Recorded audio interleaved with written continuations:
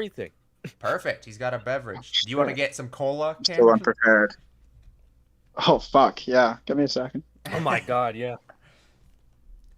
All right. It says we're live.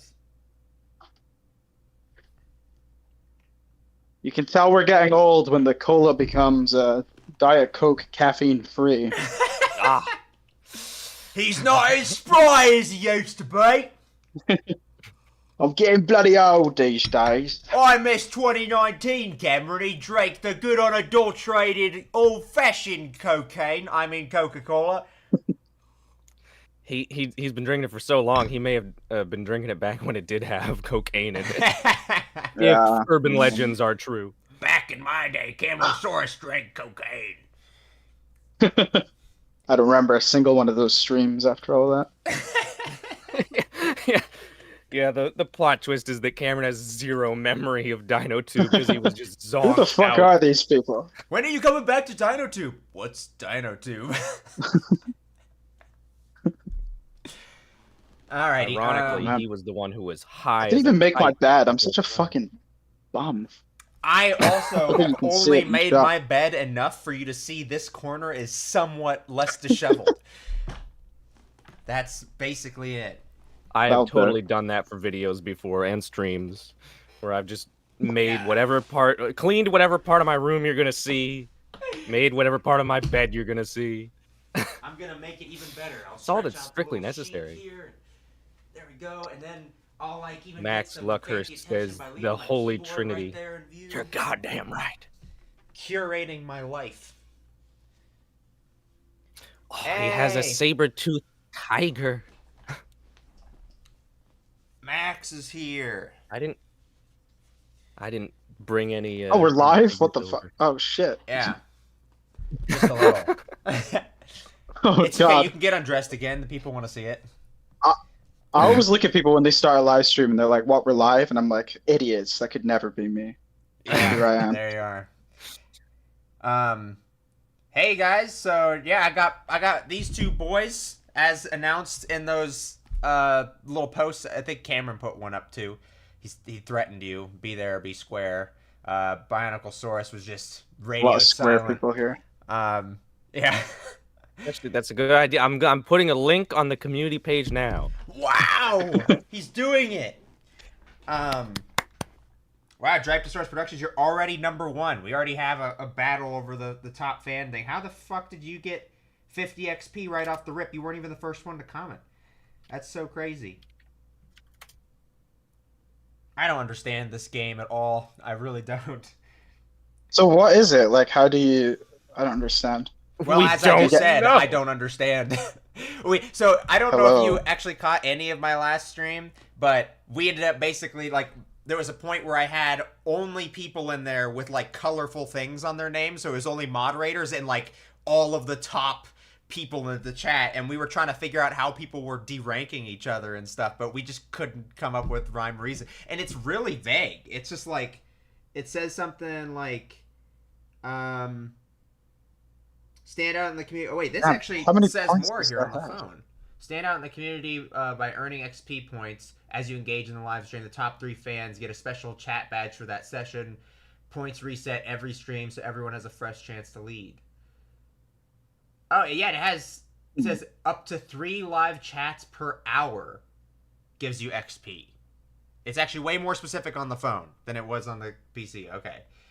You also get for super chats and super stickers, so you could pay money to get, good rankings. Oh yeah, I do love that you Oh, can literally pay your way to shit. win. Yeah. That's terrible. Also, so Max, you're not on the leaderboard because I think you have it disabled because only Cameron and BionicleSaurus are on there right now. Yeah, you do have to have it enabled on your end, to pop up. Yeah, all I know is that mine was disabled when I started watching your last stream, Aiden, and then I figured that out. And then, like, after enabling it, I just kept chatting and got, like, 0 points. And then at some point, it shot me to, like, 75 points. And then it never did anything again. Yeah, you, like, And ran up the Makes ranks perfect sense. and then just died.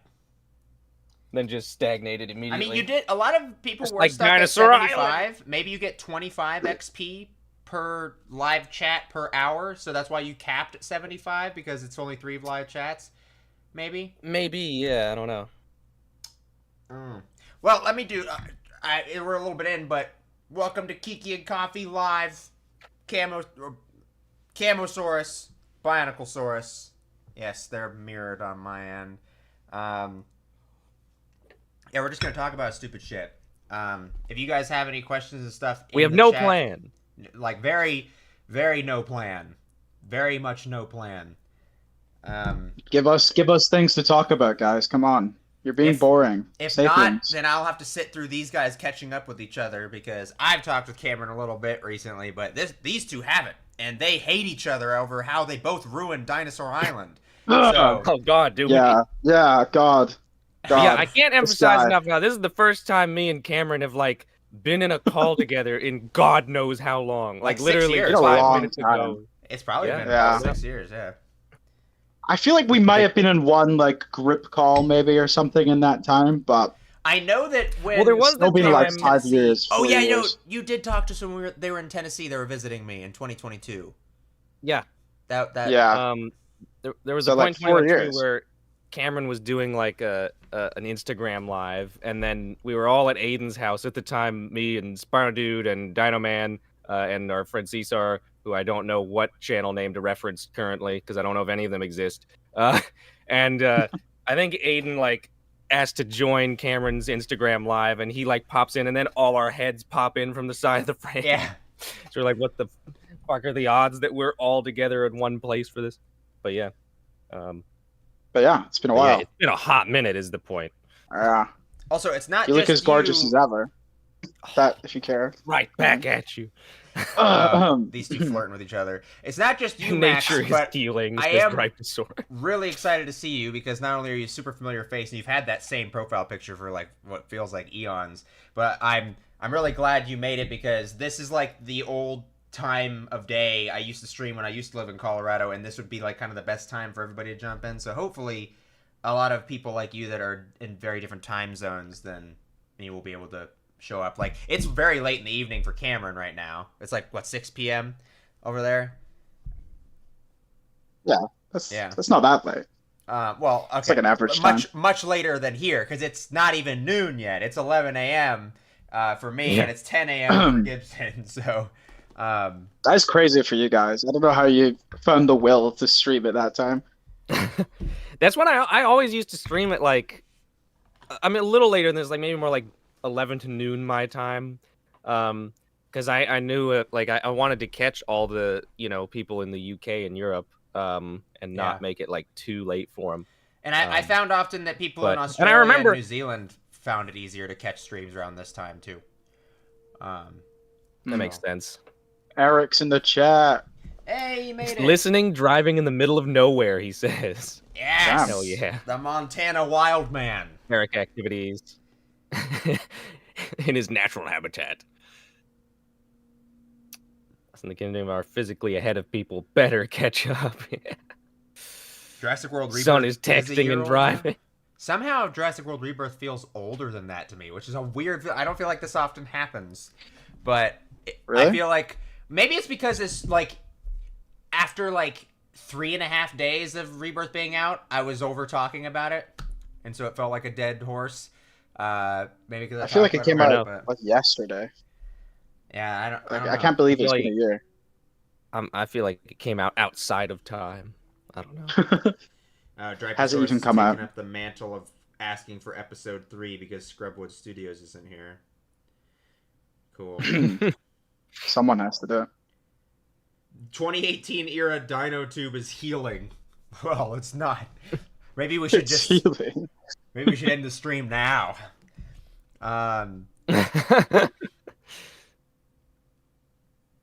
JWFK feels like it was less than 5. See, JWFK feels like it was 20 years ago to me.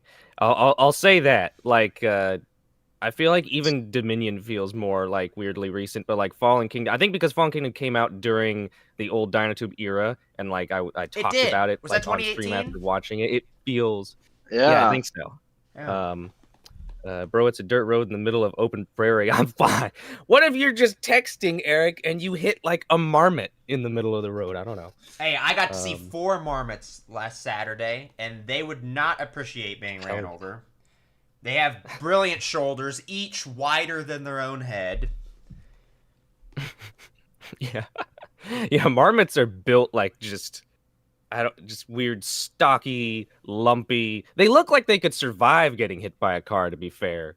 Um, Literally haven't even watched Rebirth yet because Dominion was so ass. The only way to watch Rebirth is like 20 more beers than I currently have.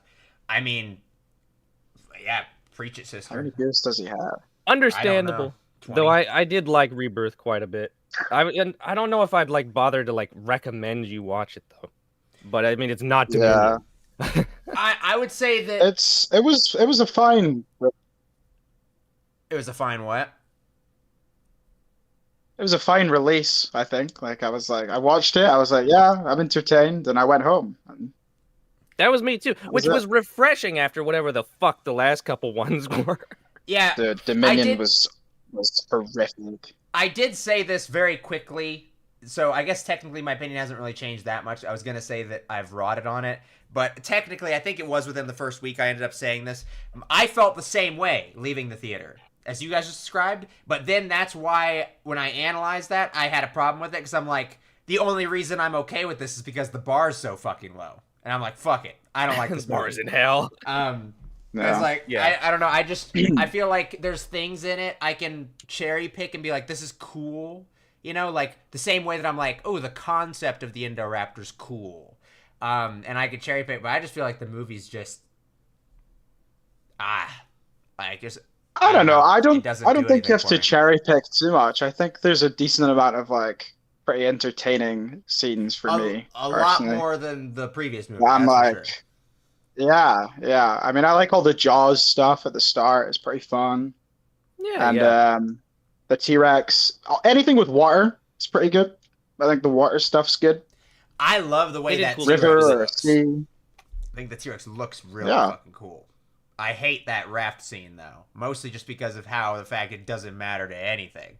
You could have literally just had It it. does have zero effect on the plot. The Yeah, chick could that's walk true. up to the boat. She could literally touch the boat. You could cut the camera, go to the other like group, and then cut back to them going down the stream. The T-Rex wouldn't need to be in the movie at all. Nothing of consequence happens. That's- And that's That's kind of my boring review though. Give me the T-Rex.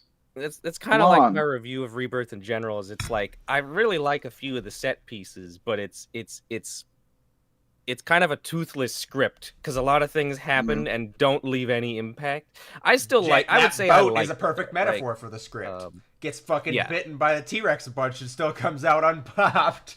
and survives.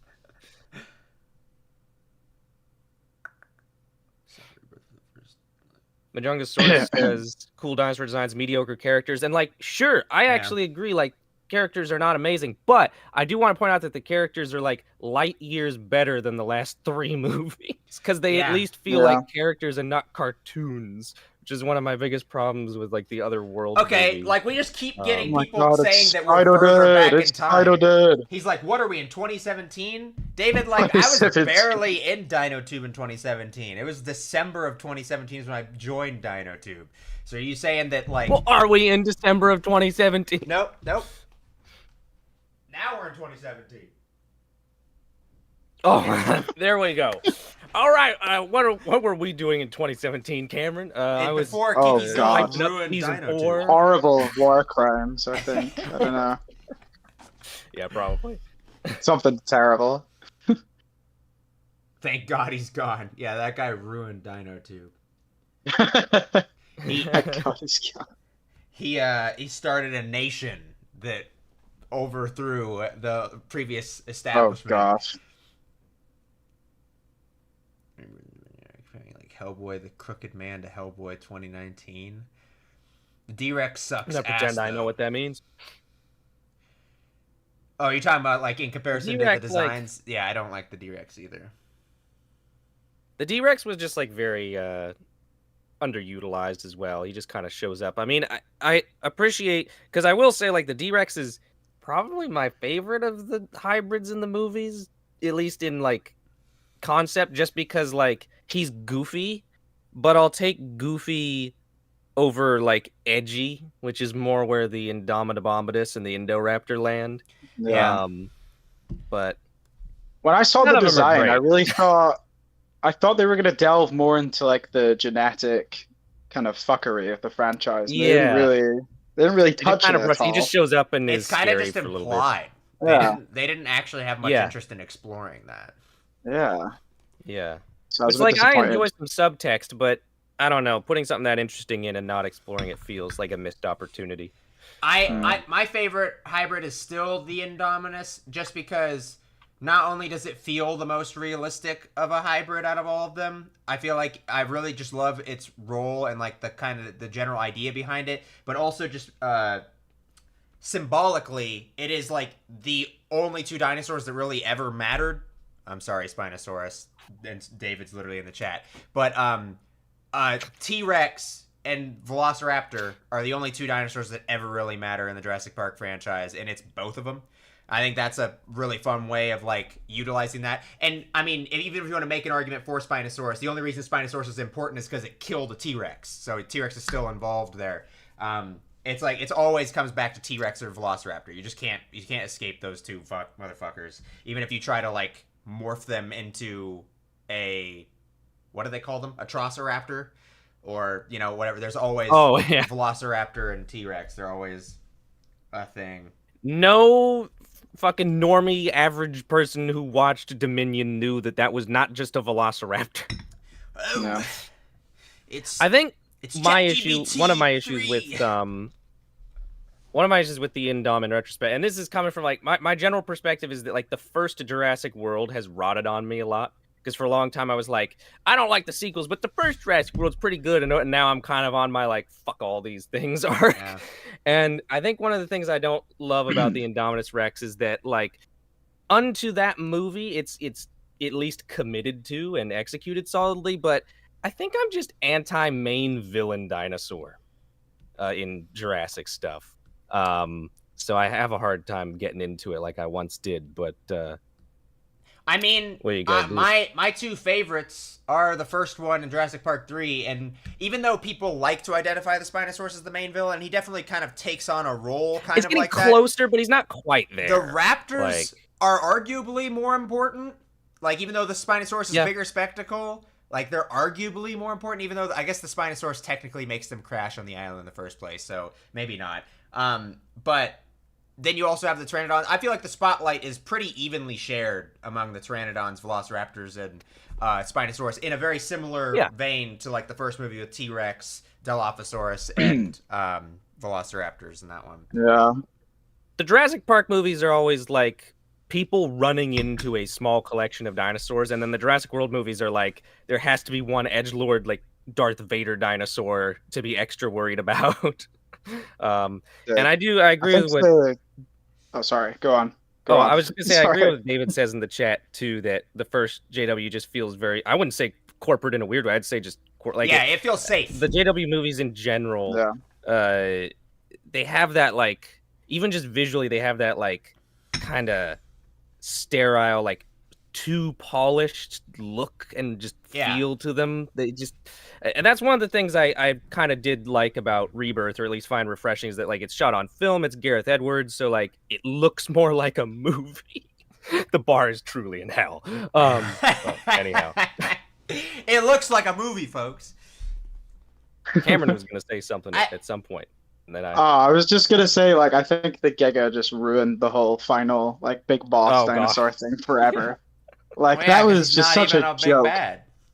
He's not Bro, even a big he bad. appears for like 5 seconds and just Yeah. gets like unnecessarily butchered in a fight. He didn't do anything. He didn't do anything wrong. No. It's true. He got so punished It's crazy. for no crimes. I mean, Yeah. I love bringing up the fact that my favorite scene out of Dominion is literally the scene where Rexy and the Giga have a little scuffle, because it just feels like the most natural thing we've seen any dinosaurs do in like any of the movies in so long. Just like a very natural little, hey, that's my deer, fuck off, and then that's all that it is. But also like, dude, Which I do kind of literally appreciate. doesn't even give a shit about the people. He just like watches them walk around the little car, and then when we come back to him, He knows they're all legacy characters with high paychecks. But dude, the Can't funniest, kill anybody. the single funniest detail to me is everybody, even like the most shallow people who aren't, maybe not even necessarily on Colin Trevorrow's Joker train, but they're still like, oh, the Giga's bad. Did you watch the same movie as me? Because I'm pretty sure the T-Rex was about to eat all those motherfuckers. Then who shows up to stop them? This is like the universal rule of any movie, is that the good guy comes up and stops the bad guy. The second monster is the good one. Yeah!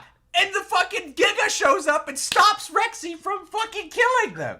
He saves them, and he's the bad guy. I mean, just absolute ludicrous. I think that's so funny. I don't know how, like, even the most basic little, like, cliched little arrangement got flipped on its head, and they thought that that would still be passable. Because they're like, oh no, he looks ugly. They'll know this guy's the bad guy. Yeah, I do have to quote Dino Sawyer in the chat, who says, exact wording, the Giga's design was shit from ass, too. Which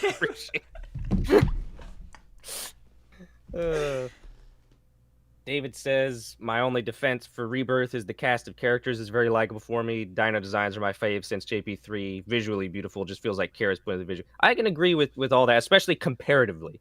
Yeah. Can't say the same for most of the series. Even The Lost World fails at most of that.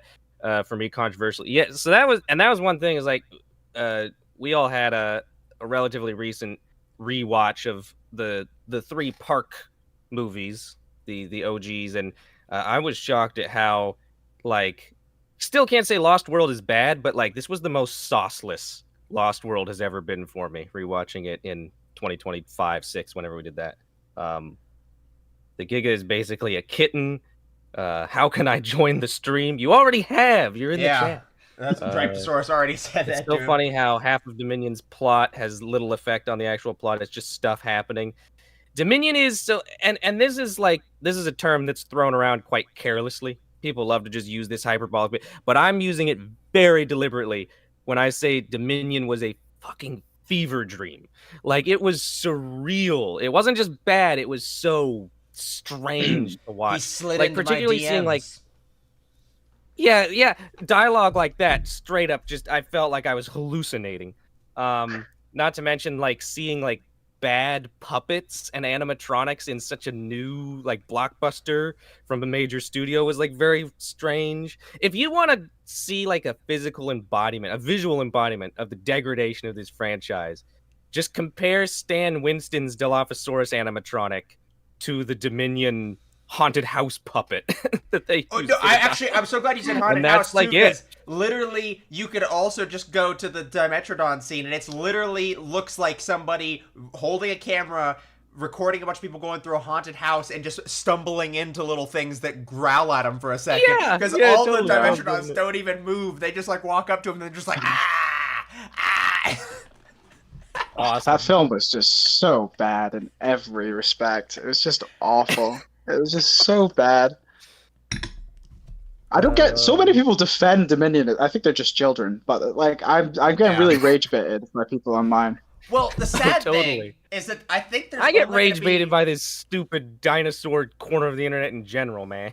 Yeah. I genuinely feel like the trend is still going, where Star Wars and Jurassic World or Jurassic Park are like in a kind of synchronized thing. Like, obviously Star Wars is putting out more stuff, but like I think it's gonna come around to the point, just like JP3 already did.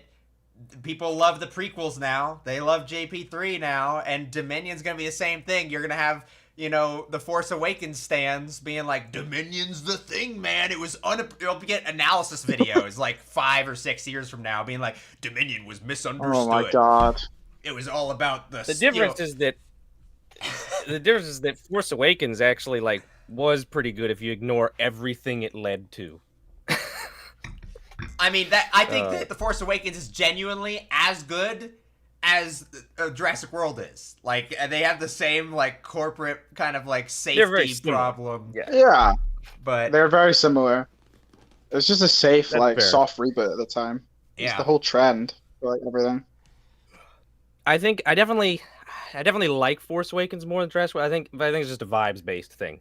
I think I like Jurassic World more.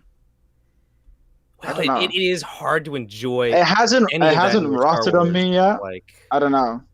Yeah, I'm still liking Jurassic World. I enjoy a little rewatch. like it's still by all means like a solid movie. It's just I've got like personal beef with it. It's been growing. It's rotted on me, but I also still enjoy. It's still easily my third favorite movie out of the franchise. But I think it's so easy to compare Fallen Kingdom and Force Awakens, and then Rise of Skywalker and Dominion. But what is the Last Jedi Fallen Kingdom comparison like? Like, how are we feeling on that? Oh, I still think I still think that's like a really good one because they both take like they're both following up a really safe like soft reboot, and they both go for a wild departure in a weird way. And they're both like kind of like, oh, an idea here or there is working, but it's kind of a mess. Yeah, like except I genuinely think that what's his fucking name? What's the guy who did The Last Jedi? Why am I forgetting his name? Oh, Rian Johnson. Ryan Johnson. He's a great director. Rian Johnson is a fantastic fucking director in his Whodunit series, Knives Out. Knives Out has to be like one of my favorite films, man. I love you seen all three? Knives Out. It's like, yeah, they kind of fall off a little bit in my opinion. Oh, come on! I think they slap. I love them all. No, I still love them all, but okay. The first one is just so clear, though. It's so good. And then, like, the second one was during COVID, and it kind of suffered a bit for me. And then the third one was good.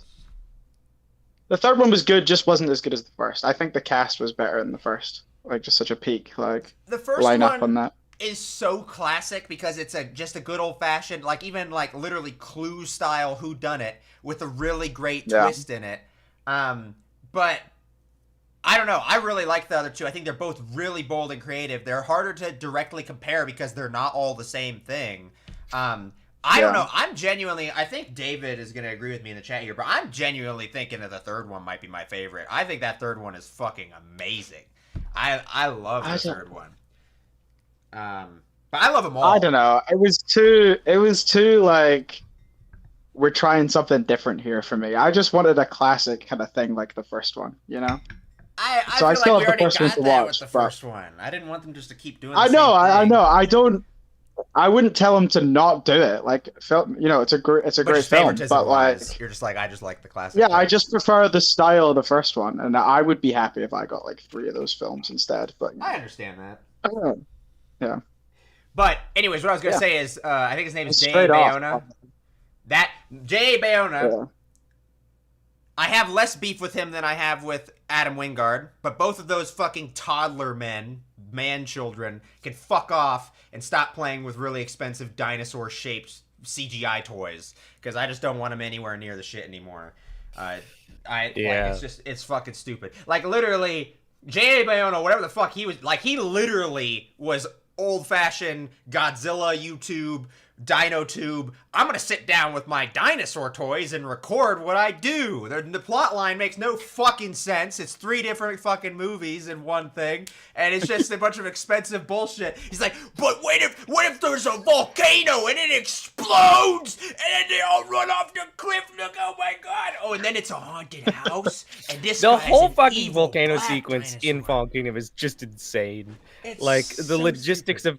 Of all these marketable species in a big cascade going down the hill is just like, it's incredible. I genuinely feel like if there was a Dinosaur Island Revival-esque basketball just in the background at one point, it wouldn't even feel that out of place. Like, it's so fucking so the Big Al making of where he's playing soccer with the kids. Just cut to that. Yeah. I wish I could be in VC with you guys right now. You're talking about all my favorite things. Well, you gotta be a big boy and work. So, you know what? Become unemployed, bitch. Get back to work. Get on my level, David. Still need to wake up, dead man. How did Owen survive that ash cloud? Great fucking question. I don't like the execution the whole scene was put together. Trailer footage. Yeah. Yeah, Fallen Kingdom definitely falls into that category of, like, you're watching it and it feels like a compilation of trailer shots for a lot of the big sequences. Oh, yeah, it feels like somebody thought, like, this will look great on a trailer. And, like, then it's all in there. I mean, if you pay attention, though, Mr. Dodo, if you pay really close attention when Owen's running through, like, or the smoke is catching up to him, if you look at it closely, you can tell that it's a green screen, and he's actually okay. He's completely fine. He actually goes on and makes 2 Mario movies. It's all right. You don't have to worry about him. He even came back as Star-Lord after that, if I remember the timeline correctly. Yeah. Yeah, and even the animal rights activists tried to take over that movie, but he still survived it. So... The animal rights activists, who are, as we know, ideologically, principally opposed to Chris Pratt's existence. I think Noah... Because he's not an animal. To ask you something, Gibson. He's saying, can I chat with Gibson, please? He's asked that multiple times. I've been just blowing past it. I haven't seen He also, like, low-key doxed the general area he lives in further up in the chat, which I got rid of for his own safety. Oh, good. Thank you. I was about to say, shit, we got to remove that. But, it feels like a sin to call him Mario. I mean, yeah, but he is, isn't he? It's a me, a Mario. I think it's more of a sin to call him by his birth name. Yeah.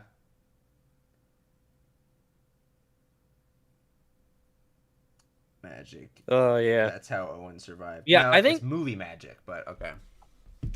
My, like, kind of summary of the Jurassic stuff in general at this point is, like, summed up by a recent comment I got on my last video I posted. Someone just asked me, like, what is your favorite of the Jurassic films? And I basically just said, like, yeah, you know, the first one's good and the rest I kind of don't care about. Like, I've officially reached, like, they're not all equally good or bad. Like, the sequels vary wildly in quality, so I'm not lumping them all together in terms of, like, how good they are, but just in terms of, like, my investment, I'm like, there's a good movie and then a bunch of other stuff. Like, I kind of can't be fucked. Or I'm getting too distracted off to work on things I can't. Now, good luck, I know. Bye, David. Goodbye, David. I love you. I send you smooches. I know that Jurassic World or Jurassic Park 3 is a lot more copium because that was just like a troubled production. I just love the result of it. It's so bad it's good, and just love some of the sequences in it. It's not an intentional masterpiece like Godzilla Final Wars, but I love both those movies in a very similar way. Like, they are just so campy, so fun. I enjoy every aspect of them. Weird comparison, but it kind of makes sense. Now, Final Wars is genuinely intentional. Like, those motherfuckers knew what the fuck they were doing. I actually watched there was CGI Zilla shows up. Yeah. Never has self-awareness been more clearly demonstrated. Well, and so fucking insane. I saw an interview with Don Fry, the boxer who was in there, the only American guy. He just did an interview recently, and he was talking about it, how, like, when they're on, like, they wanted it to intentionally be campy and, like, be really fun and go back to, like, the cheesy kind of roots of Godzilla from, like, the 70s and whatnot. Like, they knew what they were... Like, everything that happens in that movie, 100% intentional. It's genuinely a fucking masterpiece. I love that fucking movie. But I still, in a very similar enjoyment factor, I love Jurassic Park 3. I can't even say that it's, like, I can't say I don't enjoy it, though. The last... Yeah. I think the last rewatch we had of JP3, I, like, wasn't too keen on it, though there's parts of it that were entertaining that I forgot about, like how breakneckly paced it is. It's like a Transformers movie. It felt like a compilation of itself.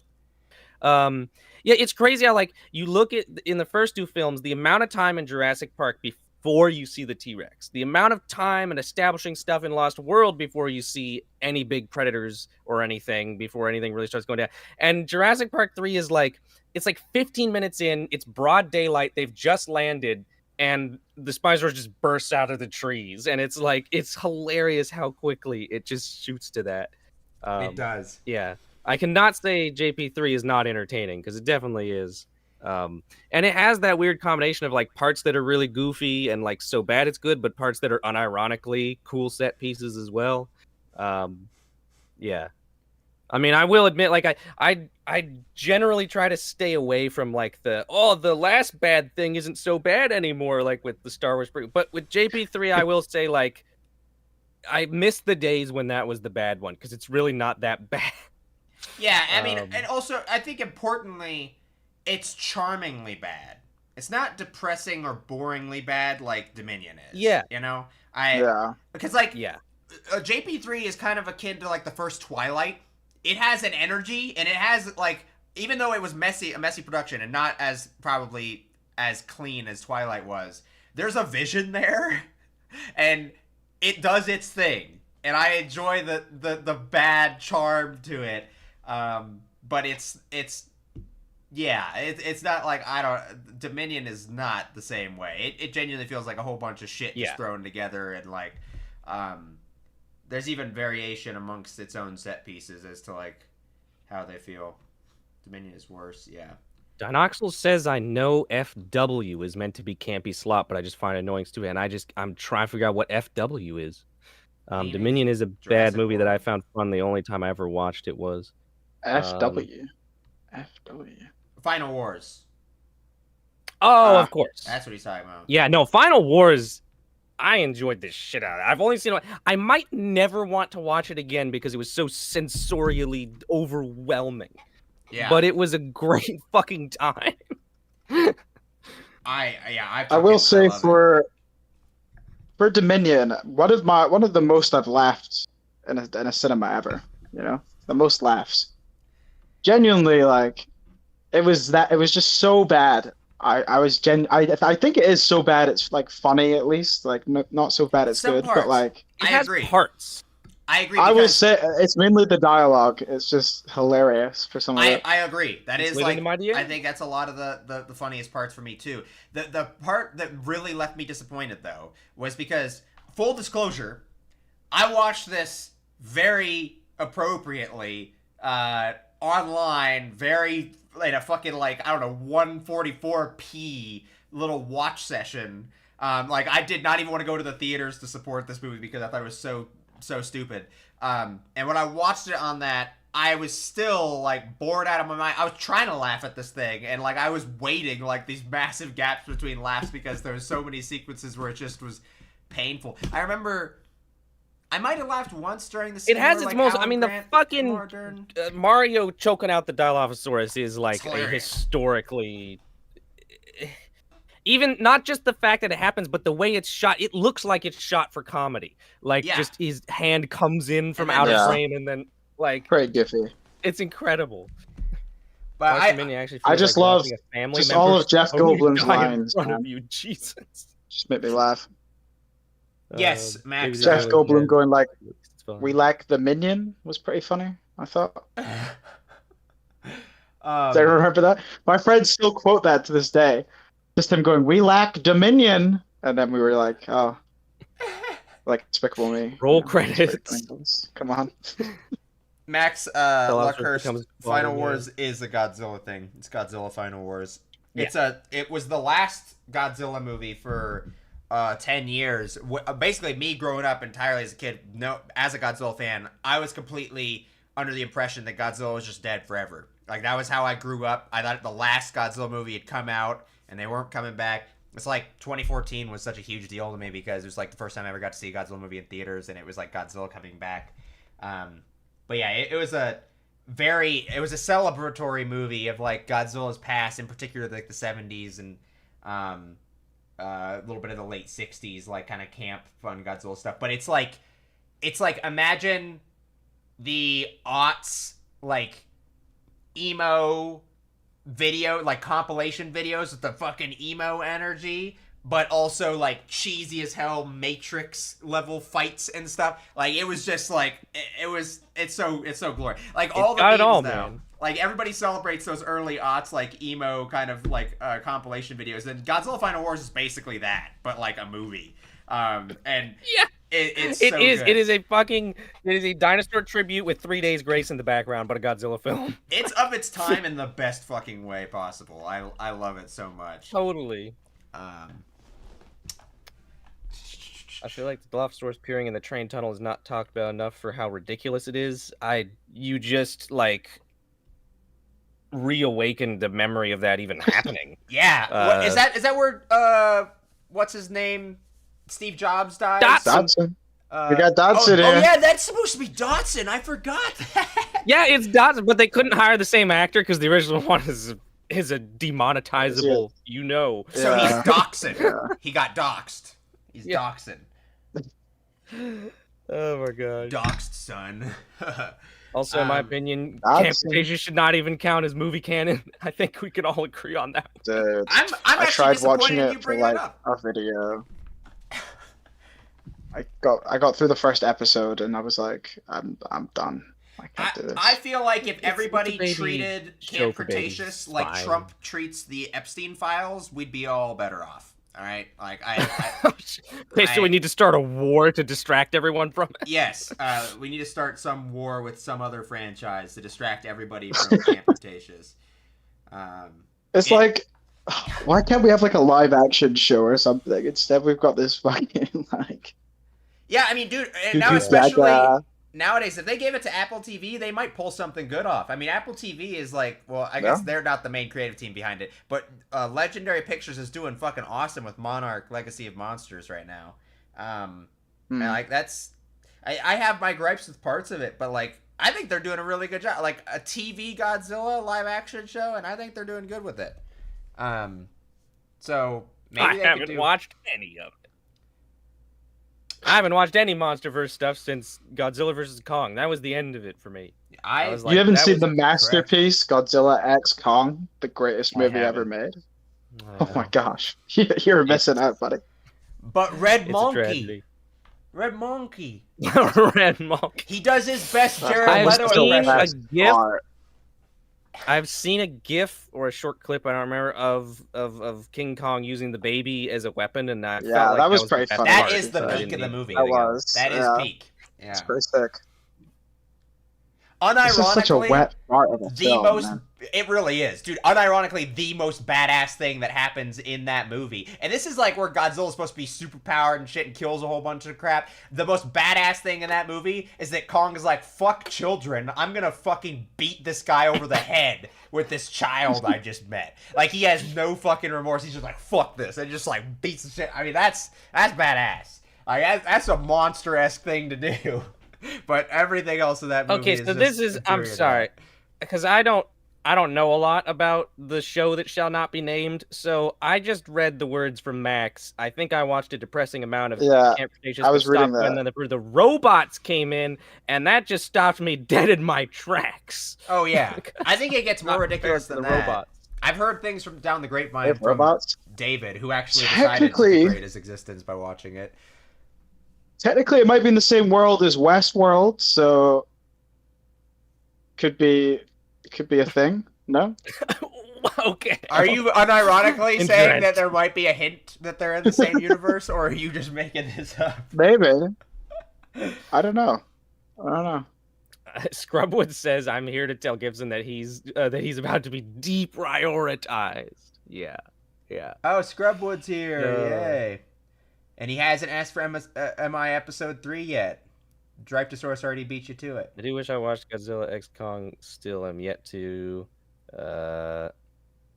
Never so much as even thought about Camp Cretaceous. Not too into Goo Goo Gaga tier television.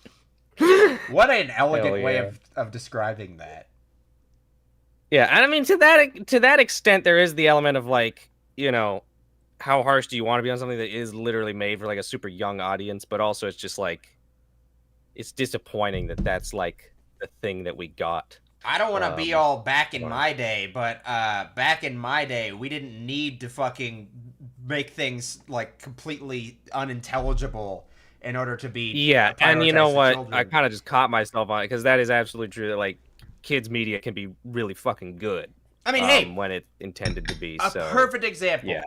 No of excuses. Many people hail old Pixar, maybe not current Pixar, but old Pixar as like the peak of children's media. Yeah. Absolute masterpieces. You know what? Every single one of those movies is equally entertaining to adults. They treat people like adults. They treat you with respect. They don't spoon feed you everything. And there's even dark themes in it. And they're competently made. Camp Cretaceous can sink in a tar pit.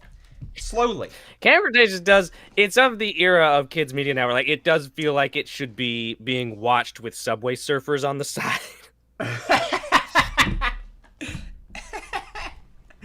It really does.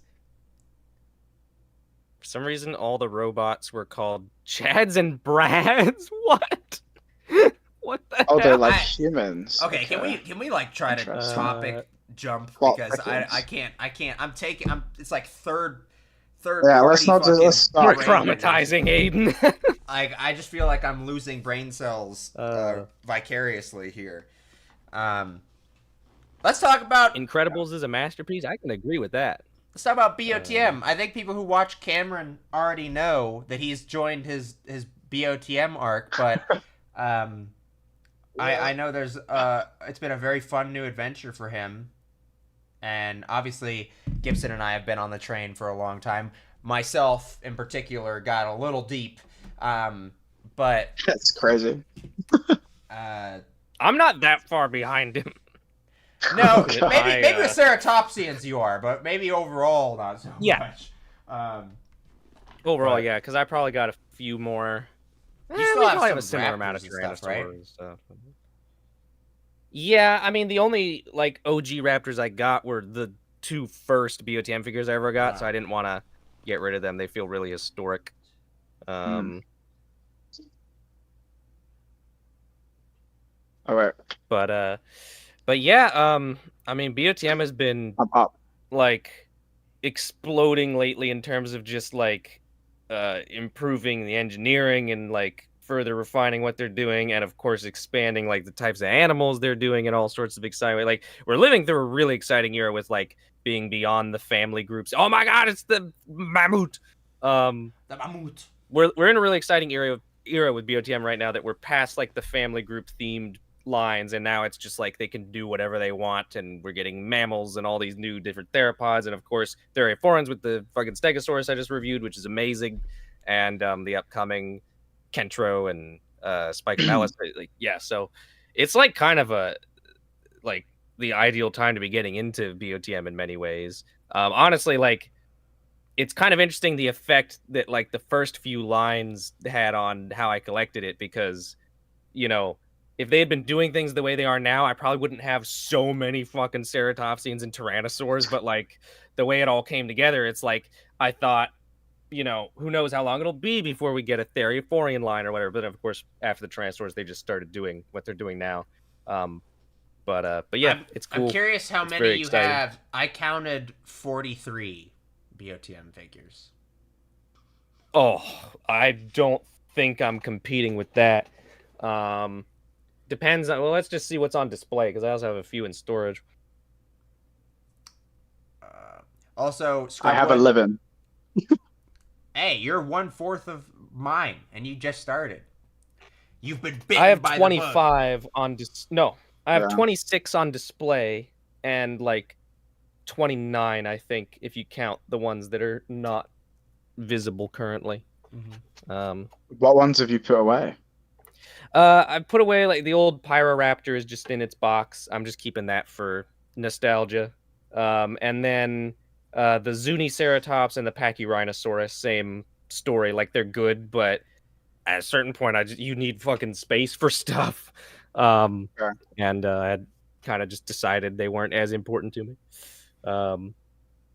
Quickly, I'd like to mention Scrubwood Studios. The reason I mentioned Pixar is because I think they're more universally hailed that way, but I actually do think I prefer DreamWorks overall, even though I have a couple really high tier favorites from Pixar, like especially Monsters Inc. I love Monsters Inc. But yeah, it depends on exactly what movie we're talking about. But I mean, as far as like animated, like technically for kids but very universally enjoyable media goes, like fucking How to Train Your Dragon might be the peak for me.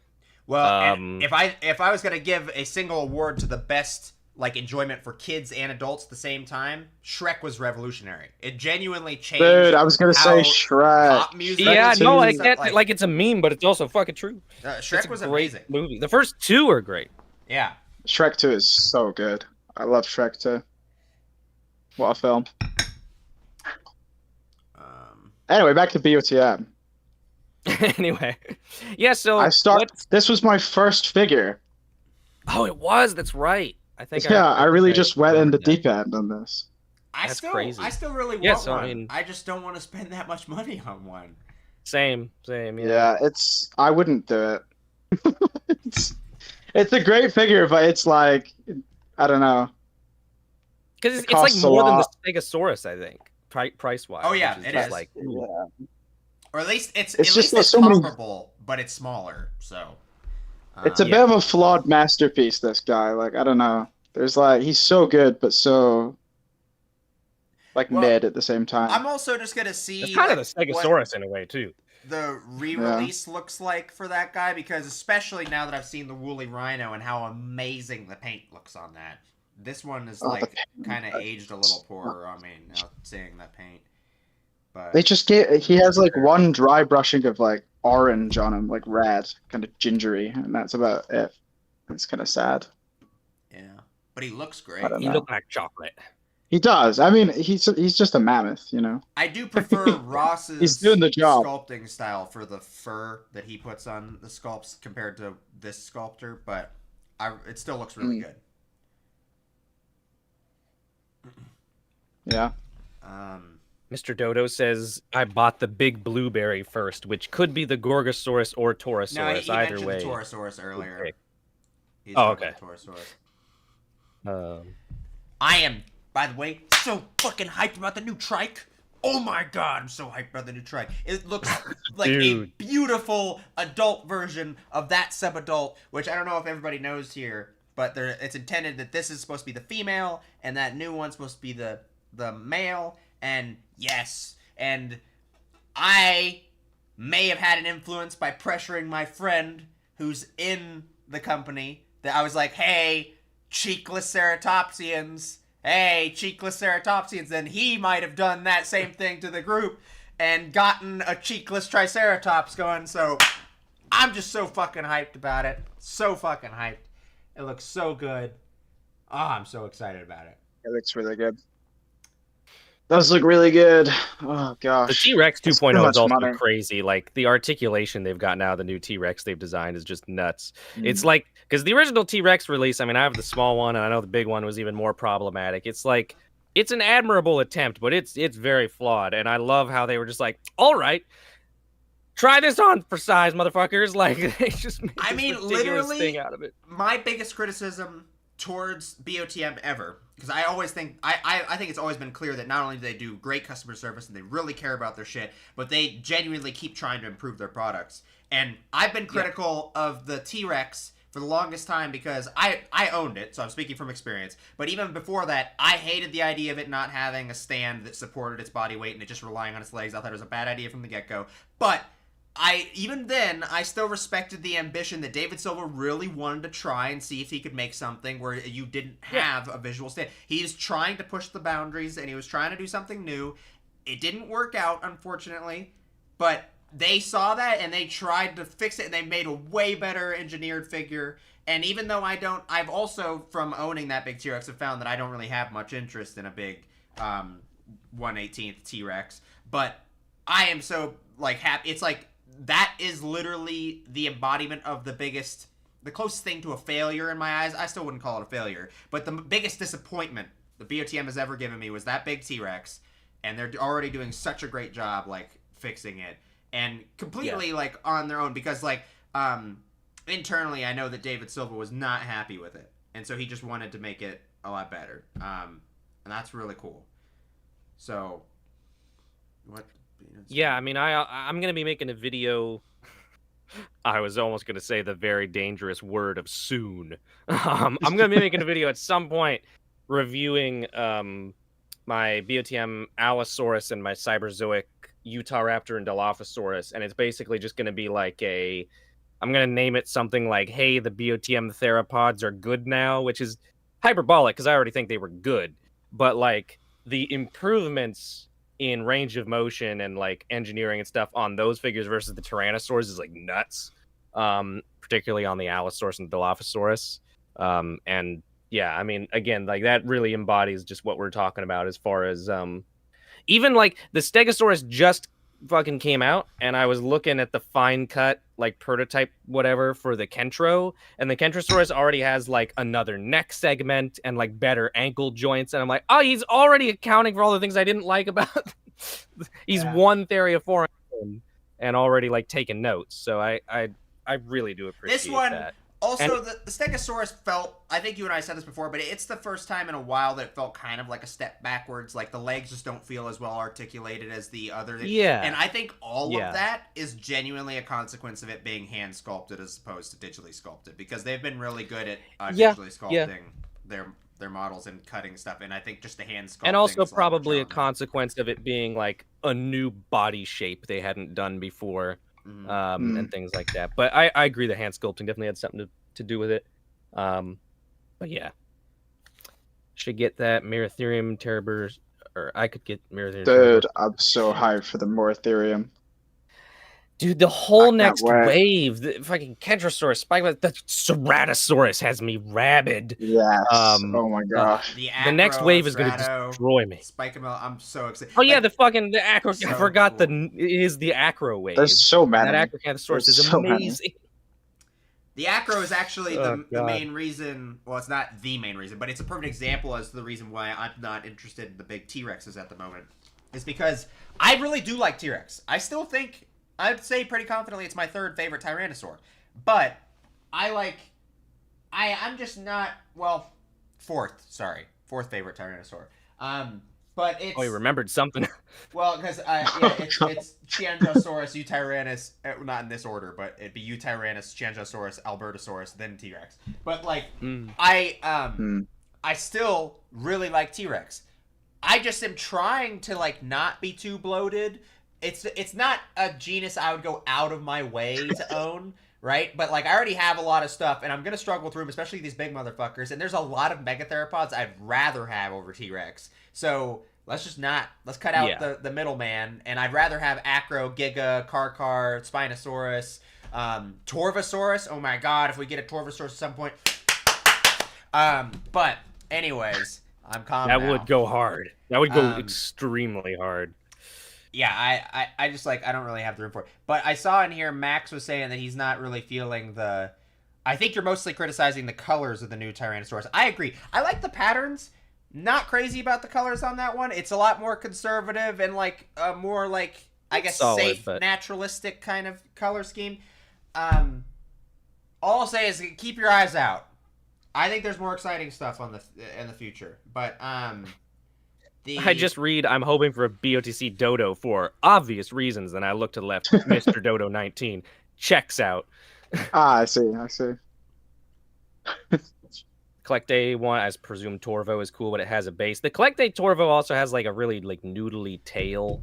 And kind of skinny legs. It's got some outdated things. It's solid though. I think it's kind of funny that we're even bringing up the Collect a Torvo when like we have this stuff now. That doesn't even compare to a BOTM one. Come on, like. But if you're looking for Torvosaurus, you're scant on options. Yes, but I do feel like we can't be that far away from a Torvosaurus. I don't think it's the highest profile or biggest target, right? But like, we're getting pretty close to it being relevant and like an interesting one for them to target. So, and the fact that they've done Allosaurus and they're now doing Ceratosaurus, like that's probably gonna heighten the demand for a Torvosaurus because it's like, well, you have to do the third one now. Also, I just feel like there's so many cool options for something that you could make that's bigger than Allosaurus but has that kind of body plan with the big arms and stuff. I think there's so many cool armor things they could do for Cyberzoic. Yeah. I feel like that one's just got to be a cool one. But BOTM Hong Kong Saurus. Wow. Oh, now we're pulling out the fan favorites. The fan favorites are back. That's my goat. Also, only going to buy the Hong Kong Saurus if it's 1/18th scale. And it needs to be 100% accurate. 100% accurate to the known material. Yeah. So it could just be feet. It's just a bunch of exchangeable feet. You can put them on any of your BOTM figures. They're like it's just a base with inserts, pretty much. It's just a foot pack that goes to your Saurophaganax. So you could just like have your and he's got like an exchangeable sauropod neck and like he's got sauropod complimentary Nanotyrannus include. Oh wait.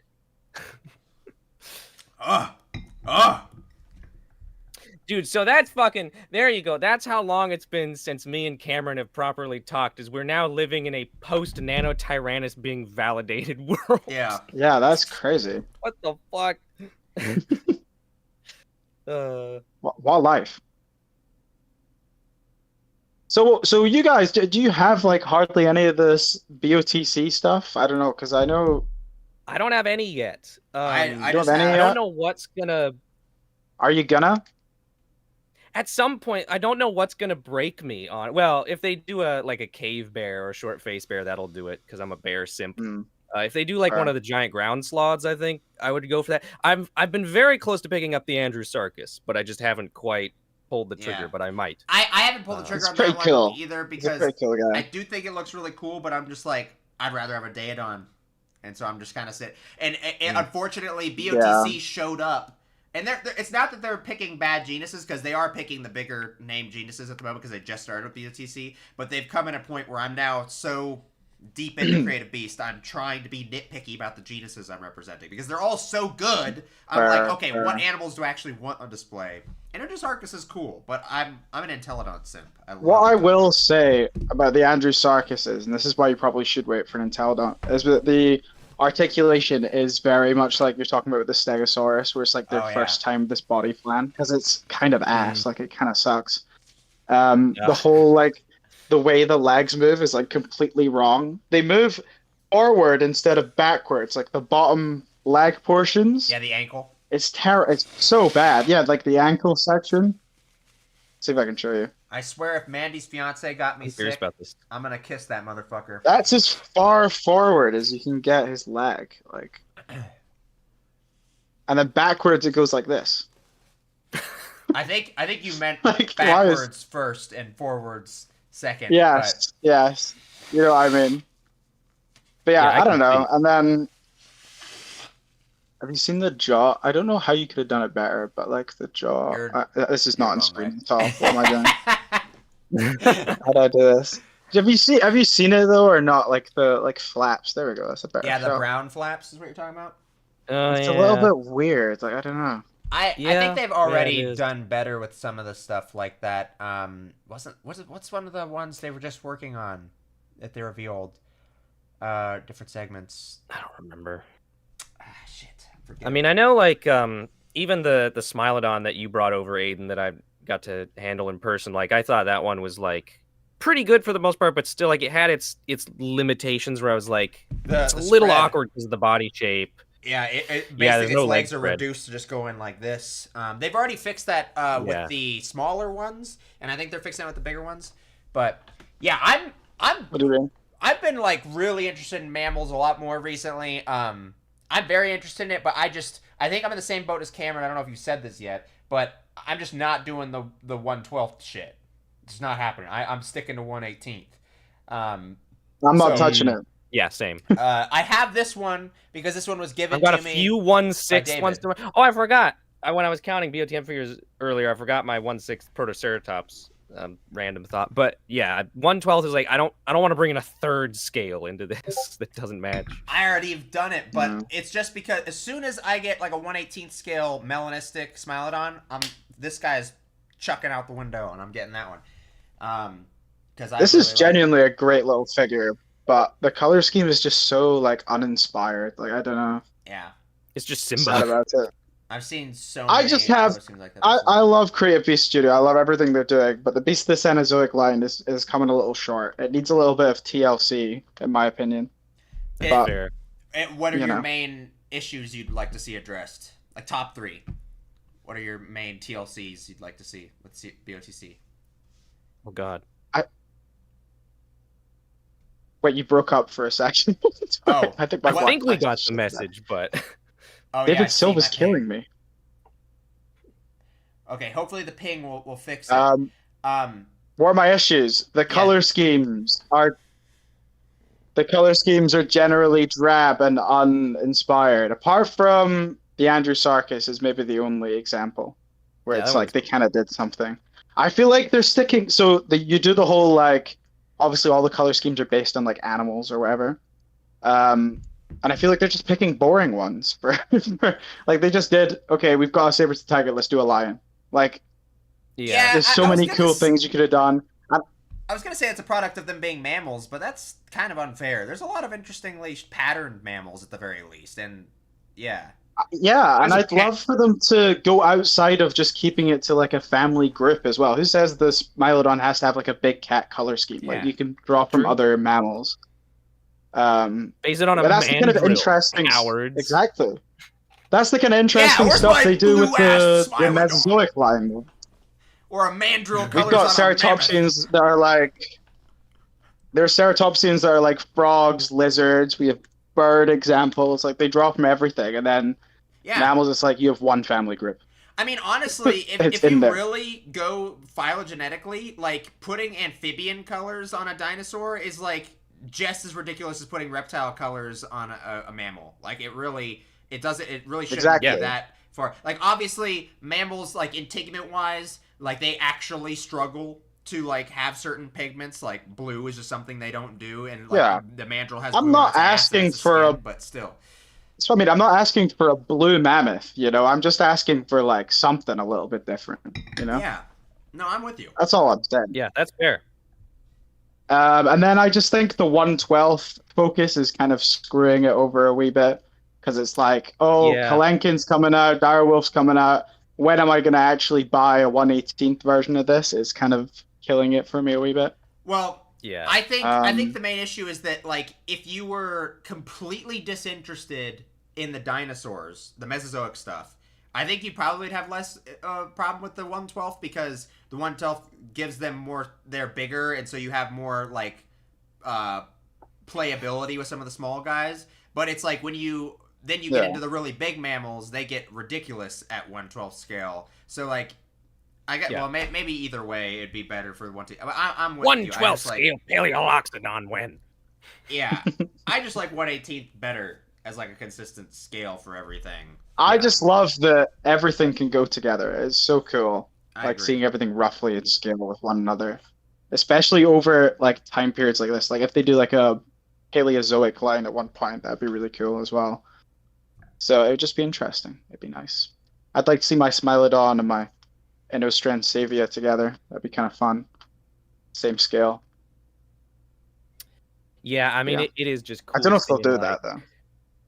I mean, just little things like I don't know if you have any like the really tiny ones they've done, Cameron, but I have like the little 1/18th Protoceratops. It's like this big, and you remember that that's still Really like want one. if that was an animal in front of you, it's like not a small animal compared to a person. And when you see it next to, I've got next to my Stegosaurus right now. It's really neat because it puts it in perspective and like kind of grounds you and like, That's oh, cool. that's how enormous that is.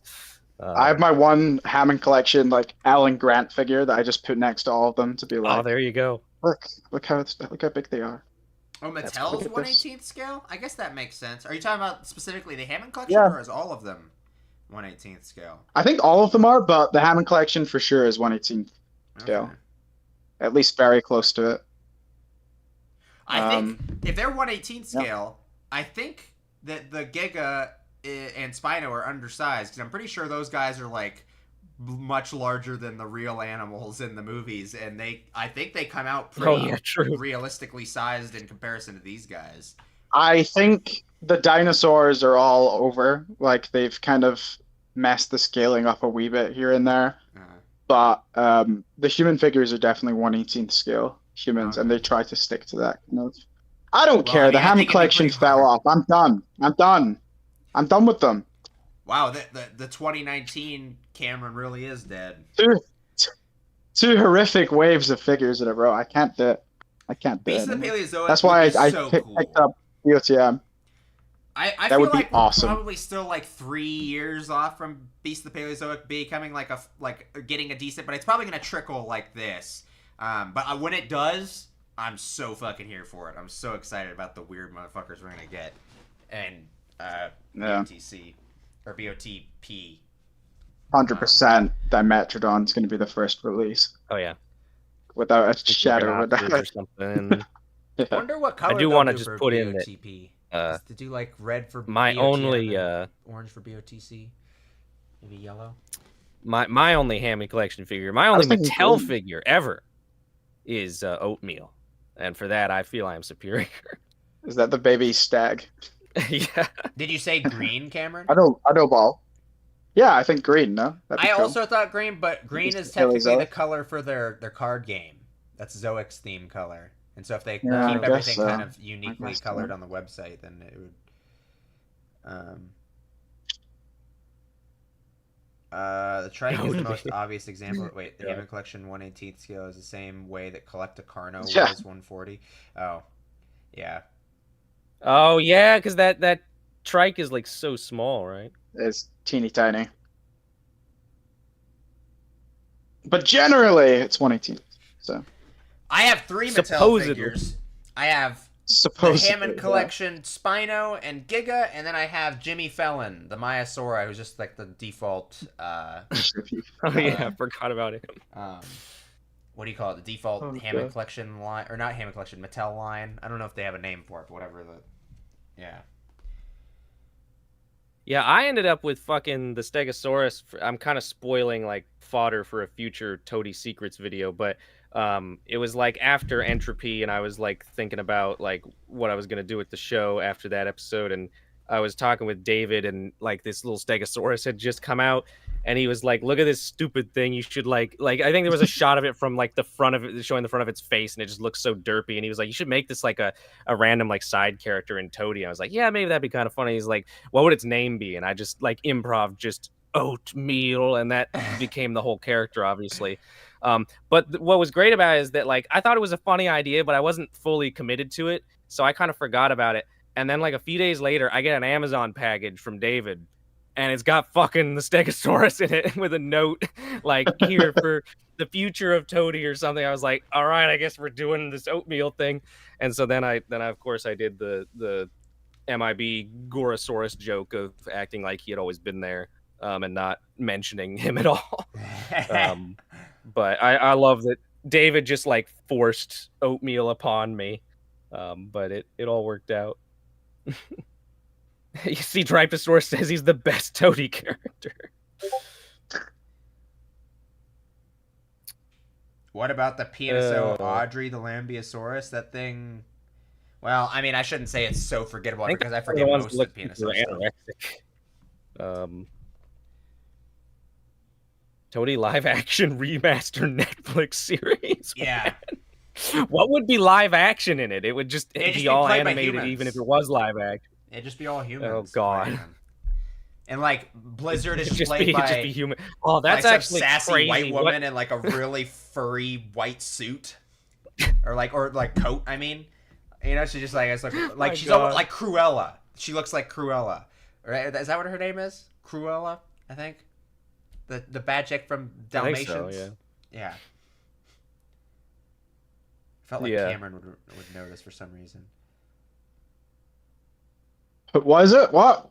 I was sorry. I zoned out. Give me a second. What were you saying? Cruella. Isn't that the name of the chick from Dalmatians? The bad chick or whatever? Yeah, Cruella de Vil. Okay, yeah. Yeah. I don't know why I was. I've got Black to play Blizzard. Let's do a fun activity, We've already gotten. guys. Oh my God! Look at this holy trinity of horrible ideas. Jack Black is Blizzard. Chris Pratt is Silas. Kevin Hart is Grant. I hate all of them. Perfect. Kevin Hart is Grant. That's kind of a good shout, actually. It's so random. Hire this man as your casting director. You had an idea, Cameron? So let's do a dream next BOTM wave. We each get 2 species we get to add as figures. Okay, so 6 in total. BOTM. And we all have to pick different ones. 6 in total. Okay. Yes, has to be different ones. All so right. we'll just go in like a circle, I guess. So by next wave, we're talking about after this anniversary one with after the 10 years one. Yeah. Are they all new, or can we do remakes, re-releases? You're not allowed any remakes or repaints. It's all new species. Well, let's go with. Actually, no. Fine. If you want to do a repaint, you can do a remake or repaint. It's okay.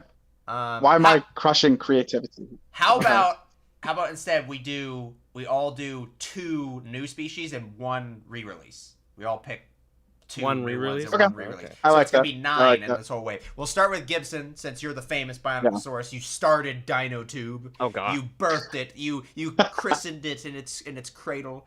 You started Creative Beast Studios. You invented paleontology as a science. Oh, that is true. I did do that. Yeah. He's done it all. Gosh, that is so much. The options are so overwhelming. Like right now, you know, they're just doing their thing where like no family groups, they pick whatever, and I'm just like happily like eating up like, oh cool, that. Okay. Oh, you know when what? you actually like let's add extra tension to it, and we have to try and balance out the wave with each other. So we can't have too many like really big figures or really small ones. We kind of have to try to balance it. So let's like try and we have to make it like a realistic wave. Yeah, both my guys are relatively large. So immediately, like, I want more Theriaphorans, and just because, like, I fucking love, especially Stegosaurs, but Ankylosaurus too. I don't know. I think my number one Stegosaur I'd want them to do is Miragaia / Dicentrurus. It might be the same animal. Or if they're going to do an Ankylosaur, I would love Panacosaurus, the pancake. Trying to think of, like, we already have quite a few theropods. Well, I mean, we still haven't gotten like an official release of an ornithopod or a hadrosaur yet. So, like, That's I mean, true. maybe We've to round out Hell in Creek art, and to be the but not to round out Hell Creek and to be the big figure of the wave, I think like Edmontosaurus would be pretty fucking cool.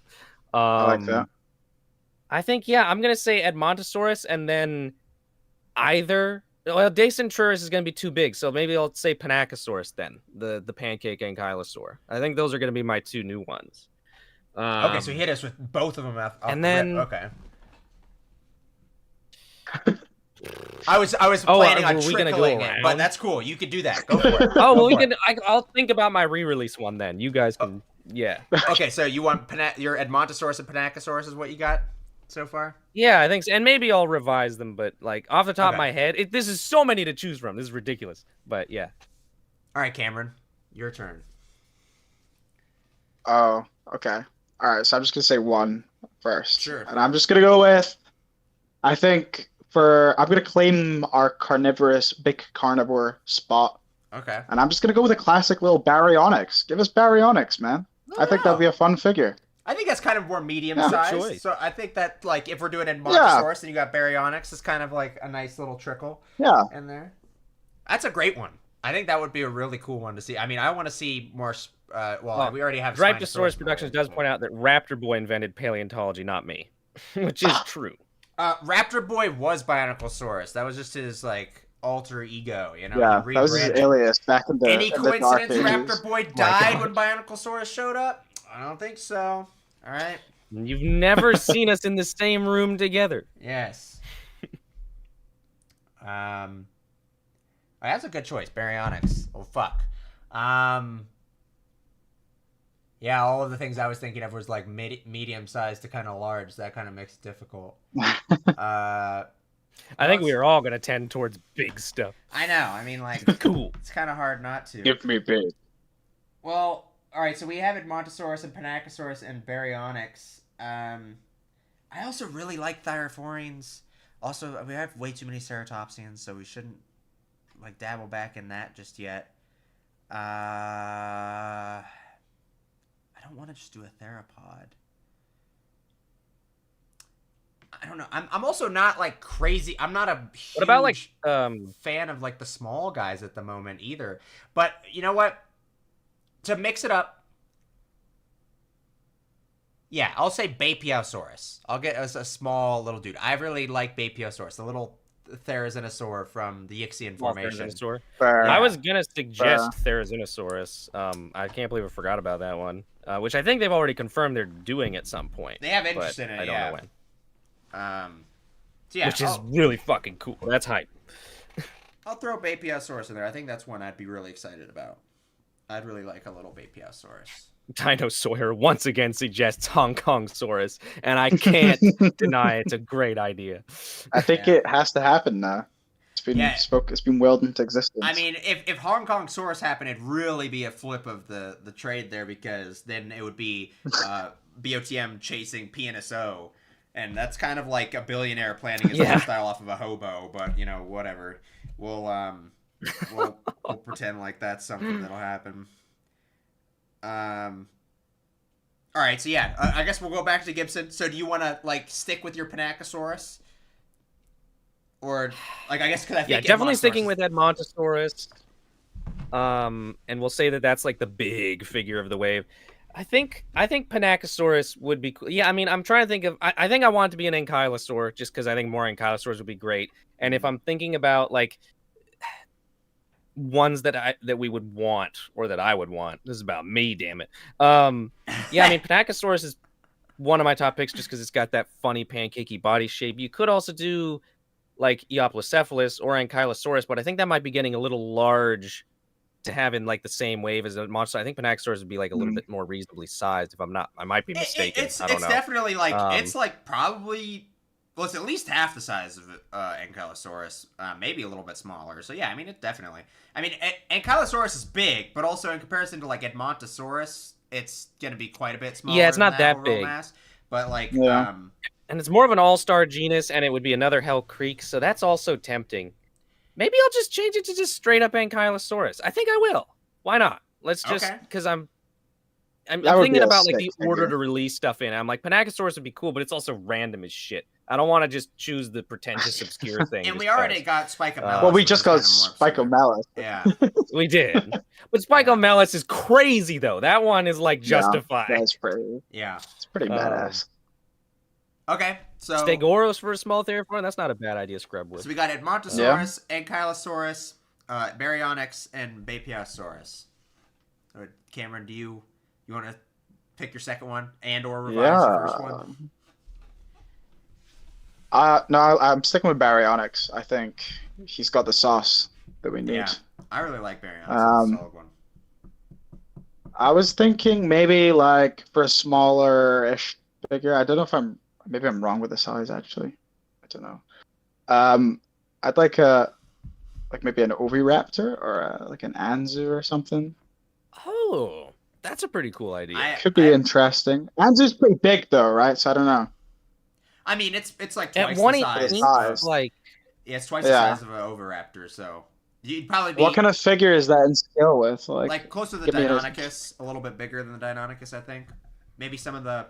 I think that some of the smaller Tyrannosaurs are a little bigger than the Deinonychus figure, if I remember correctly. So maybe closer to that. I mean, it's like I think Anzu's like 12 feet or something. Yeah, maybe it's closer. We're going all Hell Creek. Anzu is. Okay. I think I'm gonna stick with. Or I was thinking like a.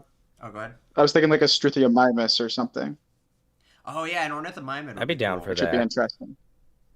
Either way, I like those ideas. I definitely want one of them. Oh, Aiden, you nailed it. Anzu is 11.5 to 12.3 feet in length. Hey, look at me doing nerd brain stuff. Cool. Hey, look at me. Look at me. Look at me. I've got a brain. Anzu. I've got a brain, and I do it with dinosaur stuff. I know what. I've got a brain, and I do it with dinosaur stuff. That's the quote of the stream. What does it have to do with our conversation? Wait, no, what are you talking about? Oh, I don't know what he's talking about. Just talking to each other. I'm still rocky on my Bapiosaurus, but I do know what I want at least one of mine to be, and that's a Gargoylosaurus because. I love Thyrophorines, and I really love Gargoylosaurus. It's one of my favorite Ankylosaurs. If nobody knows what Gargoylosaurus is, it's basically like the Ankylosaur of the Morrison formation. Kind of like a simple dude. It's a Morrison Ankylosaur. It's semi-closely related to Spicomelus. That means it could part share with it. In particular, their heads are very similar. So I really like the idea of us just like... And that's a very easy one to make. Just another dude kind of like... Spicomelus, but yeah, a popular one. So I guess I'll go with that. Yeah, double Ankylosaur wave. Nothing necessarily wrong with that. I mean, we do that a lot. They'll double dip and like kind of like build up on certain things. So why not? Yeah. So then yeah. Any remake ideas? Is it time for my re-release? Yeah. I think this one's much easier for me than picking new ones because there's not too many BOTM figures that I've like feel like I like missed out on. So I'm just gonna say re-released, magically cheaper, better engineered 1/18th mammoth. We're BOTM. We're doing That's it? BOTM. That was what Cameron Oh, said. you're Yeah, right. We're doing. BOTM. Oh BOTM, shit! man. Come on. Yeah, you loser. You don't even nerd. You don't even Yeah. brain your dinosaur like I do. Idiot. I don't do my brain for dinosaur stuff. It's true. It's been poisoned by all the anime behind me. Wow. Okay, now I gotta think from scratch. I had my genius little idea. Oh, Maybe come back to we me. should I don't want to. BOTM should re-release the Schleich Acro. That's a great idea. Oh, shit. More like should I make resurrect destroying Schleich Acro. Should I do destroying the BOTM Acro this year? What do you Oh think? my god. Yeah. Yeah. A true callback. Except this I time, get canceled. at the end of the video, you get caught like some serial killer, and you get like put in the firing range, and it just firing squad just takes you out. The lore is just expanding. Yeah. You know what? Terrible. It would probably be a little bit more for Aiden than for me and for other people who are a bigger fan of this genus. But maybe for my re-release, I would just say, and they would never do this, but a re-sculpted Ionosaurus. Yes. Yes. Yes. That figure sucks. Yes, dude. I'm so down. That would The be card like. art is so good. I'm not even gonna lie. That's like one of the most goated things in this whole wave we've come up with so far. Because like that's such a great genus That that was just crazy. like is kind of unpurchasable at the moment. He's got his finger on the pulse of Yeah. the collecting community. This guy. Yeah. He knows what they want. That was a big pull. That was a big pull. Oof. That was a big pull. I'm good. I do my brain for polling things. Yeah. Cameron, do you have any lead on which one you want to do? I'm thinking. Oh, a kilobator. Make him smaller. Oh, Not that's a bad Smaller one. a kilobator, please. This is a very personal. that is one of the reasons I didn't get the equilibrium, because I like the design, but the fact that it was like as beefy and as big as Utah, I'm like, no. Yeah. Like it's big, but Utah Raptor should be distinctly bigger. Mm. Yeah. Yeah. Okay. You're in the hot seat now, bud. I have some really cringe ones that I want to do. Oh. You know what? How are they great? We actually.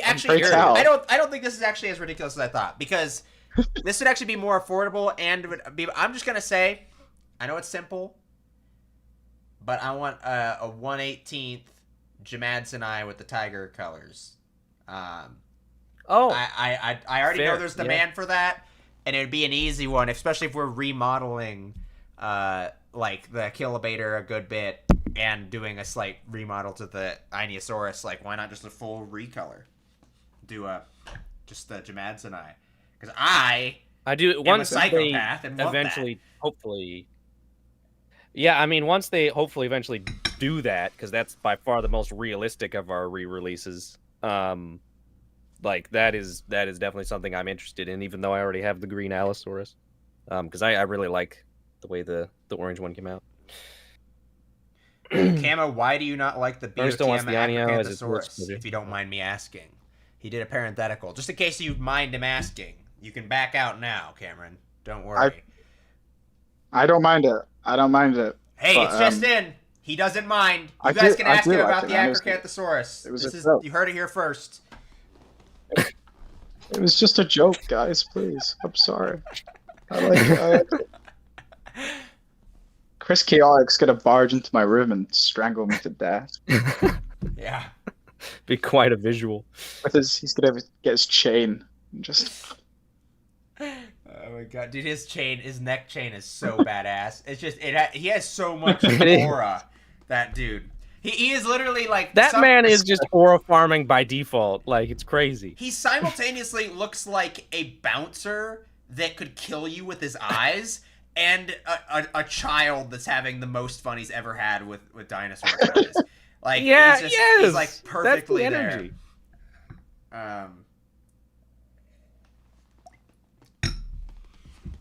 All right, what was I thought there was? Dude, I need to get that Pachycephalosaurus. Yeah, that's Still one haven't that I'm got him. still interested Still in. haven't got him. But Chris Chaotic raves about him, so it must be good. Which He's one? convinced me. The Pachycephalosaurus. Oh, Chris the Chaotic pulls him Cephalosaurus. out in every single video, and he's like, "The fucking Pachycephalosaurus is fucking." Oh yeah. I love it. It's great. I still want one. It's I'm so waiting for cool. a recolor though, just because like, okay, I don't know if I've said this on here yet, but hot take. I think that one's like one of the laziestly colored BOTM figures in a while. Like it still has some vibrancy on it, but like all the color is just these like stripes just on the back that like if you look, I think there's a picture on the website that's just like head down and it's just like he's just green and brown. Like it's just like swampy green and brown, and then just has like yellow to like red and orange and green stripes on his back. And I just think it looks so lazy and just uninteresting to me. I just know that they're gonna come up with a better color scheme later, so I'm just like I'm holding out for something else. Sometimes, Aiden. Sometimes less is more. Yeah, I was You gonna ever say, like, I considered that? see what you're saying, but I dig it. Like, I still dig it. I like It his just- color scheme. Like it's not bad. Not really I'm not trying to say it's bad. I just think it's lazy and not Yeah. like I'm not interested enough in Pachycephalosaurus to shell out for this one, especially knowing that we're gonna probably get a recolor at some point. I'm like, if I'm gonna buy a Pachycephalosaurus, I need a little bit more encouragement, and that color scheme just isn't doing it. You for me. could buy that one and then have another, and then they could be like, I could, or I could You know? just not. yeah, that's always true. There's always option You know B. what I could? Uh, Int. Back to the shadows. Chris Chaotic has that. I wonder if they vibrant did another energy. one, if you could interchange the heads. Do you know what I mean? Like if Oh, they yeah. kept the color scheme like kind of similar at the top. Because And give it, like, the different domes stuff come in the off back. and stuff. Yeah. Be That'd be interesting. kind of clever. Dude, Chris Chaotic does. And they're have getting some more into like amazing the energy. swappable parts with the insane like Kentrosaurus with the unhinged fucking Yeah. Thor spikes. Yeah, you could literally have all of That's them so on cool. at the same time if you want to, and just be They're ridiculous. loving their interchangeable parts. It's so cool. Yeah. That's a good thing I'll say about the BOTC line, like with the Rhino and the Mammoth, like all these interchangeable Yeah. little guys are really cool. 1 sec. They add a lot. Oh my god, we have to carry the stream now, Gibson. What the hell? Oh gosh. Oh my god. Ah! Max says the Pachycephalosaurus is honestly my second favorite from that wave. The paint in person is like the quality of the Cyberzoic aloe. That was a good wave, actually. That was a very Yeah. good wave. Even more It was. coffee for the Tough Kiki competition. coffee. I still haven't got the Stego, but I'm like, my birthday's coming up, so I'm considering it, but like, I don't know. It's I'm good. kind of on It's, the fence. like I said, like the way you describe the mammoths is very similar to how I feel about the Stegosaurus, like Yeah. flawed masterpiece. Like it's amazing, but it's also like, oh, I see like 5 different ways at least that this could be improved. But I love it. Yeah. But A little yeah. shout out. It's just to like, how Mandy. long are you willing to wait? She Because just brought me some Dutch Bros coffee, some more coffee fuel for the Kiki and coffee. So hell yeah. On brand, on theme. yeah, it's a protein Irish cream drink. So you know, Protein build Irish those cream. muscles. Protein Irish cream was my nickname in law school. I don't think there's any protein in potatoes, so I don't know where it's coming from. The Irish don't know what protein is. It's starch all the way down. Did you guys struggle to speak while I was talking to Mandy? Apparently, Max says he loves the idea No, we of actually- it in the temporary. conversation was We actually did flowing. really well. Oh, okay. We joked about it being hard, but then we did well. Yeah, then we were carrying, actually. We were. Okay, gotcha. No one even realized you left, apart from that guy. Yeah. It's I am- still fun. It's been so long since even I've just like solo streamed. Like I think like 3 years since that. So this is all just so blast from the past, man. As they All right. say, nature is healing. Do you guys want to pick out two genuses each for the BOTC? No re-releases because Yeah. there's not really a good reason for to do that. But Besides a cheaper, better mammoth. yeah, but that's not happening. Please. Yeah. I mean, obviously, my first pick for a new BOTC figure would be I think I would want to start with Arctodus. I mean, Arctotherium is also really fucking cool, and they're similar. Dude, that would But I be think so Arctodus is the cool. cooler, weirdest looking, Oh my weirder looking gosh. of the two bears. So I'm going What a great Arctodus. figure that would be. That's a good one. The articulation would just be Oh. gorgeous. All right, Cameron. Yeah. What's you're the Cenozoic guy. This better be the best pull of all time. I'm the BOTC guy over here. I feel like it's hard though because there's just so many. It's choice. I don't know. Like all the most interesting ones are pretty well known. I feel like I'm gonna come off as basic here, but I'm gonna go with a Hyaenodon. Like I know it's pretty basic, but like yes, the Yeah, Gigas. that'd be sick. little Hyaenodon Gigas? figure. Yeah, Yeah. of course. The bigger the better. I'm Yeah. so glad you Hyaenodon said would that be- on Giga Chat. because then it opens Well, up. I was one I like- could go for. Yeah. Well, go Okay. ahead. The floor is yours, Kiki. I'll Ooh, have I to called go you with Kiki. just That's Daedon weird. right off the bat. Yeah, I just have to. Yeah. I'm too. Yeah. Hyaenodon, Classic. Gigas, and Classic Daedon. choice. I'm just too. I'm too attached to them. I have to get those guys. Yeah. I love it. Okay. My second pick is also really easy, which is Megatherium. Just give me the giant ground sloth. Yeah. Just do it. You Yeah. got your two bipedal, just swatty guys. They're just gonna sit up and My just real start swiping. swatting. Just plop Good on God. fast.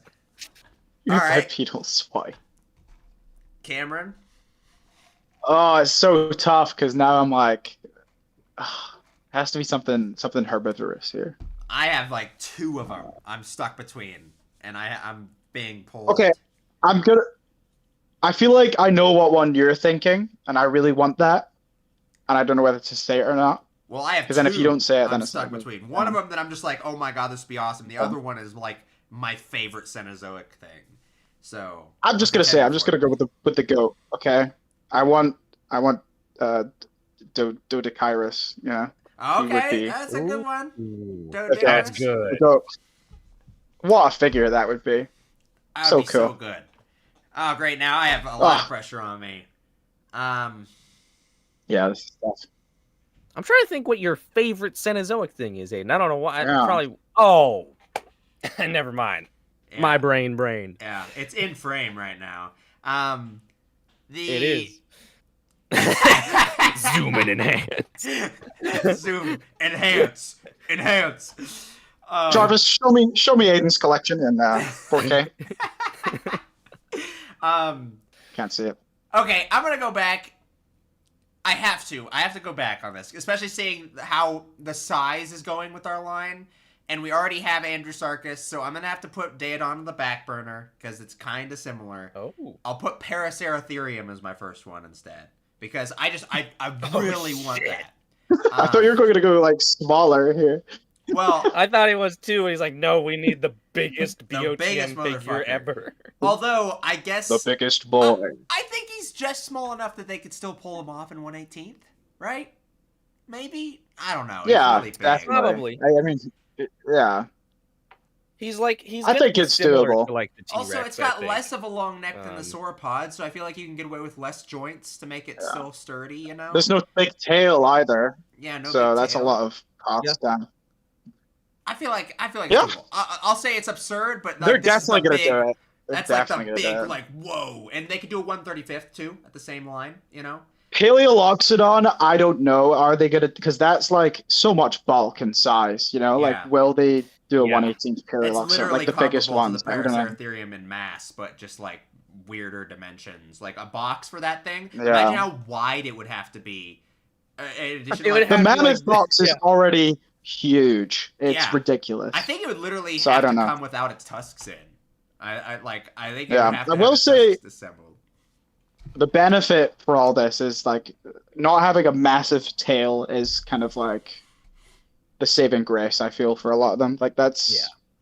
I gives mean, them some yeah, leeway. like I feel like it's a lot easier to pose like a mammoth or a Paleoloxodon up here on this shelf than a big theropod because the theropod has to dodge the tail out of Yeah. the wall, like especially if I have it at an angle like that or something. But I'm gonna okay. I'll just go with my favorite, Megalosaurus. I just like I have to do it. I knew you were I like also with all the interchangeable stuff. That was what really was winning me over, Cameron. Is like they could have multiple different antler sets with it. Would be so cool. Do you know what they should do? Do you know what they should do? They should do like an antler set with like a decapitated head on one of them or something. How cool would that be? Oh yeah, that would be you know, you see like ears like with like stuff on them. Yeah, dude, that'd be so cool. Like just like that would be awesome. Instead of interchangeable horns, there's just whole interchangeable heads, and you could just have another Megalosaurus's head, like where their antlers are stuck together, but just dragging around the other one's head. That'd be so cool. Also, gnarly, if you didn't do interchangeable antlers, you could actually just take the antlers off, and it still could be displayable that way because they shed them every year. Give them some little nub cover things. Yeah, that would be cool. That'd be cool. Also, yeah, that'd be a great figure. Deer, there's a lot of if they're gonna be safe with the colors, like there's a lot of cool colors that deer have. There's cool patterns and stuff, and you could pick a they'll pick the most basic one. It'll just be brown. What do you mean? Yeah. Sorry. They'll just make it a fucking red deer or something like that. Yeah. No, yeah. I'm cool. There's just so many things, though. Is if UFC ever went into things like Australopithecus, or at least apes like Gigantopithecus. Yeah, oh my god. Oh, they're gonna do a Gigantopithecus, surely. Dude, I would love to see the Gigantopithecus would be cool. Of like Gigantopithecus. I think there's this is a man. Like I just have a man figure. There's definitely a business aspect to releasing a Gigantopithecus that, like, I know they cross over with other collector companies and stuff. Like, people, like, fans would buy something from there. I feel like a Gigantopithecus would probably sell pretty well. So I think it's viable for them to do. I feel like he'd have to be either very intelligently integrated or kept away from Cyberzoic, because I think it would just border into slavery at that point. Like the ethics of hominins in Cyberzoic. Yeah, oh god, that is a little horrifying. Like they could do it where it's like a character, though. True, like maybe they add like a brain chip or something. Dude, it's a like Gigantopithecus. He rides a Paleoloxodon or a Paraceratherium, and he's just like kind of like their little dragon guy. But he just we need to freaking sell this idea. Send that to David right now. Yeah, no, that's actually great. We need Cyberzoic. I wonder when they're going to make their debut in Cyberzoic. Yeah. Like the BOTC stuff, you know? Well, the Smilodon already Oh, they have the Smilodons now. Yeah, I forgot about that. Sorry, I don't acknowledge 1/12 scale figures. I just, also, Smilodon isn't even a real guy. You don't allow your kind around here. Yeah. Like, who is that? Smilodon's basically a dinosaur at this point. Like, he's not even a mammal. Like, come on. A mammal that big is basically an archosaur. Every scientist knows the sad future for the line is that we've got like 2 more elephants on the way. So I can't wait for that. Right? It's the Eofauna effect once again. It is the Eofauna disease. This time sponsored by PBS. Eofauna releases like a great dinosaur once every blood moon, and in between it's just gray elephants. Yeah. I really hope. But yeah, we've got the Gomphotherium, the at least those guys, those guys should be a lot cheaper than the mammoth, because they don't have that. True. That PBS. I don't know if I'll get the Gomphotherium, but that Platybalodon is mine day one. The Miratherium is also so fun. I love that they did. Oh, he's so cool, dude! I can't wait. Honestly my most hyped figure for the next wave. Dude, fucking actually could get a hot dog bun and just put him in there, and he'd just be so at home. He's so cool. Oh, that's a photo op right there for Instagram. Yeah. Max says, "I feel like my default response for something I want to be able to see would just be a load of cetaceans," and that is valid. Though it probably has some of the same issue as doing sauropods. Funnily enough, I was actually, when we were thinking about this, I thought of BionicleSaurus really quickly, and I was like, oh, I should have thought of aquatic stuff for our BOTM one, but... No. Oh, yeah. All right, final round. Final round, okay? If you guys are down. Yeah. It's a BOTM wave, but it's anything but a dinosaur. Okay? Oh, okay. No dinosaurs. Anything but. 2 each? Has to be from the Mesozoic, though. 2 each, yeah. 2 each. Oh, Gibson, you're up first again. It's also kind of so broad though, so it kind of sucks. But Immediately, I'm thinking it should be Ophthalmosaurus. Just give me the classic Jurassic ichthyosaur. yeah, It would sell well. It'd be a logical place to start for aquatic stuff. I feel like cool. BOTM's totally gonna give us a Mosasaur first, and I'm gonna be excited about it. But I'm not gonna be as excited about it as I could have been about almost anything else. Ichthyosaurs are probably my number one group, and then there's so much cool stuff though. I know. Yep. All right. I'm going off rip. Hatzegopteryx. Okay. I want them. So I don't want the Quetzal first, but give me a Hatzegopteryx. Really cool, big bulky guy. I want him. Yeah, I'm glad. Okay, we got an Asdarkid in there. Yeah, it had to be done. Someone had to bite the bullet on that one. Well, if you're biting a bullet, I'll bite another one. And fuck all of you that hate Sarcosuchus, but I'm picking Sarcosuchus because it's awesome. Valid. So yeah.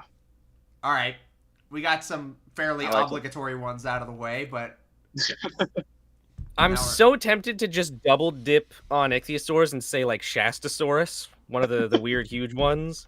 But that is like so obscure, and it would not sell. It'd be impractical and weird. I'm trying to think something they might actually do. The torso articulation of these two massive, basically basketballs that you just like are rotating back and forth.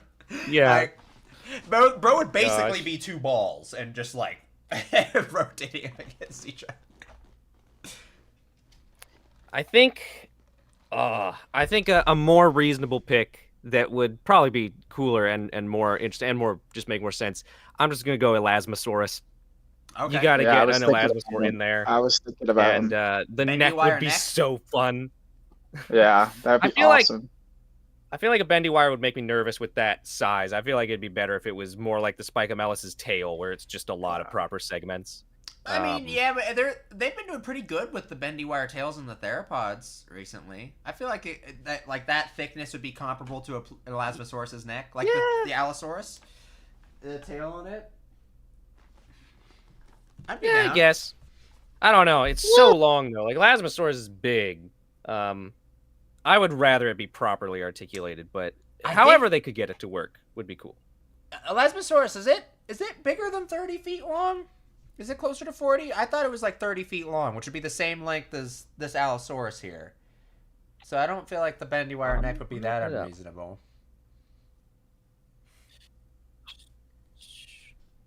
It's 34 feet, according to scanning Wikipedia like a scientist. Yes. Okay,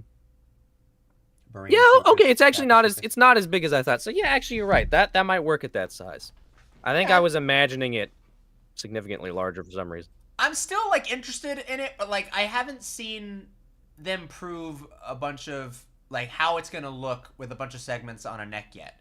Like I know the Hayatoys can do it with King Ghidorah, but like also King Ghidorah has some nice scales and stuff that make it a little easier to hide segments and make them look. I don't know. I'm curious how they would pull off. I was gonna say like neck. The closest they've got is the Spicomelis's tail, which is like has a bunch of weird texture to hide. Yeah. It. So yeah, that's fair. I guess you can look at like the Cryo or the Dialo a little bit. That's a pretty long neck. It is. Yeah. For now. But it's and also, I don't love the neck. But they're short enough that like the base of the head kind of gets a little bulkier and the base of the neck kind of looks different. So I think the difference in shape kind of helps like it look a little bit more natural. Yeah. I think the problem gets in is when you have a sauropod neck or especially a plesiosaur neck that's going to be so smooth and so consistently sized and girth that the segments are going to really kind of like start to become more obvious when you turn it. I think like you do a cool arch in it and it might just start looking like, you know, more geometric as you're bending it. I don't know. I'm still open for them experimenting with it, but they've been doing really great with bendy wires. I haven't had a single bendy wire with BOTM fail me, even on the old Raptors. So yeah, no, they're pretty great. I'm kind of I'm interested. Wait, what the heck? Oh, there we go. It's also one of those things where I'm remembering that, like, realistically, if you're posing the animal like accurate to like true to life, Elasmosaur not necks much. they're not super flexible. Not at least like, retro paleo art might have you You believe. could almost just have like a ball at the Yeah. base at that point and like swivel it around. They're still pretty flexible. I'm not saying but that's ideal, but they're not going to Loch Ness monster. They're not going to do that. Especially, I think it's mostly vertical mobility is limited. I think a horizontal. I think side to side is more flexible. Yeah, but yeah. Well, Cameron, do you have a second? So pick? for my next pick, I don't know if it's boring or not, but I'd really like an Archelon. I think that'd be quite cool. Oh, it's a good one. I think big turtle. Yeah. I'm down for everything we've named. I'm like, ooh, fuck yeah! Like it's just because there's still so many animals to do. Like I just love to feel the texture on the Archelon. Do you know what I mean? It's like some hand candy. I feel like a big turtle shell on its back. Would be really cool. But yeah. Aiden looks like he's in the trenches right now. I had a couple picks. Like, I really like the idea of a pliosaur. I'm a huge pliosaur guy, but we have so many dudes kind of in that vein already, like marine reptiles. So I think there's one other unique avenue that we could dive into, and I'm gonna go with Prestosuchus. I'd really like to have a Rausuchian. Nice, I like it. Because those are just some really solid, dinosaur-like archosaurs, but underrepresented in the BOTM line at the moment. So I think it'd be cool. Yeah. I really like Prestosuchus. I think it's got a cool shaped head, at least in a lot of the reconstructions. There's also, I think it's not Saurosuchus. I forget what the really big one is. That was like not Posto. Postosuchus is, I think, smaller than Prestosuchus. Is it the R? Does it begin with an R? Am I wrong? Largest. I think I'm wrong. Someone says a BOTM high Votus, and I'm like, that would be cool, but tiny, right? Fasolasuchus is the largest one, estimated up to 33 feet long. Yeah. I think we're back. I think we disappeared temporarily because I opened up a tab. Yeah, we should be back now though. That's my bad. I forgot it was gonna do that. It's being all weird. Gibson and Cameron have disappeared. What else is new? We're good at it. Just like the last 2 episodes of Dinosaur Island, and almost all of Mesozoic Isle, gone. Where's season 7 of Dinosaur Island Revival? Oh god. What? See, Cameron's actually in the best position out of us because at least he ended with like the end of a season of DIR. Yeah. Like, he ended at a natural finishing point. I never got to release a good season though, so that's the difference.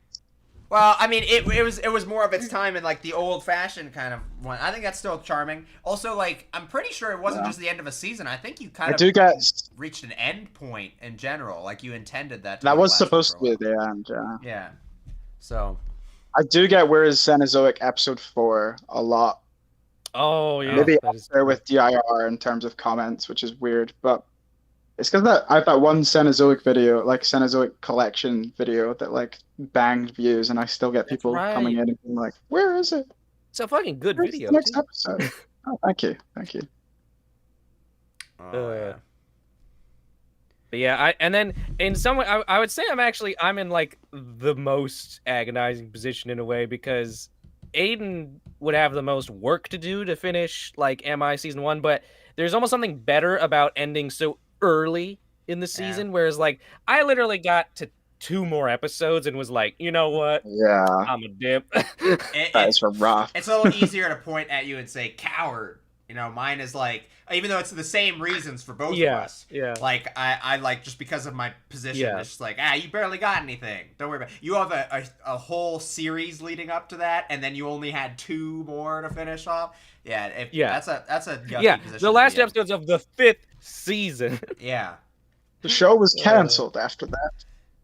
Like, That's honestly what I find so charming about Mesozoic Isle fans, though, is the passion. I look back on it, I'm like, I'm so surprised how much hype and passion I generated around Mesozoic Isle. The shit has a prologue episode and 2 fucking episodes of 1 season. And, like, that's literally, was supposed to have 15 episodes, and somehow there was that much passion behind it. No kidding. Look, anyway. I'm just going to say, if... I'm making a declaration. This is improvised, I'm going to regret it. But if Season 5 is ever finished, one of the conditions for that to happen is the Winds of Winter has to come out first. Damn. Oh. So never. So never. God damn. Yeah, that's a kind of tall order. No, see, I'm just trying to put pressure on George, man. I regularly get asked about Prehistoric Valley, even though I've literally stated the series is over and I'm working on Doom of Viterra now. That's a cool title. It's really charming. I said I might make some specials. It's really charming how many people get really attached to some of these things in our community. It's cool. Yeah. Yeah. There's a lot of love and passion for this stuff that's just fucking kids or young adults playing with dinosaur toys. But yeah, it's is that Elvis giving me those fuck me eyes right over there? Jesus Christ. Yeah. Oh, he's hidden. He's camouflaged. Sorry, I'm not wearing a shirt, guys. My bad. Yeah, yeah. Where is your torso? You're just a floating head this whole time. Yeah. Oh, and there's arms. Man, you put my glasses. You put my glasses on your face, and you're like almost Jeffrey Dahmer. Oh God. Oh, thanks for that, Aiden. That's what everyone wants to hear. Yeah, that's correct. I actually got called Jeffrey Dahmer by my sister when I put these glasses on because I guess I have some facial hair. And you decided to inflict that on someone else even after that. I just passed a stray on to you. That's very telling about your character, and yeah, I mean, hey, you're safe. You already finished your dinosaur series. We're in the woods here, okay? So you gotta how much be. is gonna shine? Oh, such a good one. That shiny. My newest pickup. I love that figure so much. That one, I don't know how much I've talked about because I never got around to reviewing that one, but this one was like a crazy, surreal moment for me because it's based on a white-lipped python, which was like my top pick for I hope they do a color scheme based on this animal, but it's like kind of a random, obscure snake, so I didn't think they'd get to it. And I don't think I ever commented about it or anything. And then David Silva on his list of like things for the fans' choice ceratopsids was like white-lipped python was one of them. I was like, what? And then it ended up on the Medusa ceratops, which is like one of my favorite sculpts. I'm pretty sure this was actually fan voted. It was somebody suggested that one other than you, and that you've definitely spoken about this, Gibson. 100%. Because I've heard this. I've watched your videos semi-recently getting into this. I've been watching them a bit quite often, actually. Oh, maybe I've definitely heard you talk about that. That'll be it. I think. Might be it, yeah. Yeah. Never mind. So here I am telling the same story again. This old man just rambling on constantly. Here I am in the car by myself talking to myself. That's how frequently you're present on YouTube. I'm surprised you didn't remember. Jeez. Yeah, that's crazy. What the hell? As a new collector to this line, by far the best reviewers out there, and I'm not even glazing, are David and Gibson. Like, by far. Honestly, the reviews are peak. I thank you for the compliment, but also I know it's just true. I was about to say, like, genuinely good work to you and David, but it's simultaneously very impressive work, and we do have to acknowledge that the bar is pretty fucking low. Because, like, the competition is not trying very hard. Literally, the next best competition is Creative Beasts themselves. Like, that's it. Gary the Gremlin's alright. Gary the Gremlin's pretty good. I don't know if you know about Gary the Gremlin, but he's quite fun. I've heard the name. You should check out his channel. He does pretty good reviews on like Hammond Collection, Beast of the Mesozoic, and like Nanmu kind of stuff. Wait, like all your articulated dinos. I think I've seen one of his things for not a BOTM one. He is very like Gen Z editing, like hyper like meme kind of reviews. Yes, and I like them a lot. They're quite good. I think I have seen this guy once or twice. Yeah, I do like him. Yeah, he's pretty good. He's pretty good. But apart from like those 4 sources, it's a real hellscape. So you're not fascinated by like a review of like a BOTM Albertosaurus where it's sat there and it's just stiffly posed and slowly rotated and said, "This figure is absolutely fantastic and beautiful and and is exactly the same as this McDonald's toy that I reviewed yesterday." Yeah. But please, Gibson, please, David, if you're watching, please just make more reviews, man. Yeah. The world needs them. They need them. He's too busy making the BOTM figures now. I want to make it clear that I have no beef with anyone or anything against anyone. Like I do. Anyone we might be alluding to, as far as I know, is a nice person. But if you could take the audio of every review a person has made and like censor out the specific name of the figure and they all sound like the same video, maybe there's a problem. Yeah. And that's where my beef is. I don't have any personal beef. I just have beef with the effort. Beef with the way the videos are made. Sure. Yeah. I mean, it's no secret. I'm not gonna like throw these guys under the bus and say it here, but like, everybody knows who I'm talking about because I have been shit talking this person for like 8 years. Like unironically. Oh, okay. So I mean, like I remember way back when I was being called out in my live streams when I was calling out this person, and people were like trying to defend them to me, and I was like, "Fuck you! I think the videos are shit. You can't."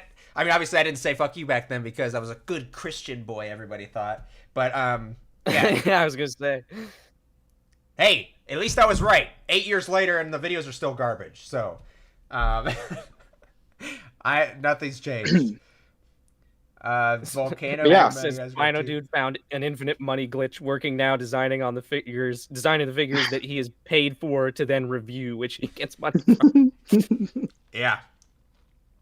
I just wish he reviewed more. I understand he's busy, but as being one of his friends, am a fucking leech. Because if any of you guys know, I had the Daspletosaurus, and I still have this BOTC Melanistic Smilodon, and those were just both sent to David back when he was just reviewing things as like a sponsored like reviewer, and so he got it for free. Thing, yeah. And when he was done with them, he's like, "Hey, and you want them?" And I was like, "Yes, I do." That's how I got the Gorgosaurus that I've since given to Dinoxels. Yeah. So, just like, I think that's the most I've ever leached off of my friend that works with that company. Was before he actually was officially an employee, and he was just sponsored by them.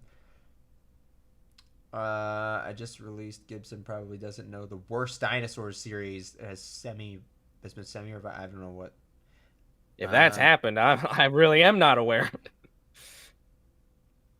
Some tough competition there. Did you get the Dasplete in, or I think you're talking to me? Yeah, it should be in one of my collection videos. I think it's in there. I've since taken that free Dasplete I got and I sold it for a pretty penny, and just generated money out of thin air. But yeah, it's no longer. Talk about infinite money glitch. Yeah. I think I made almost like $200 on that motherfucker too. It was ridiculous, but I recently sold a fucking figure that David just gave to me for free at some point. I think I technically paid him for it in repaint fodder. Oh, yeah. Yeah. No, I don't have it anymore. I really like it. I do, but I tactically am trying to reduce how many Tyrannosaurs I have because there's so many. There's the BOTM line is saturated with Tyrannosaurs. I'm just not the most interested, and I already have a single problem of oversaturation at the moment, so I'm trying to not do that again. Besides my plan to have like that's kind of the fun thing about being in my situation where I've just started is you don't really have many left of a lot of these things, and like everything's out, Yeah. It's like I just get to pick and choose. Like I have quite a varied collection. The max I have of anything is like 2 of one family group, pretty much, and that's it. So it's kind of cool. That's the one pro of being so late to the party. Then again, I do appreciate. I think on the other stream I was complimented by a viewer, and I've been complimented on a couple of my collection videos. I think a lot of you viewers know that I have a certain collection philosophy, and I definitely curate it.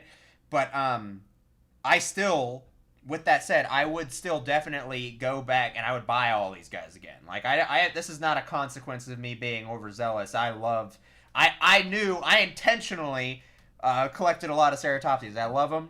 I also, the artwork on the sides here are from my album cover that is an entirely ceratopsian themed music album. So it's intentional. I over collected one on purpose, but yeah, I definitely don't want to do that with. I love that, like ceratopsians, you could just get like a infinite amount, and you'll be fine. Oh, the heads are so cool. You know what I mean? Such a problem. Yeah. Because I don't have Aiden's like ceratopsian obsession, but like I still have massive oversaturation of ceratopsians in my collection as well. And the line was just so good. Like my memories of like that Kickstarter as well, and like watching all the figures slowly get revealed and everything, like that was a really exciting time. Because like the Raptors were neat, but as soon as it shifted to 1/18th scale and the ceratopsians started coming out, it was like you could feel the energy of just like, oh, this is a thing now. Like this is really going somewhere cool. And I mean, of course, theropods are a little harder because they don't have 4 legs. So like, but it just felt like there was so little complications. There was obviously a couple figures that have like fucked up faces, like the BionicleSaurus or something like that. Or I guess to a degree, in my opinion, the Nasutoceratops. I don't like the head sculpt on that one that much, or the colors. But or I guess the Regali. I just keep getting more ideas. Anyways, I think that they just like were really solid. Like there was so little issues with them. You just got them, and you just got to play with them, And then once we got the Tyrannosaurus again, you kind of ran back into some of the posing issues, in particular with like the biggest T-Rex and a couple of the smaller guys. But like, yeah, I just think that line was.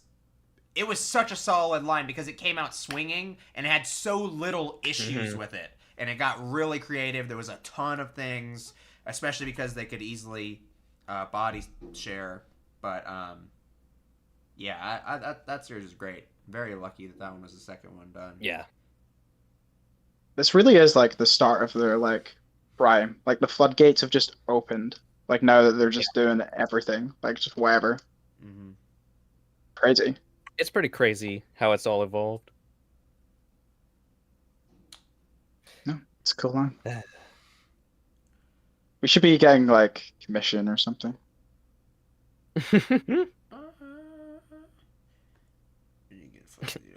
Dinosaur Guy 59 says, it has been a while since I've seen you 3 all together. And I'm like, yeah, understatement of the century. Yeah.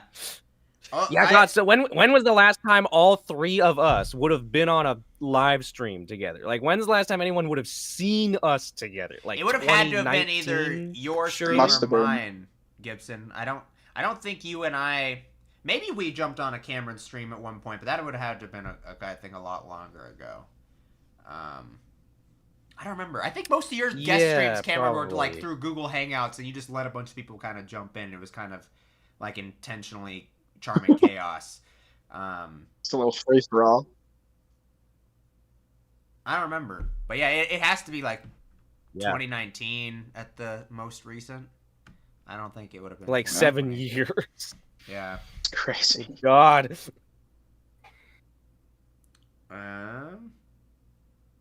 Also, Dino Guy. Now we are all. Has your name changed at all? I don't recognize your name immediately. I don't know if you were as frequent of a commenter, but I try to recognize people if I can. This is kind of almost indecent composure. Honestly, I think Cameron is a little bit more indecent than Eric. So, oh yeah, I'm pretty indecent. Co-host of that show. Yeah.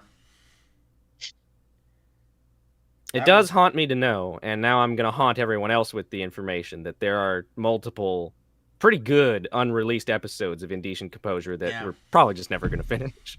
I mean, they wouldn't be that Probably just never going to edit. I even no, it'd be easy.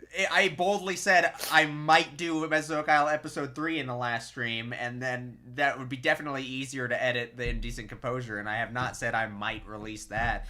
I think I gave one of the episodes to Eric at one point because he offered to edit it, and that just fell through somehow. I forget how that fell through the cracks, but my God, I love it. You handed it off, and he just did the same thing. That's great. Yeah, he must have forgotten or gotten busy. Because he would have done it.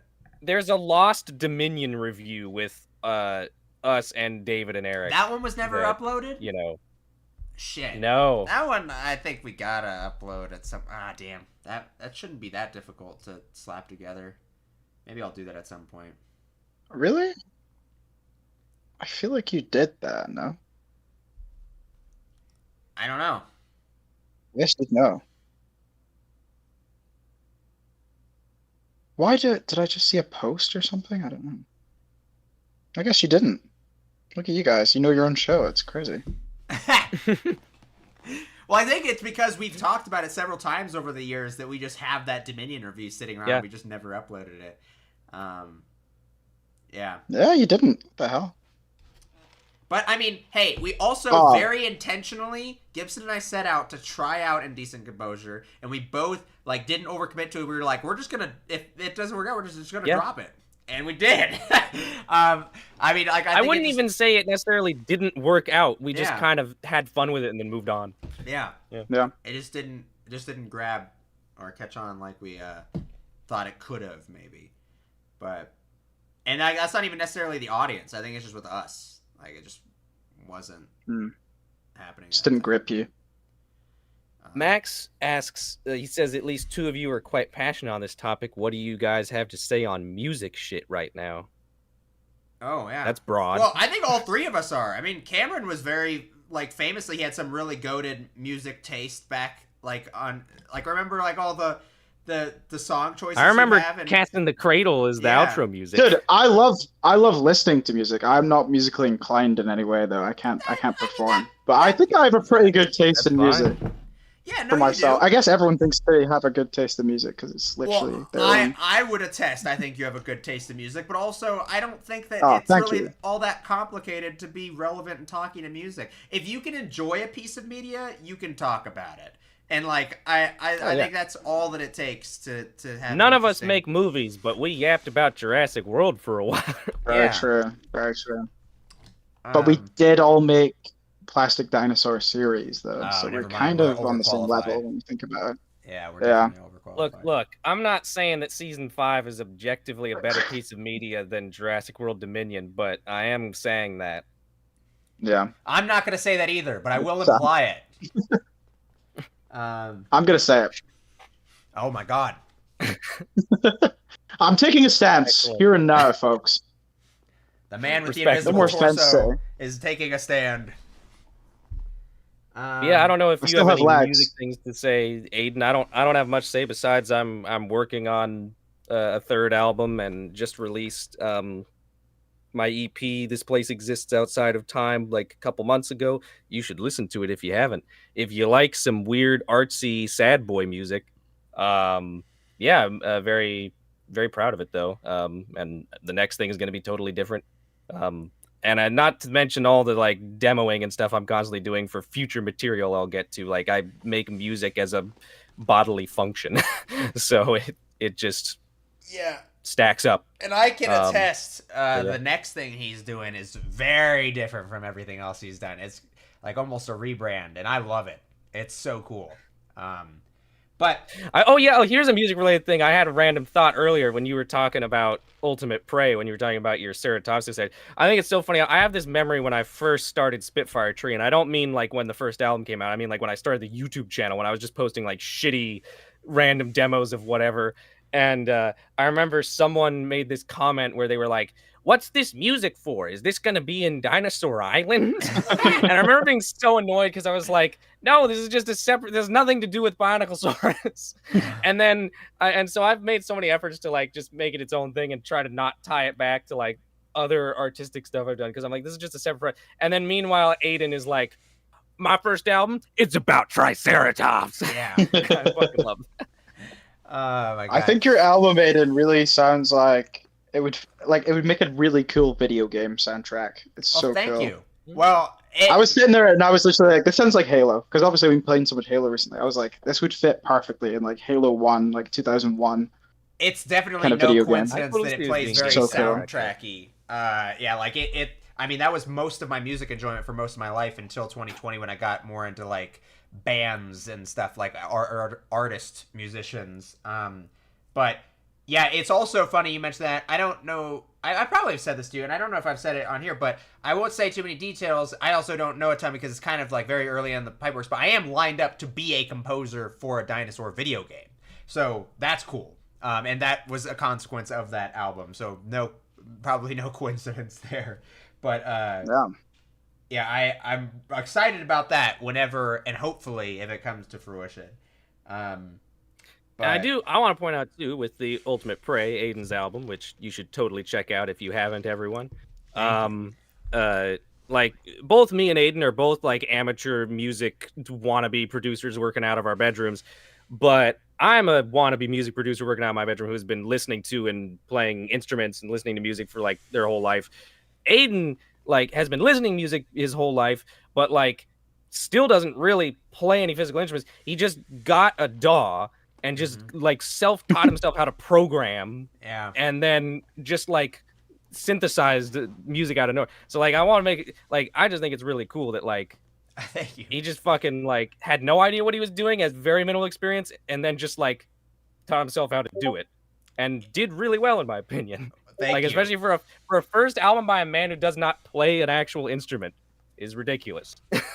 It's also not an easy one either. I challenged myself a lot in that album, and it's 18 tracks too. But I really appreciate it. Yeah, you were like, this is gonna be the huge concept album, ridiculous. Like, yeah, it is absurd. I'm very proud of it, even though I can easily criticize a lot of it, especially now. But like, I also there is no small. I'm very proud of what I've done, and definitely who I am, and the self-improvement motivation I've had has definitely contributed a lot. But like having Gibson, who's a very experienced musician, not only playing live and everything, but he's also been in a band with his parents for a long time and is an incredible drummer. And I literally got to use him on one of my songs. Well, actually, technically two, because you did voiceover for two. But also David is another very experienced musician. So I had two of them, which gave me a lot of confidence because I could, not only did they help me learn some stuff, and David also helped me write some lyrics myself, but like, I got to like show this stuff to them, and I'm very lucky to have very honest friends who would tell me when things didn't sound good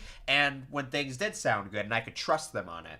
So like, you guys were no small part in that process. But yeah, if any of you guys haven't listened to it, please check out my album, The Ultimate Prey, and check out Gibson's stuff, especially if you like anything like Radiohead or any of that weird artsy stuff. It's like Radiohead or later discography Talk. If anyone is familiar with that, I will eat a sock.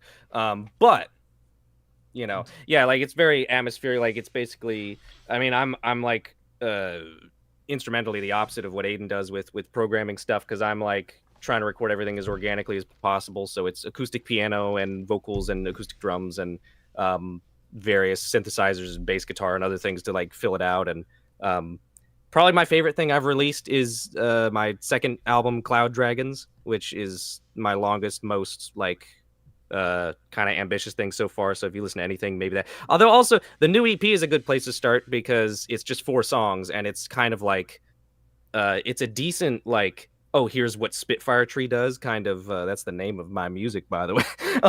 It's kind of a decent like, here's what I do sort of like welcome to the project kind of thing, because it's like opens with kind of a more atmospheric or cinematic ballad and then goes into like a more upbeat track and then like a slower kind of eerier ballad and then kind of another upbeat one but with less acoustic and more electronic elements. So it's almost like a little tour of like the different things I do. But oh god, I literally looked away and looked back and Aiden is gone. I'm still here and I can still hear you. I just got messaged by David, and he's asking me if I still have the Diabloceratops baby box because he doesn't know if they're called nestlings or babies, and he needs that information for some reason.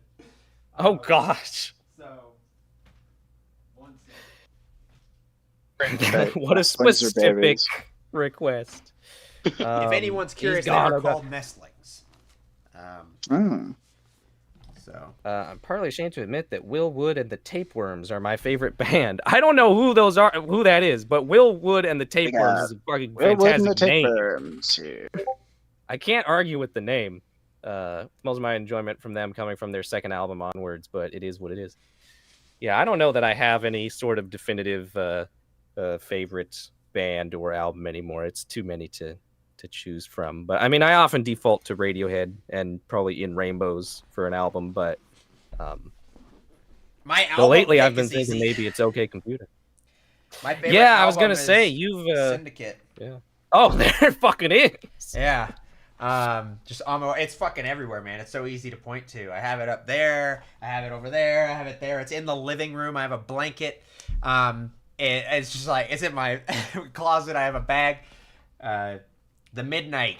They're a synthwave, like 80s retro band. Fucking incredible duo.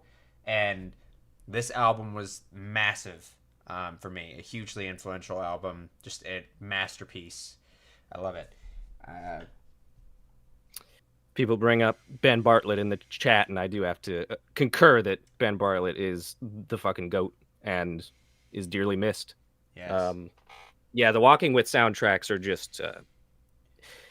it's the total, like, it's just a show about dinosaurs, man, with the flaming piano meme. Like, it's so ridiculously well done for the piece of media it's attached. Not that, I mean, the piece of media it's attached to is great, but like you wouldn't expect the soundtrack to be so high quality.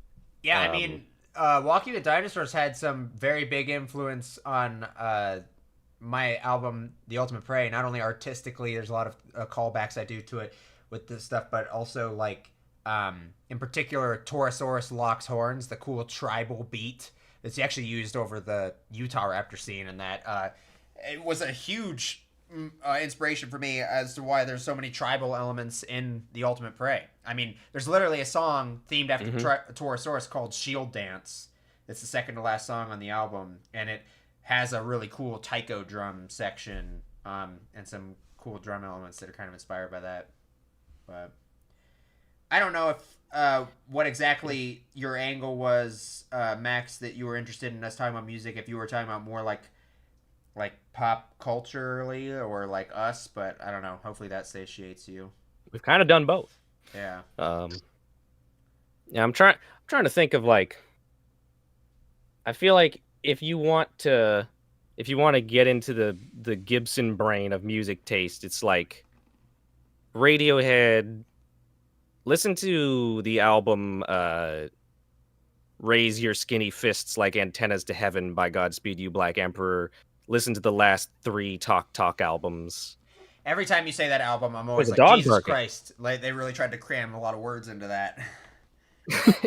I still need to show you some. I haven't even shared, because that was a relatively recent discovery for me, but Godspeed You Black Emperor is incredible. Yeah. You've definitely mentioned them to a couple Bjork, times. love Massive Attack. Love Portishead. If anybody is a fan of Portishead, I'm going to put in my Portishead hot take that the 3rd album is the best one. They've only got the 3. But I think the most music has ever impacted me is my first listen of In Case I Make It. I wish I could even know what that is. Any new stuff with you, Cameron? Any like new artists or anything you've gotten into? Or are you still kind of into your like 70s, 60s, 80s no, stuff? Actually, at the moment I've been listening to a lot of like, it's been embarrassing, but a lot of late 90s, early 2000s like club tunes essentially. Oh, hell cool. yeah. Yeah. No, that's great. You're going through So your white a lot girl of like era. Sophie, yeah, it was all spawned by like this Demi Lovato cool for the summer shit. I was like, yeah, let's go. And then I delved further. So my music taste moment is kind of like 70s disco mixed with the late 90s, early 2000s kind of club music. So a lot of like That's Sophie good Ellis shit. Baxter and stuff like that. I mean, So it's very fun. I'm always hanging out in 90s and 80s space, but also I was gonna say I mean, as you can tell by the bands I've mentioned, like I'm just 90s alternative all the way down. Yeah. But I also The 90s is up at the moment. I recently went back and was having a real resurgence of Lady Gaga. Same. I love Lady I've been Gaga, playing a so- ton of Lady Gaga. Yeah. Especially like Fame Paparazzi. Monster and what's the other one? But her first couple albums, I really like those. Yeah. Ones. Go. What have I been listening to lately? I'm literally just now. I'm curious. I'm just gonna go to my YouTube music. What have I been? Holy shit! Well, a couple things I was sharing with. We got D-Man 1954 in the chat. I haven't seen you in so long. How are you doing, dude? I don't even know who that is. It's I've never seen him. That's that really big Godzilla YouTuber that I met. I didn't know him before, but I met him through Chris, the guy who was like my inspiration for YouTube. Oh. I met him way back in 2019, I think. I didn't know who he was at the time, but he's like this really cool. He's huge. He's cool. got like, I don't know. Do you have like 100,000 subscribers now or something like that, D-Man? You still live in Colorado, right? I just moved back to Colorado. He's got 116. Yeah. Damn, We got a he's mocking famous us. person in the chat. Yes. He's a really cool guy. I'm listening to Mongolian throat singing for some reason. Wait, have you listened to The Who? That's I'm always sure you have. It's always the first meme answer, isn't it? The Who Mongolian HU, person. not WHO, to be Yes, clear HU. to that person looking for Mongolian throat singing. If you're looking for Mongolian thought throat you were singing and you listen to talking the Who, the about- classic rock band, then you're gonna be sorely disappointed. Yeah. I thought it was going to be a Mongolian throat behind blue eyes kind of cover or something. Oh god. Have you not heard The Who HO or HU? I mean, Maybe I have, but like I don't know I've never heard the name before. yeah, I can't say they're I'm cool. too deep into the Mongolian throat singing they're not like aspect of the world. necessarily that obscure anymore because they've done a couple big things with like Metallica and also one of the Star Wars video games, and also they might have had something to do with they the were in Predator Fallen Badlands Order. movie. Yeah, I think so. I was about to make a really cool joke band. saying like the deepest I've gone is Jedi Fallen Order, but that's literally the same. It's the same band, so yeah. Yeah, they're really fucking cool. I love their stuff. Nice. Wolf Totem is a piece I've listened to that I remember. Yeah, Wolf Totem is so good as long as you're not doing one with that trashy white rapper guy that goes over the top of it. No one likes a white rapper. 100,000 now. I thought we met back in 2017 and 18, but can't remember. Yeah, it's around that time. Yeah. I'm shocked you're still subscribed to me and remembered who I was. You got bigger fish to fry. It's NASCAR RailroadSaurus. The fuck are you on about, man? Yo, that is a sick name. I'm changing my name. NASCAR RailroadSaurus. I know Oh my the Who, goodness. not- Next time I'm on the show, I'm going to be in a Jeff Gordon jumpsuit with a railway hat kind of thing on. There you go. Well, yeah, if you consider that one guy's throat an instrument, yeah, I guess it's an instrumental version. Hell yeah, man! We sent to comic shops and I think Toys R Us together. Yes, we did go to Toys R Us. I remember that. I don't. Why did we go to Toys R Us? I don't remember why we went to Toys R Us, but we did go to Toys R Us. Do you need a reason? I mean, I guess it was dying. I'm going to the Evergreen. Is it State still? Is for it gone November. now, or did it come back? Or I don't remember what happened. came Still in back. Canada, I think. I think it came back Okay. like on the East Coast somewhere. I don't know. I think there was like two different companies that were both Toys R Us. Wait, really? So like the big one shut down, and then like a smaller chain of it was like separate. Perchance. But I could be lying. Yeah, I do. I know Chris took us there. I don't remember why we went to the Toys. I mean, I guess fuck it. Like, see if any Godzilla stuff was there. I guess it's like one of the closest local places we could try and find some Godzilla stuff. Dude, in the last 6-7 years, it's been like so much more easy to find Godzilla stuff. And I was at Best Buy the other day, just like getting a cord, and there was just like a Godzilla random like what do you call this, like blind bags of like some random Godzilla shit you can just get it on the side. Like Godzilla's everywhere now. It's awesome. We at the mall went to the comic book auction. It was in the mall. I thought we drove to I don't know. It's been a while. It's in Macy's. It does. I've seen it everywhere. Toys R Us even exist anymore. Yeah, I'm pretty sure it came back, but I don't know. I have the Godzilla bags everywhere. I know. I think I first noticed them in whatchamacallit, Walgreens, funnily enough. Do you have Walgreens in Scotland, Cameron? No. No. It's like just a pharmaceutical base, like a little pharmaceutical place. I've been to a Walgreens before. We just don't have them here. Yeah, I guess you probably it wouldn't be very hard to stumble across one in the United States. Throw a stone and it hits a Walgreens.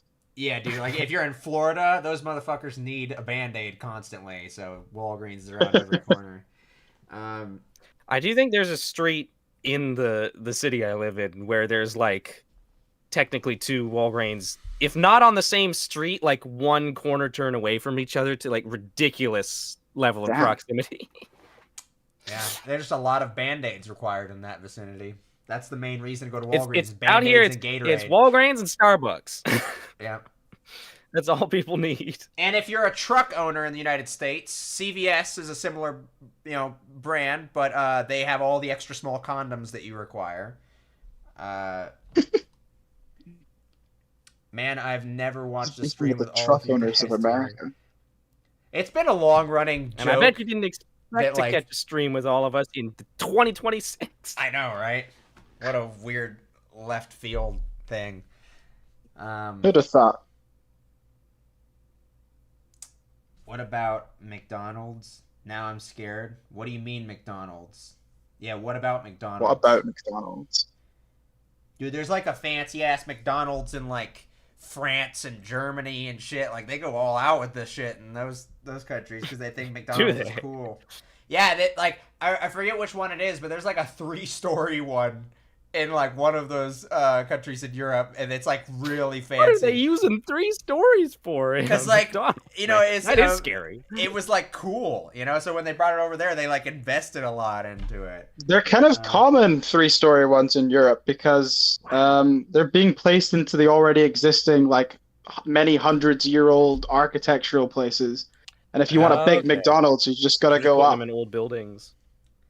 Yeah, for a lot of them. I was one in Amsterdam recently that was 4 stories tall or something. I'm not trying to throw strays at CVS here. Okay, I think CVS is great. They provide a service. They allow everybody to have condoms, including the micro penis chodes that drive fucking big trucks around with the big LED headlights. It's really kind to the diesel users. Yeah, I have condoms right here next to my bed that I bought at CVS. I'm not trying to throw any strays. Okay.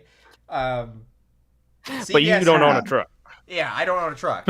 So I don't have a micro penis. Let's be clear about that. But I don't think the two are exclusive, by the way. No, but you can tell when they are, like when they're paired together. Yeah. Somebody's it's obvious when they've correlated. Yeah. I wonder if trucker condoms also have the air vents on them like the hats do. Good God. No? Anyway, they're still just as effective. Geyser Guy 59 says CVS has the longest receipts, and I just love that as a random mundane fun fact on top of whatever the fuck our conversation is. The longest receipts. Trucker micro condoms with air vents, just as effective as pullout. CVS has the longest receipt. Oh yeah, that's how they roll, man. That is isn't that like the gag from like the 90s that CVS had like infamously huge receipts and like had all these like extra coupon shit on it? Because I've seen it in like card games, like those like that's definitely a pre-internet observation. Yeah, I think so. Because like what's it called? Cards Against Humanity. I've seen games like that. They'll like just say CVS receipt will just be a thing that pops up. Like people like it's just a cultural like osmosis thing where people just knew that CVS receipts were like infamously long. And I think that most of our life it's probably not been as relevant. But like yeah, I think it's like a more a 90s or maybe 80s thing or something like that. I don't know. That's just my assumption from context clues. When I left, y'all were talking about BOTM, and now it's condoms. Hey, there's still relation. Slippery slope. The trucks run on fossil fuels. Okay, there's a bridge here. Gibson checked out hard, man. He was just gone, thinking about CVS receipts. I was getting distracted. He's googling them now. We went from BOTM to this. Living in Europe. Yeah, welcome. Don't say this as if this isn't better than talking about BOTM. Jeez. Yeah. These Also, elitist chatters, man. come on, if any of you motherfuckers saw my video reviewing Trikes Until I Need Therapy, you know the real Aiden came out on Kikizilla a long time ago. You're not getting the same content What's anymore. the most real... What's the most unhinged, unfiltered thing I've put on BionicleSaurus? I haven't had anything quite like reviewing Trikes Until I Need Therapy. That one was psychotic. I mean, hell, you know, I masturbate we casually on camera. drop like That F-bombs was and not Toady me now. miming it. Obviously, that was real. Oh. Yeah, that was hardcore material. It's a miracle YouTube hasn't taken it down. Actually, we shouldn't have said anything. These post Bionicle videos, I'm not going mad. No, you're not going mad. I did post Bionicle videos, but like in 2013 to maybe 14. And then I decided, well, the dinosaur videos have really taken off more, so I took down. But there were like, in fact, I more than like privated them. They're deleted. Like even I can't go back and see them, which makes me kind of sad. I'm better nowadays at like just privating things I don't want, so I still preserve like a little bit of the history. Whereas when I was younger, I was just like, whatever, delete this. Yeah. Yeah, there were like Bionicle mock slideshows on BionicleSaurus, appropriately enough. I only have. Wasn't it a green Gordita head, dude? I don't know what got autocorrected to Gordita, but Gordica? My original profile Cheesy picture Gordita was, crunch. My original profile picture was a mock with a dark green Rockshi head. Hordika head, I meant. Yeah, no, it was a Rockshi head, not a Hordika head, but that makes sense now. It turned into Gordita. Gordita head. It's a bad insult. But yeah, that was a thing that happened. That's a historical hidden fact. What the fuck was I even gonna say? I don't know. Oh, I only have like I think one thing I kind of regret like that I deleted, which was I understand why, but like I think I don't know how much I've told the story to the public actually, so this might be kind of new. But like basically way back when I first started Kikizilla, I got my first ever fan, who some of you guys know as Godzilla Fan 40, aka Caesar. He's one of my best friends. Talking about known him for a long time. For a second. He was my first fan on Kikizilla, and I got so excited when he told me that I was his favorite like YouTuber and stuff. That I was in my bed, and I think I was like just in my underwear, but I was like in such a hurry. Where are we going? I was in such a hurry, like because I just sleep in my underwear. I've been doing that for a long time. I don't feel quite comfortable enough sleeping naked, but I sleep in my underpants, okay? And I was in my underpants. I had my laptop. I can attest to that. I've slept in the same bed as him. He has slept in the same bed as me, and when I've been just in my underpants. So there's your guys' beautiful visual. You guys can imagine. Or draw some fan fiction right now. Start drawing it. I ship them. BionicleSaurus. I ship them. Let's do it. I want to see who's top, who's bottom. What do we do? What's our favorite position? Oh God. Anyways, I think we all know who's top and who's bottom. Actually, never mind. Let's let them imagine. They'll, yeah. Yeah. We know what's going on here, but okay. Anyways, yes, I'm naked, partially naked in my bed. I decided that I have the dignity to put on my pants, which you can't even see my lower half. But I put on my pajama pants, right? And I'm like, I have my laptop right there, so I decided to record a video through my webcam and thank him personally, like, for being my first fan. I was so excited, I couldn't wait, but I didn't put on a fucking shirt. And so I record it, upload it, and I was like, and then, you know, he and I eventually came into contact with each other. We, like, I think met over Google Hangouts and became fast friends or whatever. But I was so embarrassed looking back on it, because I guess I was so excited, I was blinded and didn't want to put on a shirt. I was like, my skinny ass torso was on full display on this thing. I mean, I probably also looked naked because you probably couldn't see the bottom half of me or whatever. I was gonna say that's kind of almost the implication. Yeah, which I had the dignity to put on my pants, which didn't fucking matter because I didn't show that part of me. But like, good God, I deleted that video because I was embarrassed by it. And looking back on, I really wish I just privated it because that was like my first moment I made contact to him, and we became friends off of that. So I really wish I tried looking back through all my files on that old laptop. Would have been very historic. Could not find it, so it's just a lost time. Also, it'd be really great to make fun of myself with it. now, but yeah, I don't have any record of it. Very unfortunate. Gibson X Aiden Yowie. Hell yes. Oh god. It's gonna blow up. People are gonna love it. This stream is fuel for out of context quotes. Yeah, it is. You would have looked fucking nuts. That's crazy. That's what I realized when I came to my senses. And I deleted it, obviously. But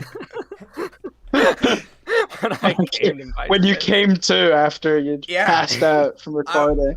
You woke up out of your haze. You were like, what the fuck did I do last night? It's also so funny. I mean, obviously, I wasn't that much older than him. I was like, I don't know, like 14, but he was like 10 years old. And I like definitely just made a public video where I was addressing a 10-year-old shirtless. You know, like that's just funny. That's ripe for just out of context jokes. Oh god. Did not age well, but you know what? Stupid hyped kid. It was my first fan, guys. I was so excited I couldn't put a shirt on. I had to address him immediately. I did put my pants on though. I promise. There was time for pants. Yeah. I love your logic of like, there's time for pants, but no time for a shirt. I have no idea, man. I have like so little idea of what the fuck I was thinking. But clearly, even me, like just shortly after that, also realized the issues with my thought process that because I deleted it. So, yeah, that was not something that lasted very long. Got a hair on my headphones. Whatever. Oh no, it's in the foreground. Oh, I found it. Have you been listening to the story at all? I can't link it to you. I don't have it. It's lost to time. That's what started this whole conversation. It was deleted. It's just in our memories. Well, Aiden's memory. Wait, let me recreate it. The idea of not knowing if you were fully naked or not also builds the idea that you really wanted to create a strong relationship with your first fan. Yeah. Remember when we were talking about plastic dinosaurs? Good time, yeah. Hey guys, I mean, I was a desperate little cuckold too that just wanted like a fan on YouTube, and I don't even know why I picked cuckold as my word to degrade myself there, because I don't even know how I'd remotely be a cuckold when I didn't have like any girlfriends at the time or not even any prospects. But you know, whatever. You can be a cuck in spirit. Yeah, I was spiritually a cuckold. Yeah, that's definitely. I wanted to be cucked. That's what. Spiritually a cuckold. How did we get here? Hold on, how many minutes into the stream are we? We're 2 hours in. This is the 2 hour mark state of things. Yeah, we're 2 hours and 41 minutes in. Oh gosh. Yeah. Hardly Harry says, I feel the reason DinoTube fell through was because you guys were getting older and the Kappa paranoia was the perfect catalyst. I made a public playlist of Gibson's unlisted Kappa vids. Moo. Oh my lord. My sister's fiance definitely gave me a bit of his cold, I think. And you guys are literally watching. Well, shouldn't have been making out with him in the broom closet. Dude, if I got to make out with the man, this would have been worth it. But he still thinks he's straight. A fool. A fool indeed. How about we don't do that? I don't know what you're talking about. What the fuck even is this stream? Probably good advice, though. I don't know what you guys thought the stream was. It's not like I misled you when I said that it'd be good old-fashioned DinoTube antics. What the fuck is this stream? Why is he so mad, bro? Calm down. What do you want? I don't. Where's the playlist? What playlist? Are you still talking about my shirtless video addressing my first fan? No, he's talking about the playlist that Hardly Harry made of my unlisted copy. I'm gonna go make those private now. I'm assuming that's like the mollusks are coming and all that jazz. More lost BionicleSaurus media. All streams eventually degrades into poop and cum talk like this. Yeah, I agree. We even talked about poop once, sir. Yeah. Don't side with this uninformed individual. That's true. I'm He's sorry. Just coming I sided with him too quickly. The only shit talk that has happened. He's the one talking poop, huh? Yeah. You brought poop into this conversation, Max. Yeah, Shame don't come in here and blame us, Max. We're above this. My God. We don't make poop jokes. We talk about condoms and shirtless 14-year-olds addressing their first fans. Exactly. On There's a YouTube. lot more subtlety to our comedy. You wouldn't grasp. You can't conceive of. It's at this very point. refined. Exactly. It's the highest of brows. I call Sir. Dominion Hardly shit from Harry, ass, I do want to so say ass. we did talk about poop. No, that's like metaphorical, man. Like that's not actual poop. That's metaphorical poop. Yeah. Still in the metaphor category, I would agree. Yeah. Dude, you're mixing up your metaphorical and physical poops here, man. It's embarrassing for you. Max apologizes. I think we should all. Am I being unanimously too forgive mean? him. Am I being too mean? I think I should be nice. What? We It's accept Hey your guys, apology. it's me, For now. Camosaurus, back for another live stream. Is that better? Yeah. Oh God! Smash that like button. We're gonna have a googly day, guys. Maybe turn up the Mr. Sorry for Beast bombarding. energy. No, just a don't little bit. apologize. Yeah, I did I want to say just hardly Harry trapped asked these two dino tubers in this live stream. Okay, turn the Mr. Beast down. They're gonna fight to the death. We'll Oh, take shit. the Okay, fuck. feastables, but we don't want any of that. Sorry if I'm bombarding with questions. I usually do the same. I went too far in some cam places. Streams. Wait, what are? I during the stream late. Do you guys know how? Yeah, that's why is fine. it Low That's on fine, Steam, man. but did you think? Oh, what did you think of Rebirth? Oh well, I have great news for you. You can there's this scrub bar at the bottom. You can just take that all the way to the beginning of the stream, and we talk. I was just gonna say, there's some in-depth thoughts a while ago. We do. Here's that. a topic. Are you guys gamers at all? You been gaming at all? I'm gay. I mean, Playing any of your gaming? games? No. Yeah. No time for gaming. Stream's No lagging. love for games. One It's sec. crazy. We'll pick up the I think you were pinged a little bit. Games, yeah. unlimited games, and no games. It's I did want to tragic. answer Harry's question. He asked me specifically what thing I'm most proud of creatively, which is an enormous question. But I am just going to immediately default to Cloud Dragons, the second Spitfire Tree record. Go Yes. listen to it. Although Entropy up You there. should as be well. plugging the third. You should be Um, plugging the third, Gibson. His You're third right. album The isn't out. upcoming, at this point, secret, not publicly named album that hopefully should come out in October, though I hate to admit how behind schedule I mean, I'm not You should behind do a schedule at all. yard You don't know haunt. anything A behind yard schedule. haunt reveal. All the people who already knew this release date. Yeah, it's just are a yard upset. haunt soundtrack. Another creative thing I am very proud of. Unfortunately, is something I don't have anything to show for that I have to be even more cryptic about. But I am writing a novel that I've been working on for several years now. That it'll be out in one day. Maybe it'll share a release date with the Winds It's of coming Winter. out tomorrow. It's coming out tomorrow. It'll be out in one day. I Oh my have God, gotten guys. A front said row it here seat. first. Gibson has read this novel to my ear holes personally, and What exists of it? Yeah, and it's great. I also helped contribute to the ending of it. It's not even written. You to that contributed a point lot. yet. In my notes document for the book, there's one of the first sections in it is it's labeled now something like ancient early planning with Aiden, and there's Oh, a bunch that's of cool. ideas explicitly tied to you. That's cool. Yes, and I I'm love proud of being you as a YouTuber. Thank you. Your DI Soft reboot was like a turning point for how everything you made would look, sound, and pace from that moment onward. Thank you very much. Hell yeah. That's a beautiful analysis. Yeah, things definitely changed around season 4. And it's ironic because, so Dinosaur Island hot take. Season 4 has aged like milk. It's like unwatchably boring and not as good as we remember.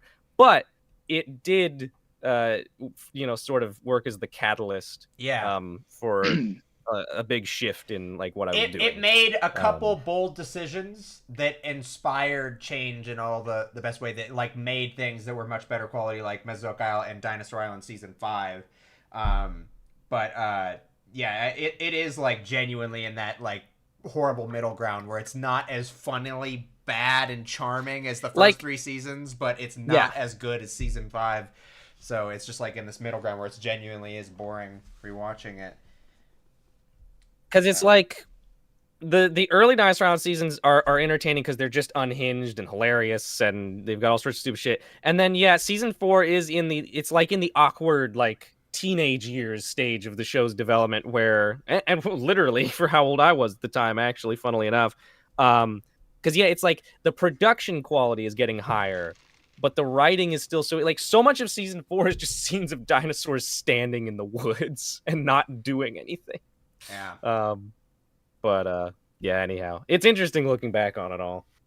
It's also kind of funny because at the time I was fairly vocally critical of the finale of season 4, thinking it was, and looking back on it, that's like the best part of season 4. Like now, like it's genuinely like the most entertaining because it's kind of short and it's goofy as shit, and like I can laugh at it a little bit more. But like the rest of season 4, it's not short. No, it's like 6 minutes of just head bashing. But you're misremembering how much of a slog it is. I think 6 minutes of heaven, baby. True, but like I mean, the other episodes are longer and they're also like boring. Of like Red Sail sitting there on rocks and he's like being talked at by a narrator, and then. I remember too at the time people complained that there like wasn't enough narration or enough sound effects or that it was too slow paced. I remember at the time being so defensive, like you just don't get what I'm going for here. And now I watch it and I'm like, yeah, no, it is. There's just nothing happening for stretches at a time.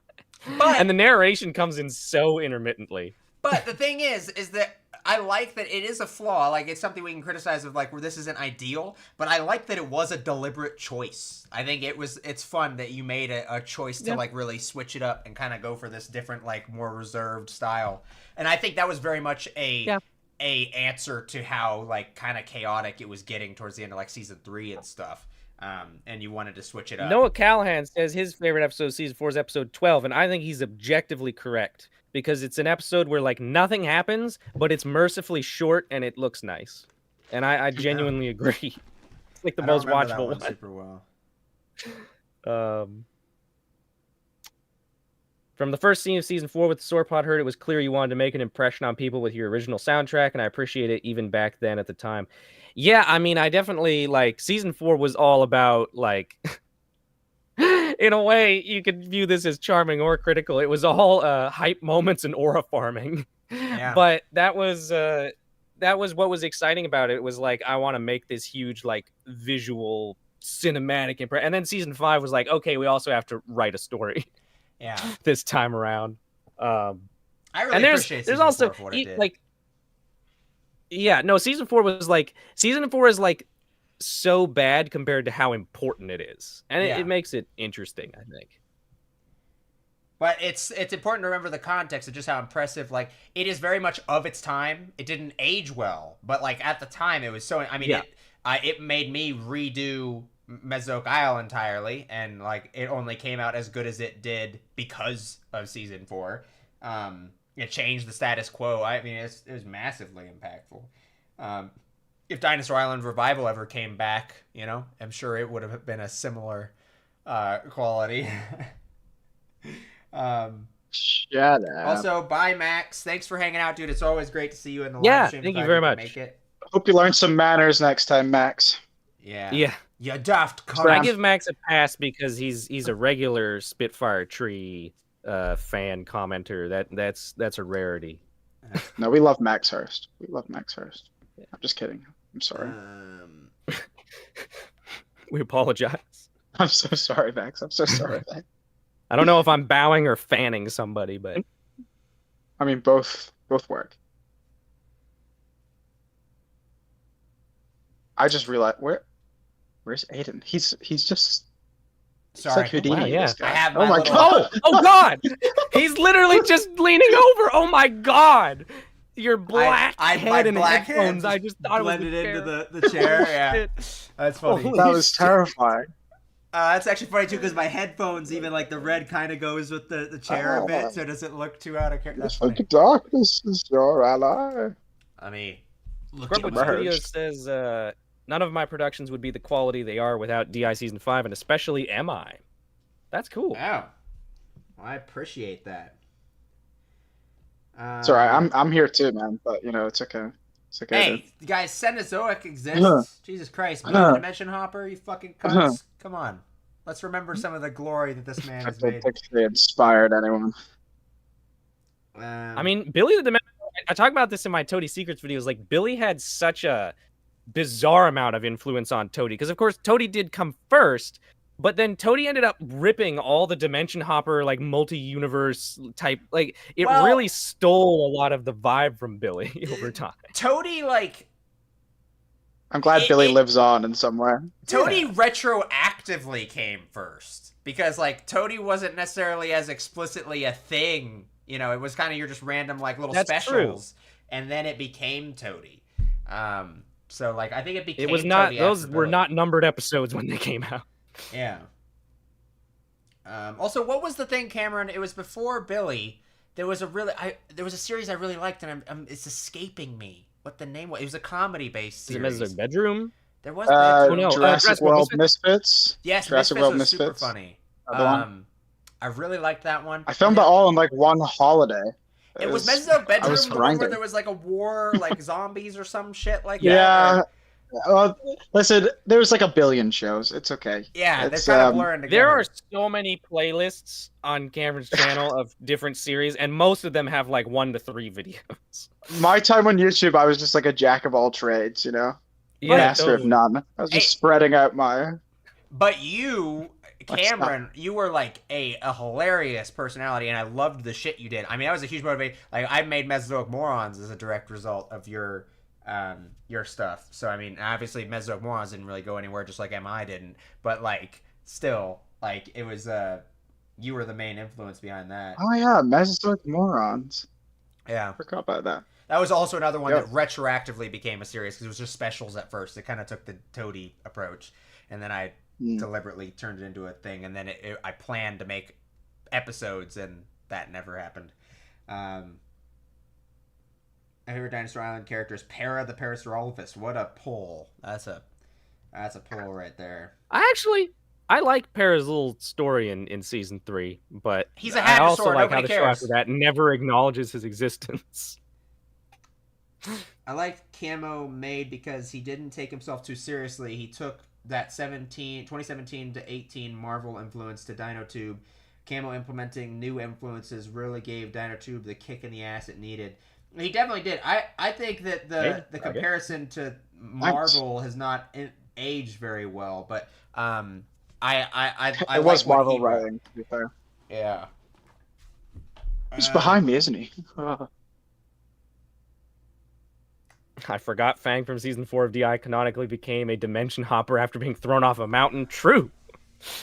Oh yeah, I forgot that. I loved getting you guys in on those episodes though. That was so fun. That was good. That was fun. That was good. Didn't I voice act in one of them? The twist. Yeah, you did. You were just Kiki. It was just a Godzilla figure. Yeah, I remember that now. Yeah. There was no sense behind it. It was just making up like bullshit characters. Yeah. And was it David the bad Eric guy? Was David was the bad guy, yeah. And there was this big reveal. The reveal was he was just spinal dystrophy. Weird. I'm gonna go use the bathroom and get some water, but I'll be back. I love that too because David at the time wasn't as like obviously kind of unhinged and funny. Like he was much more sheltered and kind of like sterile, like his impression on YouTube. But that was such a surprise for him to come out because like I knew who he was. He was a goofy person, and like you knew that too. But like like him showing off that way and like coming out as like, especially being the bad guy because he was such the good boy of DinoTube, you know. Yeah. He coming out as the bad guy was such a fun little twist. It's funny. Camo is the Taika Waititi. Yeah, Billy of was. DinoTube. Yes, but let's just say Thor Ragnarok Taika Waititi and not Thor Love and Thunder Taika Waititi. Billy was a fun show to make, and then it just I don't know, I just couldn't do it anymore. It was too much. I could never understand that. I always finish my series. That's the same with the show. Haven't you heard of Kiki Quest, Mesozoic Morons, Mesozoic Isle, The Strange Life of Godzilla, all these things? Right. Dinosaurus and Mesozoic Bedroom was more brutal than actual international politics. I had like genocides and shit in that show. It's kind of dark actually. If you go back and watch it, it was pretty rough. Some good old-fashioned, lighthearted family fun. Yeah, exactly. Camo's many unfinished series was his biggest strength. You're allowed to iterate and make new ideas. You can't teach storytelling. You just have to do it to get better. I get to it. Yeah, I just got bored of one thing and then just moved on to another. It's like I have ideas and I just started them all and never finished any. Watching it now, Better how to did start them, Bionicle then. made Never that tell him. Caudipteryx sound? I don't know, but as soon as he comes back, we can ask him. He's gonna do it, guys. Live on camera. Yeah.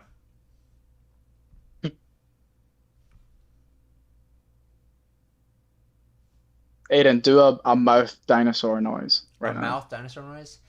Well, give me a species. Yeah. I want a T-Rex. Just give me a T-Rex. Box. Oh my god! Oh my god! I feel like I'm in the room with it. I'll go for a Caudipteryx.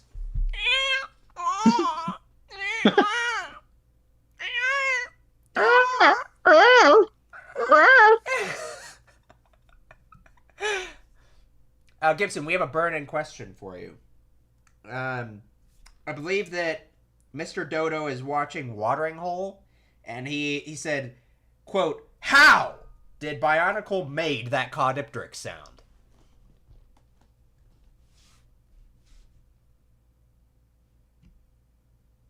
Whoa. Oh, can't hear you. Gibson's muted. I'm back. Yeah. Oh my gosh. First of all, I thought I did the episode is called Waterworks, you plebeians. But that doesn't matter. How did I make those Caudipteryx sounds? I think I'd have to go back and ask my past self. Now I'm curious how inhuman these Caudipteryx sounds are. I don't remember specifically. Shockingly, I don't remember every specific sound effect I made in season 1 off the top of my head. What? You're a fake fan, man. Yeah, I suppose. Turns out the other thing. Apparently, a mammoth wiped everybody out in Mesozoic bedroom. Yeah, he killed all the Chinosaurs. He did a genocide. It was quite bad. That's awesome, dude. I personally love fascism, as my shirt perfectly demonstrates. So, Kikizilla 101, famous fascist. Yeah. Actually, you just awakened a memory. I remember in Dino Nation, I was accused of being a fascist constantly by the people who were upset when I gave them a small I slap on the wrist punishments for genuinely saying some horrible things sometimes, or just being dickheads, and I would get on them and try to moderate the thing, and then I would just get strays like, "Oh, you're a fascist." I don't even think those kids understood what a fascist fucking was.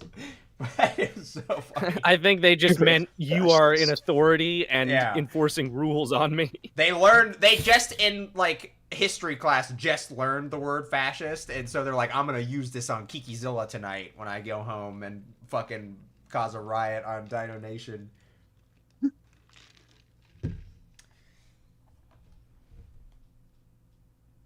I remembered it as Watering Hole. Well, why are you remembering it as Watering Hole if you said you're watching it? You wouldn't be able to see the title, actively saying Waterworks? What a liar, man. He can only watch and read. This story doesn't add up, my dude. No. Yeah. He's actually, what's happening is all from memory, and your Caudipteryx noise was so memorable. He's just like, I finally got the chance. I gotta ask him about it right now. He's not actually watching it at all. So you're telling me you're watching the episode right now and you don't even know the title? Something doesn't quite add up there. When I picture a fascist, what I think of is as far removed from Aiden as humanly possible. I appreciate that. But also, it would be interesting for a fascist to wear a Godzilla shirt called Destroy All Fascists. Very self-aware fascist. Yeah. Well, I want to be the only one. Right? I want to destroy all the other ones. I want to win. In a way, fascism. that's the most fascist thing you could believe. Yes, yeah, exactly. You kill everyone. Yeah. I mean, Hitler said he was a socialist. He kept telling everybody he was a socialist to try to win people over. God. I'm not a fascist. I'm a socialist. I want to kill all fascists. So I can be the uber fascist. The uber fascist. I saw Aiden at a rally for one of the mammoth from Mesozoic bedroom. Oh yeah. Yeah, Aiden, you've been captured. Yep. Oh, it's just a Socialism, black and kill white the photo. dinosaurs. Gibson, what Aiden, went through your mind 1943. for you to make the Baryonyx egg-laying scene in Oh, that just, like, sleeper agent awakened the most gnarly memories. Jesus Christ, why'd you have to remind me of that? What? I don't remember this. There's a scene... Oh, I have to describe it now. There's a scene where the female Baryonyx character is laying eggs. The eggs are rocks, first of all, which I love. They're just pebbles. And it's already kind of just an awkward close-up on just the figures, like where the cloaca would be with the rocks dropping out from behind it. And then at some point she starts like moaning in pain, and the narration is like, ooh, this egg's stuck trying to come out, and then like a bunch of blood comes out of her cloaca, and then the egg comes out. Oh my gosh, that is graphic. I know, it's nasty. I almost pictured Dinosaur Have you seen the thing where this is gonna sound weird if you haven't seen it, but it's like it looks like a chicken laying an egg, but it's a guy with an egg in his mouth. Yes. Oh god. I know what you're talking about. Yeah, I just imagine Gibson doing that in season 1 of Dinosaur. Yeah, just for the like he just has dinosaur figures and then just cuts to an intense close up of his own mouth, and he's trying to do like Walking with Dinosaurs level like fucking egg tube like. Oh my he's god. Like he's really salivating. He's got like a Jolly Rancher in his mouth so he can salivate as the egg comes out. Oh god, man, stop. Your production I'm quality sorry. was ass, Gibson. You should have been trying so much. You should have been using that mouth. That mouth should have been a part of I didn't realize that I had a fake special effect cloaca available to me right on my face. Ready to go. Ready to go. Right, and you could just say that, you know, it was, what was it, cryogen is why there was, like, any kind of fuzz on the cloaca of the Baryonyx. Oh, It had been crossbred with Smilodons, and so...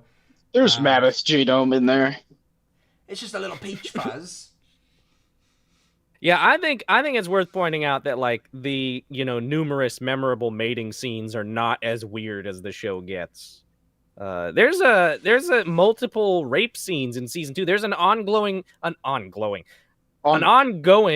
This is melting my brain. There is an ongoing rape plot in season 2 where one of the iguanodons is trying to take over the herd and keeps forcibly mating with the female iguanodon in the herd. It happens like at least twice. I love this too because it like you contextualize it now as an adult and it's like, oh yeah, this is just straight up a rape plot. We wrote a rape plot in our dinosaur show. But when you're a kid and you just watch like it was probably like the African savannah or some shit like that, and you're just watching like I'm sure it's because lions. it's not unrealistic. Like things like that happen in nature, but as a kid you're looking at it so innocently. It's just like this is what happened on Animal Planet today. This sounds like a great. And then as an adult, device. it's like, wow, that was a rape plot. A plot about a rapist raping. I think he wins in the end, if I remember correctly. Oh my god! Oh yeah. And Dinosaur Island rape wins. Put that on a fucking t-shirt and send it. There is a joke in a server I am in that Ian is a rapist. Is that the Iguanodon's name? Is that the one? I remembered it being the other one, but maybe that is... Hey, there's a very, very non-pointed question of what was wrong with you as a kid.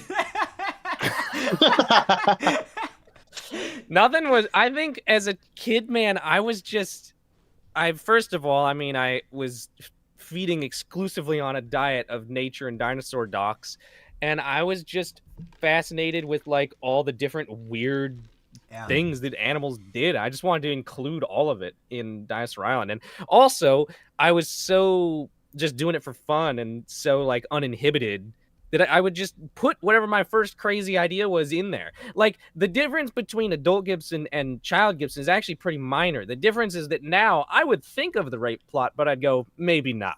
Yeah. Whereas back then, I just went, let's fucking go for it. So it's... let's get it. There was definitely some sex scenes in Mesozoic Isle episode 1 that got filmed, but I don't think anything rape-wise. But I know season 2, it wasn't a rape plot, but there was definitely going to be like a rape scene to an extent in season 2. And I knew what I was doing. I 100% knew what I was doing. And honestly, I'm not gonna lie. If I still made Mesozoic Isle, I'd probably still do it in season 2. But I knew what I was gonna do, so it wasn't like gonna be like half-assed or like uneducated. It wasn't gonna be just shock value. You're depicting a real thing that happened. It was intentional. There was a purpose to it, I imagine. Mr. Dodo says, I still think Cloudburst is probably the best Dinosaur Island episode, and I agree. Oh, yeah. It's probably the Dinosaur Island. I mean, it depends on what you mean by best. It's definitely the one I'm the proudest of. In terms of entertainment value, there's a couple season 1 and 2 episodes that are really fucking up there, too. As we were talking about, Ian, yeah. What a goated protagonist. We love that he made it out in the end. He got what he wanted. Oh, my gosh. People have lost their morals on Dinosaur Island. Where are the people? Are you referring to the dinosaurs, the animals, as people? Or are you just talking about the film Well, we don't know crew? what the film crew was doing that whole time, Aiden. Yeah, I bet... Oh my god. Yeah, Ian, get her! They started a... I just imagine them behind the camera fucking cheering him on. Oh my god, that's awful. The film production crew was led by a certain Jeffrey. Oh no. True. He's actually not dead. He's on Dinosaur Island. He's on Dinosaur Island. They haven't uncovered that part of the files yet, though. Dinosaur Island was the island, actually. There's a way we can get you out of prison, Jeffrey. We need somebody to film dinosaurs on an uncharted island. Can you imagine season 5, episode 8 comes out, and it's just like a hard reset? Like, it starts out with intro narration, where are we, yada, yada. And it's like, why are we restarting? It's like, in the, 5 years or 7, 6, 7, whatever, 7 years since the last episode, we've discovered many secrets about this mystical, magical land. And the greatest of which is that, in fact, Epstein Island and Dinosaur Island are one and the same. Oh, yeah. So, children, the genre of this show is about to take a dramatic twist, but believe me, it will be dramatic. The real reason Trump wants the Epstein files hidden is because he doesn't want people to know there's an island full of dinosaurs out there.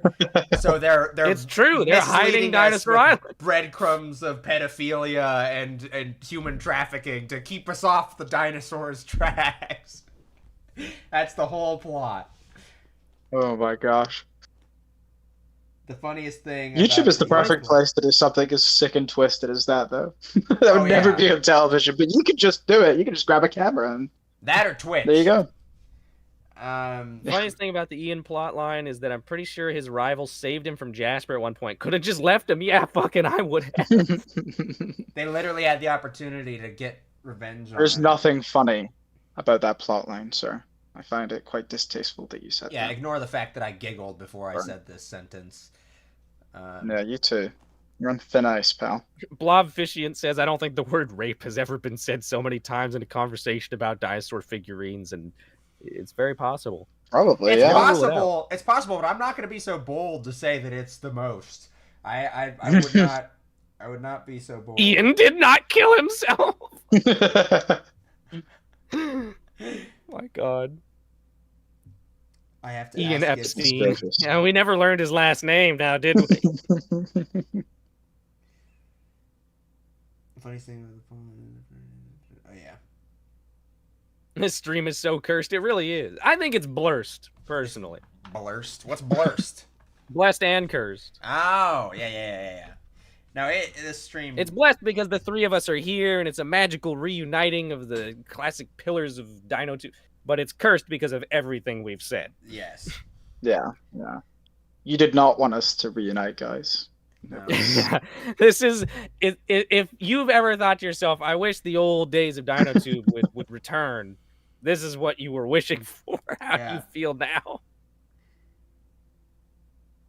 Actually, now looking at it, some of the most viewed DI episodes are about water. Yeah, That's true. Waterworks and Underwater Battle. Yeah, it's just that two of the most popular ones.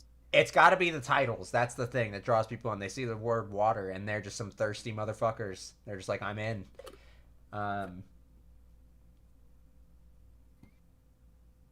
Did not. Hey, you did not want this stream. What is Max's back? Oh my God. What is he doing? And the monkey's paw curls. No, we just established Ian did not kill himself. The monkey's paw girl. Python, leave while there's still hope. No, we just established Ian did not kill himself. Yo, Gibson, you remember the massive baryonyx? I'm assuming you mean the old Papo one. I made the decision to have that baryonyx figure that is like this fucking big. Okay, it's this big, whatever. Yeah. To fight Nigel, who's supposed to be a T-Rex, who's a smaller figure. I mean, he's a mean baryonyx. He's a big dude. They need a T-Rex to take that shit out. You're underestimating over the millions of years of evolution. That could be possible, Gibson. Come on. At some point, there's only so many times these stupid shows where you can say, due to millions of years of evolution, this figure is inaccurate. Oh, man. There's a small part of Dino community that worships the baryonyx like a god now. I do feel like if you trained AI off of this live stream, it would either win over the entire world on AI or completely eradicate it in one fell swoop. The latter possibility might make it worth it. Yeah. Dance Round is an allegory for Dante's Inferno. Holy shit.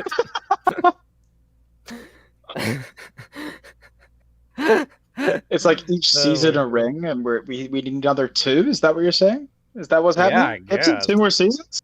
Oh god. Remember when Onyx the rings died and again? came back to life in season 1? I do believe we remember that. Ian is the sin of lust. Speaking of Fang is violence. I am going to go piss myself. I'll leave the stream to these guys for a second. Oh shit. I'm going. Apparently lustfully. It is lust. Who's greed? Jasper is greed.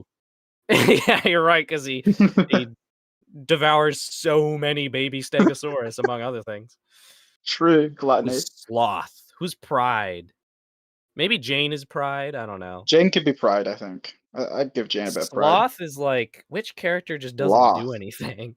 Stoneback. Yeah, maybe. It's got a slothy vibe too. Yeah, and Kylosaur. Darkclaw is pride. That's not bad, actually. Who's sloth? I think Red Seal supports the LGBTQ plus community because I don't trust him. No, I'm sure he's a swell guy. I'm sure Red Seal has zero problematic opinions. I recently figured out how big the massive baryonyx is. It's canonically 16 meters long and about 11 tons. At what scale? Like 1/40th or something? Jane has to be pressed. Sloth is Mike. Oh, Jane should be Vengeance or Wrath. That's a good point. Makes sense. Can't tell if my phone's charging.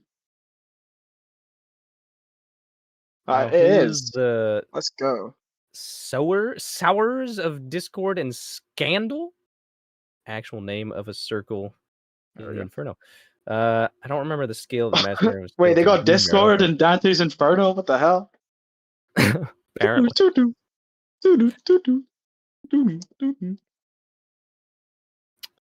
We were figuring out, Aiden, which Dinosaur Island characters were which of the 7 sins. So Jane is wrath. Jasper is greed. Darkclaw is pride. And we're still working out. And then Ian is lust, obviously. We're trying to think. You're thinking Stoneback? I don't think it fits, but just because based off I think that figure just has a sloth-like look to it in its eyes. Stoneback, the Carnegie, and Kylosaurus. He looks kind of high. I don't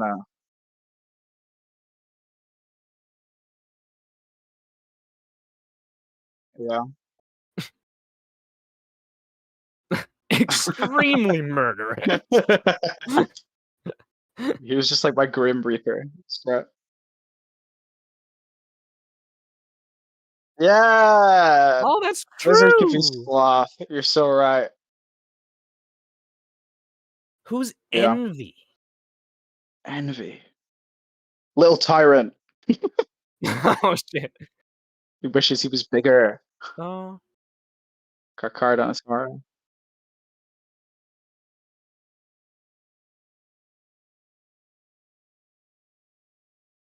This character is envy. Sorry. Oh, Yeah, there's listen, the they had Utah lots of Raptors where complex emotions, man. there is a one with the Utah Raptors when they're first introduced where Karen's narration, I think, literally does say like which character? Shadow hates Alan. Yeah, or something like that. So maybe Shadow Shadow is envy. fucking despises Alan. Oh yeah, I remember it. It's so they walk up to each other and like the narration is like Shadow hates Alan and knocks him down, and he just He just like slaps beats Alan him to and the ground. for no reason. Like nothing That's led my up to it in diva that right moment. there. My fucking diva. What about Bloodtooth? Who is he? Who is this man named Bloodtooth? Is he? Who you missed the whole show.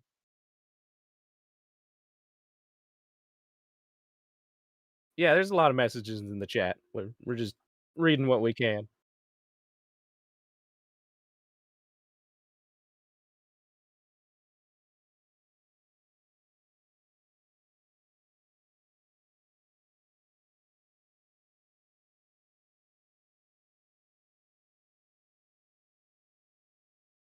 Yeah, let's not leak our location on stream, my dude. People are saying Aiden is muted. Yeah, I am. I am muted. Wow. Good God. Well, the important PSA got buried. Yeah.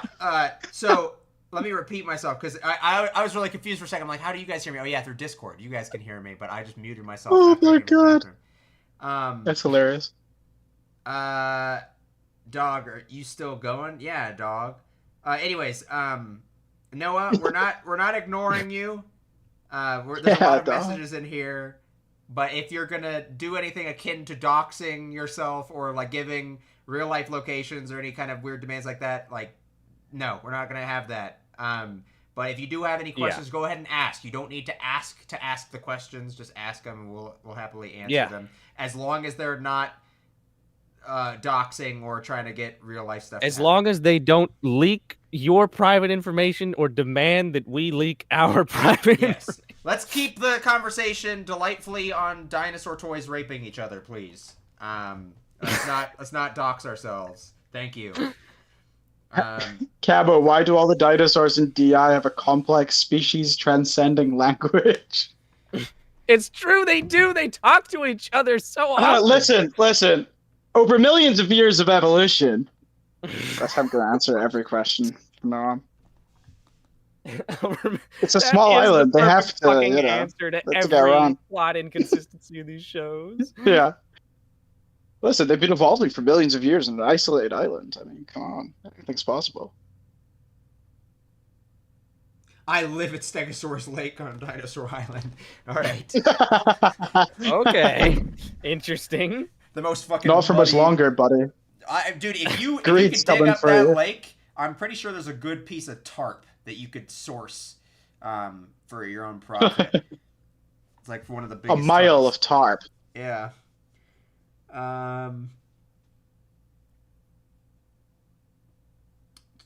Evolution takes over. Like chicken.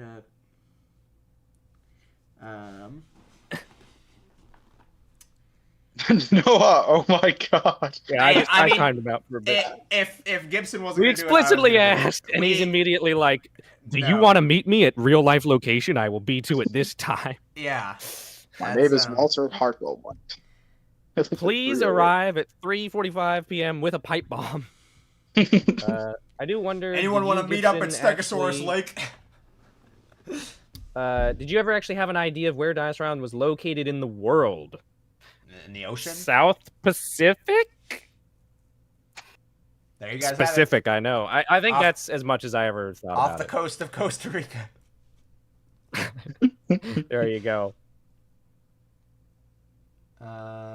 Also, Max Who is is just like Bloodtooth in the straight Inferno? up just come straight back. Like he said he was gone, but he's just like he's back now.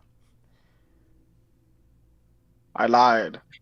Is it come with me if you want to live? How is DI season 6 gonna end? That's the question you asked, but I'm gonna answer a different. Start? Nice question. that's I'm another gonna answer question. a different one that I just came up with in my Well, head. I was gonna say it naturally feeds into a bigger question that I've been asking myself for a while, which is like, how much do I want to reveal about DI that's never going to happen? Because it like feels sort of illegal, even though there's not Feels really illegal. any like I'm never I gonna love make that that's it, so the I'm not first really spoiling thing. anything. Ladies and gentlemen, that's the first mention of anything being illegal in this live stream where we've talked about dinosaur toys raping each other. As him releasing information about Dinosaur Island Season 6 that might never come out. That's the first time the word illegal has ever been said, I believe, in this stream. It's true. Yeah, I don't know. I think for now I'm just gonna stay silent on it just in case, because I don't want to like do it on a whim. But I would potentially be interested in doing a video at some point, and I've thought about this for ages. That's like talks about the ending of season 5 and like ideas for season 6, kind of like what Eric did for Yakana Island, where he talked about like this is how it was going to end. Because I do think that could be interesting. But if I do that, that really, not that there's any likelihood that it will happen, but like there is like a strangely scary factor to like really committing to like, well, I guess I'm never making it then if I'm just spoiling it. But yeah, I don't know. I don't know why it feels like such a big deal. So in a weird roundabout way, he's saying there's hope.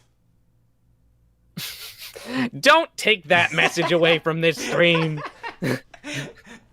There's still hope, people. It's a new hope for Dinosaur Island Season 6. Oh, God. That was going to be the name of the next episode. No. I don't know. Yeah, I said the thing I thought I had to do was not as soon as I thought, so I guess I'm still hanging about. Hell yeah.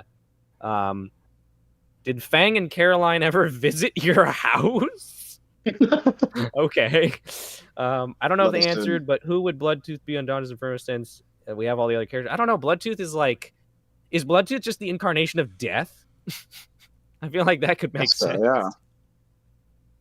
Or rebirth. I lost hope for DI when Busy Breaking Blocks came out. Hey, that was written in 2021, so that's how long the hope has been at that level. Yeah. To be fair. Also, I think that I do have another Nosbig Eddic thing coming out soon. Actually, I need to post that. I think Bloodtooth and Jane are like it's the birth or death and rebirth of Wrath.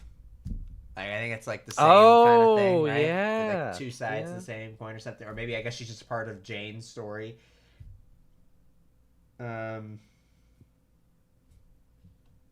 Why did you have a long, painful birthing scene in DS? We talked about this earlier. We can't go back to the close. Is it about the Baryonyx again? People want to know. Yeah, we talked about unless there's another painful birth scene. The fact two unrelated people have brought that up in the stream is kind of interesting. Finally, now I shall rest. So, you want season 5? Fuck you. How much would you have to be paid to do DI again? Probably not. If someone offered you like a lump sum of cash, would that motivate you at all? So it depends on what we mean answer by this carefully DI again. because someone might be interested in paying you. So always go up from what you're actually willing to accept. That's true. God, there really is a low but not zero chance. I think it depends on what we mean by doing DI again. If it's like you are doing the show again, you're doing multiple seasons, you're carrying it on, then like I don't fucking know what the number would be, like ridiculous amount for what it is really. If it's just finishing those last 2 season 5 episodes, like I don't know, like I'd take like I'm trying to think like because there would be a budget, I'd have to re-buy some figures because I don't have all the characters anymore. It would be a pain in the ass. So like it's gotta like pay for the budget and still have like plenty left over. I'm thinking like $5,000 an episode, and I think that would definitely motivate me. Good. All right, you heard it here first, folks. $10,000 and you can finish season 5. Max literally says, if I gave you 10,000, would you make 2 more episodes of DI? Honestly, damn. Oh, wow, yeah. he fucking nailed it. That's a great deal for me. All right, let's set up I'm gonna make money off the video. Oh, good God. I've actually. I'm just saying, if it actually happened, plot twist of the fucking century, bro. Yeah, that'd be fucking ridiculous. Is Nigel gay or is Nigel asexual? I guess because he never has a mate or starts a pack. Maybe one of those. Let's not assume Nigel's sexuality. How about that? It's private. Yeah, I mean, you'd have to ask Nigel. I have a Nigerian prince to wire you to the money. Oh my God. I unironically... so 2 acres of farmland in Uzbekistan in exchange for finishing TI. No, but that's a unique offer. I'll give you that. That is a very unique offer. Come on, 1, 2, 3, 4, 5, Moist Yam Drive, Oregon, and what? Would you do it for a grilled cheese? Someone asks. A crisp grilled I mean, cheese. I think I can get a grilled cheese on my own. A grilled cheese where one of the fillings is $10,000 in cash. Yeah, there I go. And it isn't too covered in cheese. Honestly, if it's $10,000 in cash. Groomed by the carnies, or did he just have a baby? What? He groomed. Oh, he does get with that, like... No, he does get with that big, like, the Carnegie Spinosaurus. Like, he's just a little guy, you know? Like, what's going on? Am I misremembering? Yeah. I swear there's a bit where he's, like, still the old one, the red one. And then there's this huge female one. There's this... Oh, you're right! That's what he's talking about! Oh my God! No, he didn't get groomed, he just got a MILF. Jesus Was Christ, he underage? I don't think he was under... I think he was supposed to be, like, sub-adult to young adult, like, having reached... sexual maturity, but not super big. Which, okay, in human terms, what happened was horrible. But in dinosaur terms, I think it was we're just uncovering the many crimes. I'll trade you 100 European eels, as they did in medieval times, for another. That is not quite as good as the Uzbekistani farmland, but I appreciate it.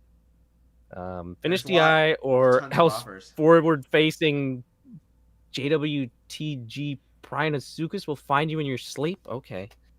20,000 Schleich-Moros for 2 episodes of DI. I don't think that works. I think well, the deal that I offered is the only deal I'm taking.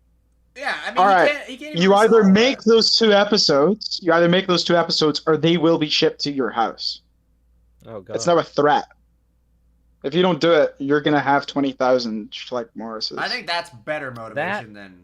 That is better motivation. It's still not gonna get it done. They spawn in your room right now, crushed to death by Schleich. Dude, if you send him that many Papapolacanthuses, then he'll just have to make a different series entirely. Not Dinosaur Island. He'll just have to do a whole thing. And it'll be about my sanity. Yeah. Let's move from cash offers to threats. I'll give you a firm handshake to finish the series. That's a really good one. That's a good one. Finish DI or you'll be reincarnated on Dinosaur Island. I got the Buddha on speed dial, compadre. Not only are you reincarnated there, Ian is behind you. Unironically. Oh God. Unironically, though, this whole funding conversation, literally, what I was thinking about, because I've talked about this in the last stream, that there was a might to doing episode 3 of Mesozoic Isle. If I did that, I was gonna set up my Patreon again and and have that as further encouragement, because especially since it would take time away from me, if I could make any kind of money off of it, like to encourage my time towards the series, that would probably be something that I would genuinely chase. Is like opening up a Patreon again to fund editing the rest of the show. That's still something I don't know if that's going to happen. Make DICs at 20,000 Papapolacanthus appear in your room. Each episode you make, 1 Polacanthus disappears. Oh my fucking God. Oh, the progress would be so minuscule. Yeah, by the time he gets rid of each Polacanthus, I could find another one to just ship to him. Oh God. What do you think the production run is in those things? How many do you think exist? That's a good question, actually. That is a question. Probably not that much more than 20,000, to be honest. It's probably maybe 100,000. You know? Well, that's probably a lot too. I don't know if they sell that many. Yeah, I don't know. It seems a lot. I always wonder how many figures exist, you know? Yeah, it's something I don't think about often, but it's interesting. And none of these companies really are that explicit about their stocks. I think the most obvious one is actually Creative Beast Studio. Sometimes they talk about like however many of certain figures they'd have in stock, or they'd make a certain amount because of pre-orders and stuff. But those are usually like 1,000, a figure, like on the higher end. Yeah. Interesting.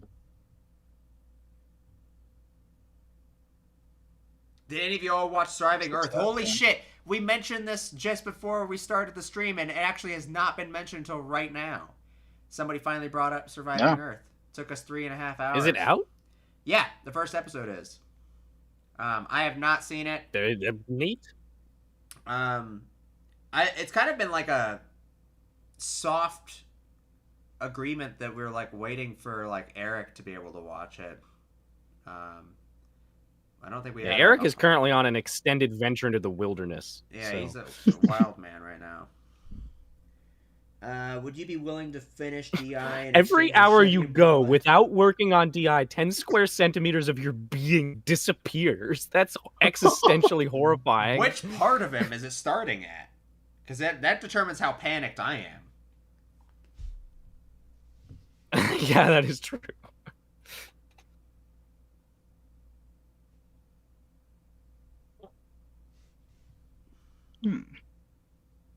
I've already watched it. It's amazing. It's good, but you should see it for yourself. People be giving it a positive review. I'm expecting it to be good. Interesting. Oh, Eric is currently on Dinosaur. Yeah, Eric is actually shooting the last 2 episodes of season 5. Yeah. I paid him $10,000 to do it. Gibson's wiring these offers to him and motivating him on the field. How does a property in Afghanistan, or whatever that was, an acre of farmland in Uzbekistan. Oh, Uzbekistan, yeah.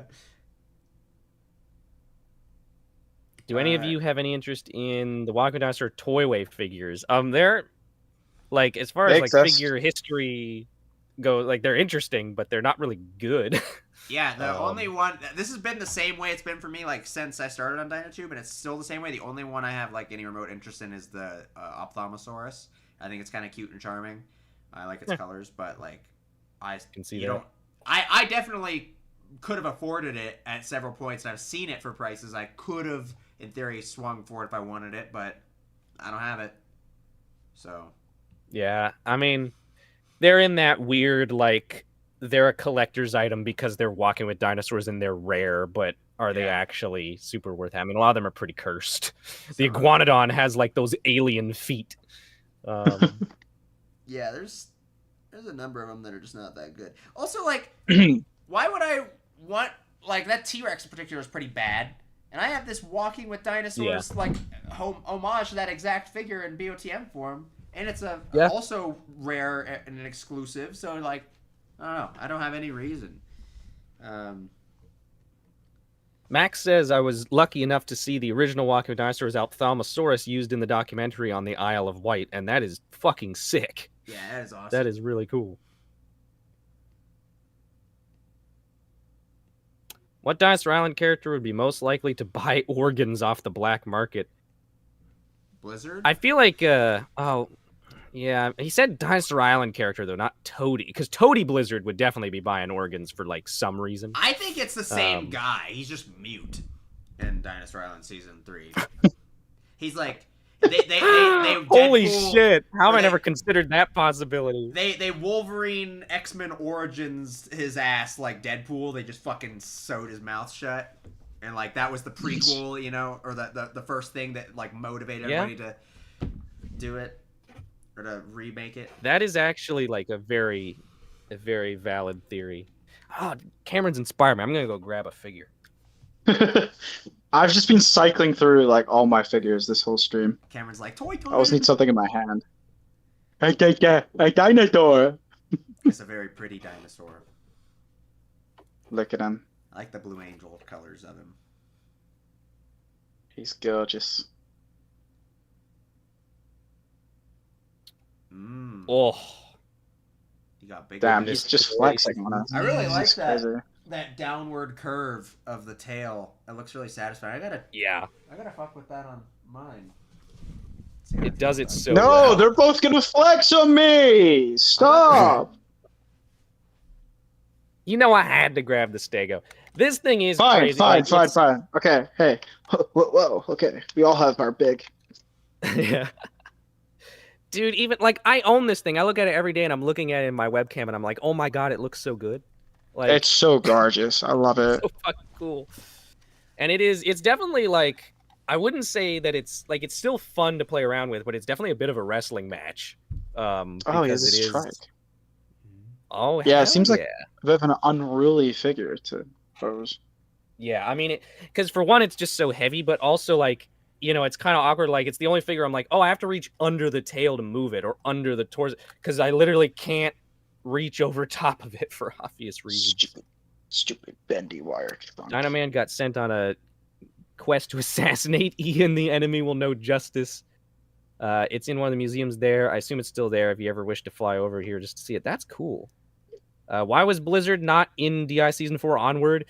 Blizzard was just one of many DI characters who just kind of slipped through the cracks of like, I only want to focus on a certain number of characters this season. I want to add all these new ones. I'm not feeling inspired. Like, dude, there are few things more random and more subject to just my whims at the time than which DI characters got to be in which season. It really was just vibes based. I've got my Gorgo and my Electro next to each other on the shelf right now, which makes a nice contrast. These two would look good together. Random idea that's probably terrible. Have any of you considered doing a stream reacting to a bunch of modern Dinotube shows? I wouldn't even know what to search to find them. Did Blizzard ever money launder? And if so, when in the grand timeline did this happen? Oh, I think it's been ongoing the whole time. Ever money launder? Did he ever stop? Is the real question. Yeah, exactly. Oh, they've taken me owns. I love this look for the mammoth. Hell yeah, just beaten. Both his horns just bashed in. His tusks, sorry. I believe I said horns. Fucking idiot. I was hoping my nails would match the plates a little better, but it's not quite the right shade. It's more Gargo blue. Oh, man, this thing or is Taro, so fucking good. Okay, I'm gonna stop just looking at and simping for a figure I own. I promise. Those broken tusks are cool. Did Blizzard call Saul? Blizzard definitely knows Saul Goodman and has worked with him before, I think. Blizzard would represent himself in court. That is true, though, as well, isn't it? Yeah, he would have seen a single video that told him he could represent himself in court and then just wing it. Oh man, I really like those tusks, the big swoopy ones. Yeah, the male ones, they're so cool. I usually keep the female ones on though. I don't know why. I've kind of grown to enjoy them more. Yeah, that stag is awesome. I love the stag.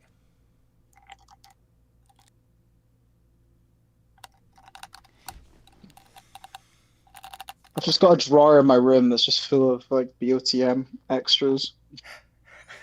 Oh yeah, dude, I can literally like a billion feet. Show.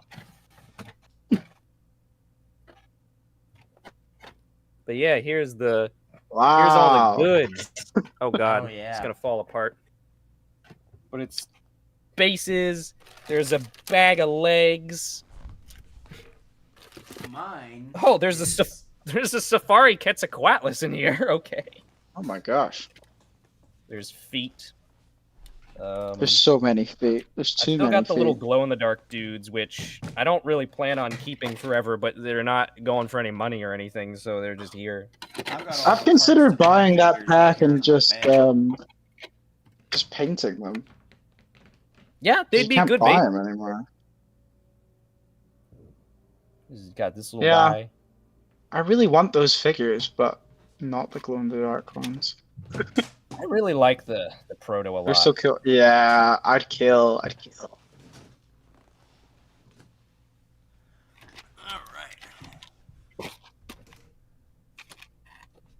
Can't go wrong with a Pro. I mean, because it's like a quadruped, it's pretty ideal for being small. You don't need like weird alternate legs.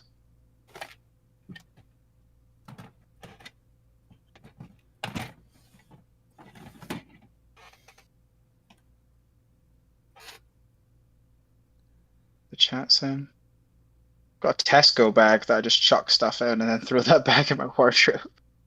Most British comment I've ever seen. I feel seen. Was Blizzard insecure about his bisexuality when Easter came out? Yeah, maybe that's why he did all that. Is he canonically bisexual?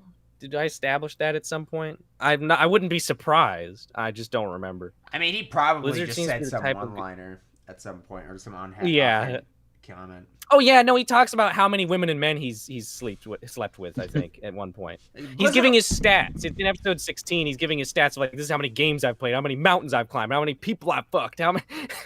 I think he's like eating all the flavors of Pringles or something. Blizzard in the least homophobic way. I have a couple gay friends, and I've learned through them how real of a phenomenon this is. But I think that Blizzard would be one of the kind of guys that would have sex with men and still claim he's not gay. But not in the least homophobic way he can. Like, not like he just like is somehow delusional. He just like, I'm not gay, man. Yeah, no, okay, yeah, I can kind of see that. Like, Blizzard seems to be the type of guy to touch an outlet with a fork because of the thrill. Yeah, sure. Blizzard writes in himself on ballots. Now that's fucking canon. But yeah, no, I can imagine that. I can imagine that. I mean, he's totally that dude from that fucking... What's even the quote from? The whole, like, I have relationships with women and sex with men. Yeah. I got news for you, brother. That means you're gay. Oh, my God. Well, someone asked which political party Blizzard would align with, but I think that's answered by Dino Sawyer's comment about him writing himself in on voting ballots. Yeah. There's no way he would ever vote for someone else to be in charge of anything if he could just write his own name in. He's just platonically fucking dudes is all nothing to see. Exactly.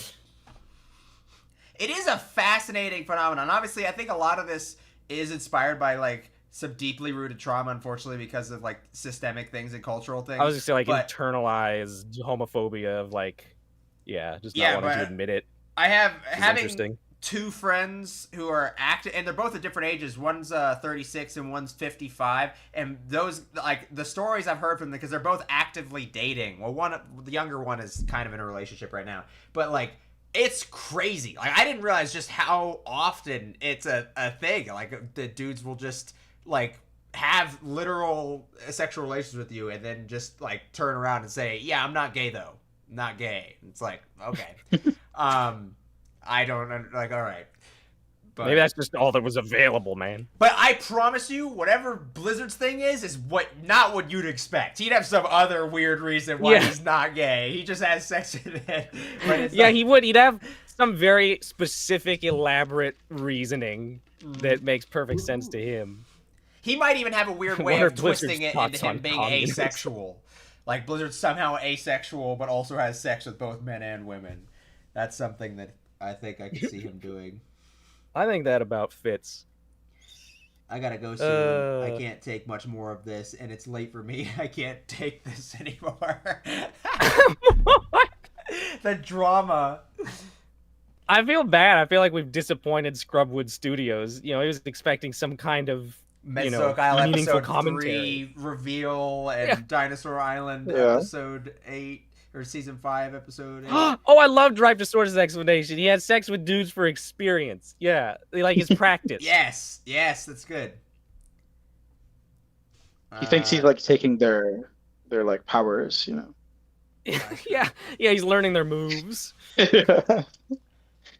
Is Blizzard a gold digger? I don't know. I don't know what Blizzard's relationship with money is. I feel like he's the type of dude to just say that he's a millionaire when he's actually homeless. Yeah.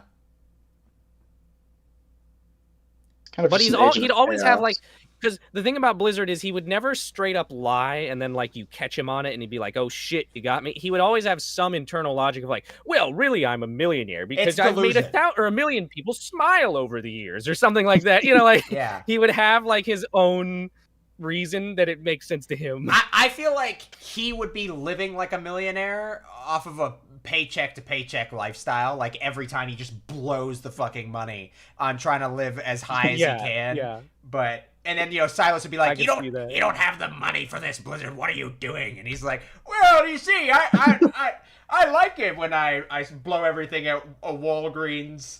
Fucking what do you call those? Heaven forbid a man live on the edge. The checkout, like he's not even the main body of Walgreens. He's in the little part where you're in the checkout and they just have all the candy bars sitting right there, and he's just like blowing everything on the ones that immediately in front of him.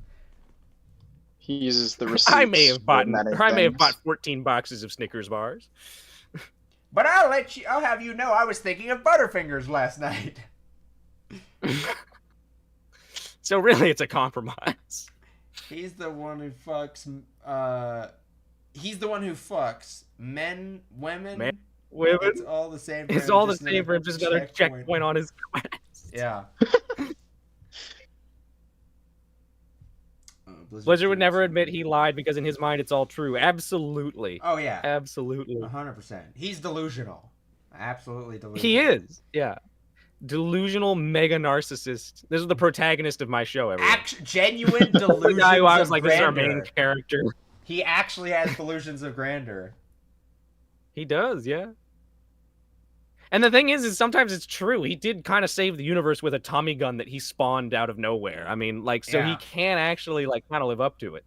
But I feel like he's always deluding himself on how great he is on other things, and he's not always focusing on the things that are actually impressive. Yeah. Blizzard because that's the thing is like he saved the universe, but he'd be more likely to brag about like, oh, I bench pressed 2 like homeless men at the gym today or something. I don't know. Yeah. The 2 homeless men with Planet Fitness memberships that were trying to use the restroom. Blizzard just benches them. Blizzard, I already read that. I'm gonna draw Blizzard pregnant. Okay, that's going to be the closest thing to BionicleSaurus fetish art to ever exist. Well, at least that I know about. I will haunt you. Okay. It's scary. I think he's trying to threaten you with the pregnant Blizzard drawing, but I don't think he understands how much you'd enjoy that. I'll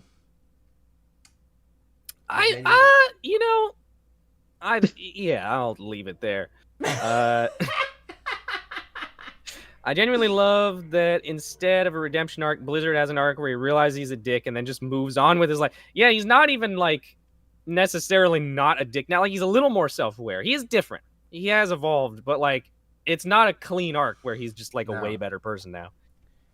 Blizzard does push-ups and claims to be bench pressing the earth. Yeah. Dude, I'm sorry, but this what's going on right now in the stream just reminds me so much of something that would have happened in like 2018 where the chat is just like giving goofy fun suggestions for like one of our stories or whatever and we're just riffing on it. This is actually wonderful. Oh my god, we're so back. We're so finally, back. After that weird meandering river that's been this stream, we finally got to the old-fashioned Dinotube antics at the There you go. You're welcome, everyone. Silas is the only good Yowie that exists in this world. Okay. I'm glad someone enjoys it for what it is. Bionicle, what's your favorite Toady episodes / which was the most fun to make? So, I mean, a lot of this I talk about in the Toady Secrets videos. Most fun to make is the easy answer. That's episode 13, Calamity, which is like, for how long and kind of ambitious of a video it is, I think I made it in like 2 days. I made it over a weekend. Yeah. And that's like the fastest I've ever put something like that together that I was that proud of. Because it was just the sheer excitement of like, oh my God, we're out of the grass field arc finally. And I've got Pillywig and all these weird new characters to introduce. And it was just really, really fun. As far as favorite goes, like that is one of my favorite episodes. Obviously also Entropy has to be up there. I'm really proud of Bananas. Episode 16, I think, is pretty good. Yeah, those are probably I feel like my favorite one. Blizzard would go to the gym to practice absorbing CO2 and turning it into oxygen to help the planet. That would be his whole scheme to be an environmentalist. There you go. Batar Productions. Now get back to Baryonyx egg laying. We've had our fun. Oh my god. You're right. We have to stay on topic around here. All right. Blizzard claims he takes it seriously. Yeah, okay. You're gonna draw Blizzard pregnant now? We have an opportunity to end on exactly like 4 hours here. So, and I was supposed to go to the mall with my sister today because I need to get some new shoes, and there's a new mall we haven't checked out yet, so we're gonna go out and do that.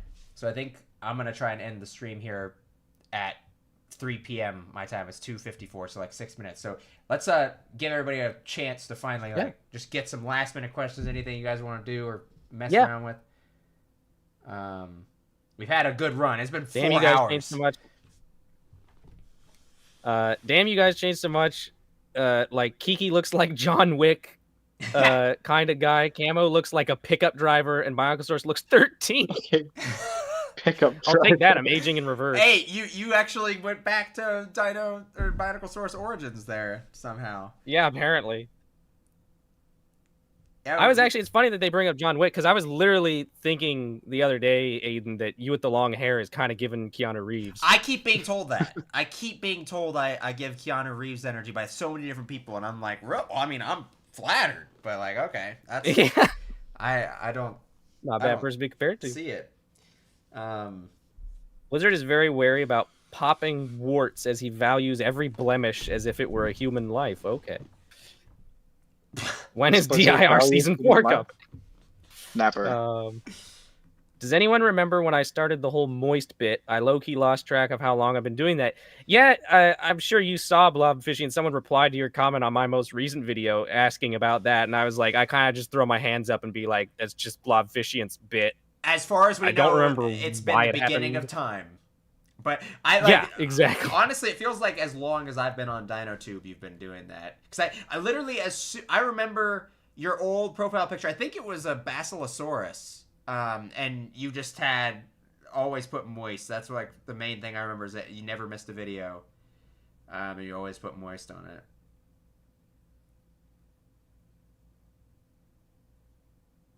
Oh, Mr. Dodo is clarifying something from way earlier. Why is he lying still? We know he was watching it. He wasn't paying attention. Yeah, why are you lying to us, motherfucker? People in chat. Can't trust Max anyone. says it's honestly surreal seeing Blobfishian not say anything other than that one word.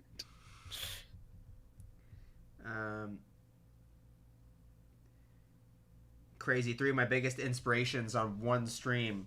Well, we appreciate you being here. I hope that all of our topics were exactly as you expected. I'm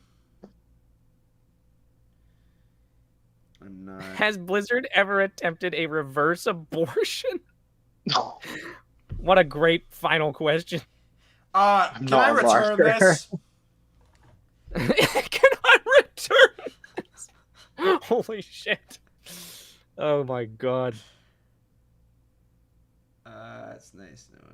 I'm not a LARPer. I'm sorry, Mr. Dodo. I took it too far. I know you're not a LARPer. I'm sorry. Yeah, this stream we've really insulted some poor people for really nothing important. Sir David is missing, and Sir Eric. You know, this has been really fun though. You guys have all been a blast. It's nice to like see. I'm sure a lot of you guys like us were quite like either young adults or like young teenagers when we were back really big on DinoTube. But it's been kind of fun just having a more adult kind of grown up. Like it feels like we all kind of grew up and just started being fun, taking the piss out of each other. You guys have been a really fun crowd. This has been a fun stream. For sure. This was great. Yeah. I think it perfectly bookended by someone saying that, asking if Blizzard has ever attempted a reverse abortion. Yeah. Oh my god. No hard feelings, Camo. It's all fun after all, right? I'm kind of terrified, Mr. Yeah. Oh my god. Oh my god. You scared me. Oh well, we're wrapping up the stream here, guys. But thank you guys for all tuning in. This was a blast. I love having you guys all being really active in the chat and joining in. And it's That's our says we're the reason he's studying paleontology, which is fucking crazy and awesome. Wow. That's wild. That's nuts. Cool. I'm really happy that we could have kind of any influence on that. He's taken this farther than any of us have. Yeah. you just like we had like somehow planted a seed like that in you, and you just took it and were like, all right, I'm gonna be a big boy, and then left us all to play like children. Yeah. That's cool. Yeah, thank you for everyone who came by. This was like only planned like a little earlier this week, and it was kind of unexpected. So I'm glad that like the chat was pretty busy. Like a lot of people freaking showed up for this. I think our peak was like 21 or 22 people, something like that. At least that it's not bad. Do you know how dead this community is? That's like half of it. And like I haven't been uploading in fucking so long, so it's really cool to see you guys all pop up. Well, cool. We'll probably. I mean, I'm definitely gonna be streaming again soon. We'll probably get these guys on again at some point, whether or not it's the next one. I vaguely intend to stream myself on my channel too, but like no, like I keep saying that and thinking that. So he's you know me and plans. Yeah. But maybe. DinoTube ain't dead yet. Niche reference. Yeah, it's got to be. I have no fuck. I thought that was just a very. I guess there's something under the surface there that I don't. There's subtext. Unless you're gaslighting we're not qualified for into thinking that there's more to that than there is. But all right. Well, thank you guys. You guys say goodbye to your Camosaurus and BionicleSaurus and your Kiki Zilla 101. And all right, see you guys later.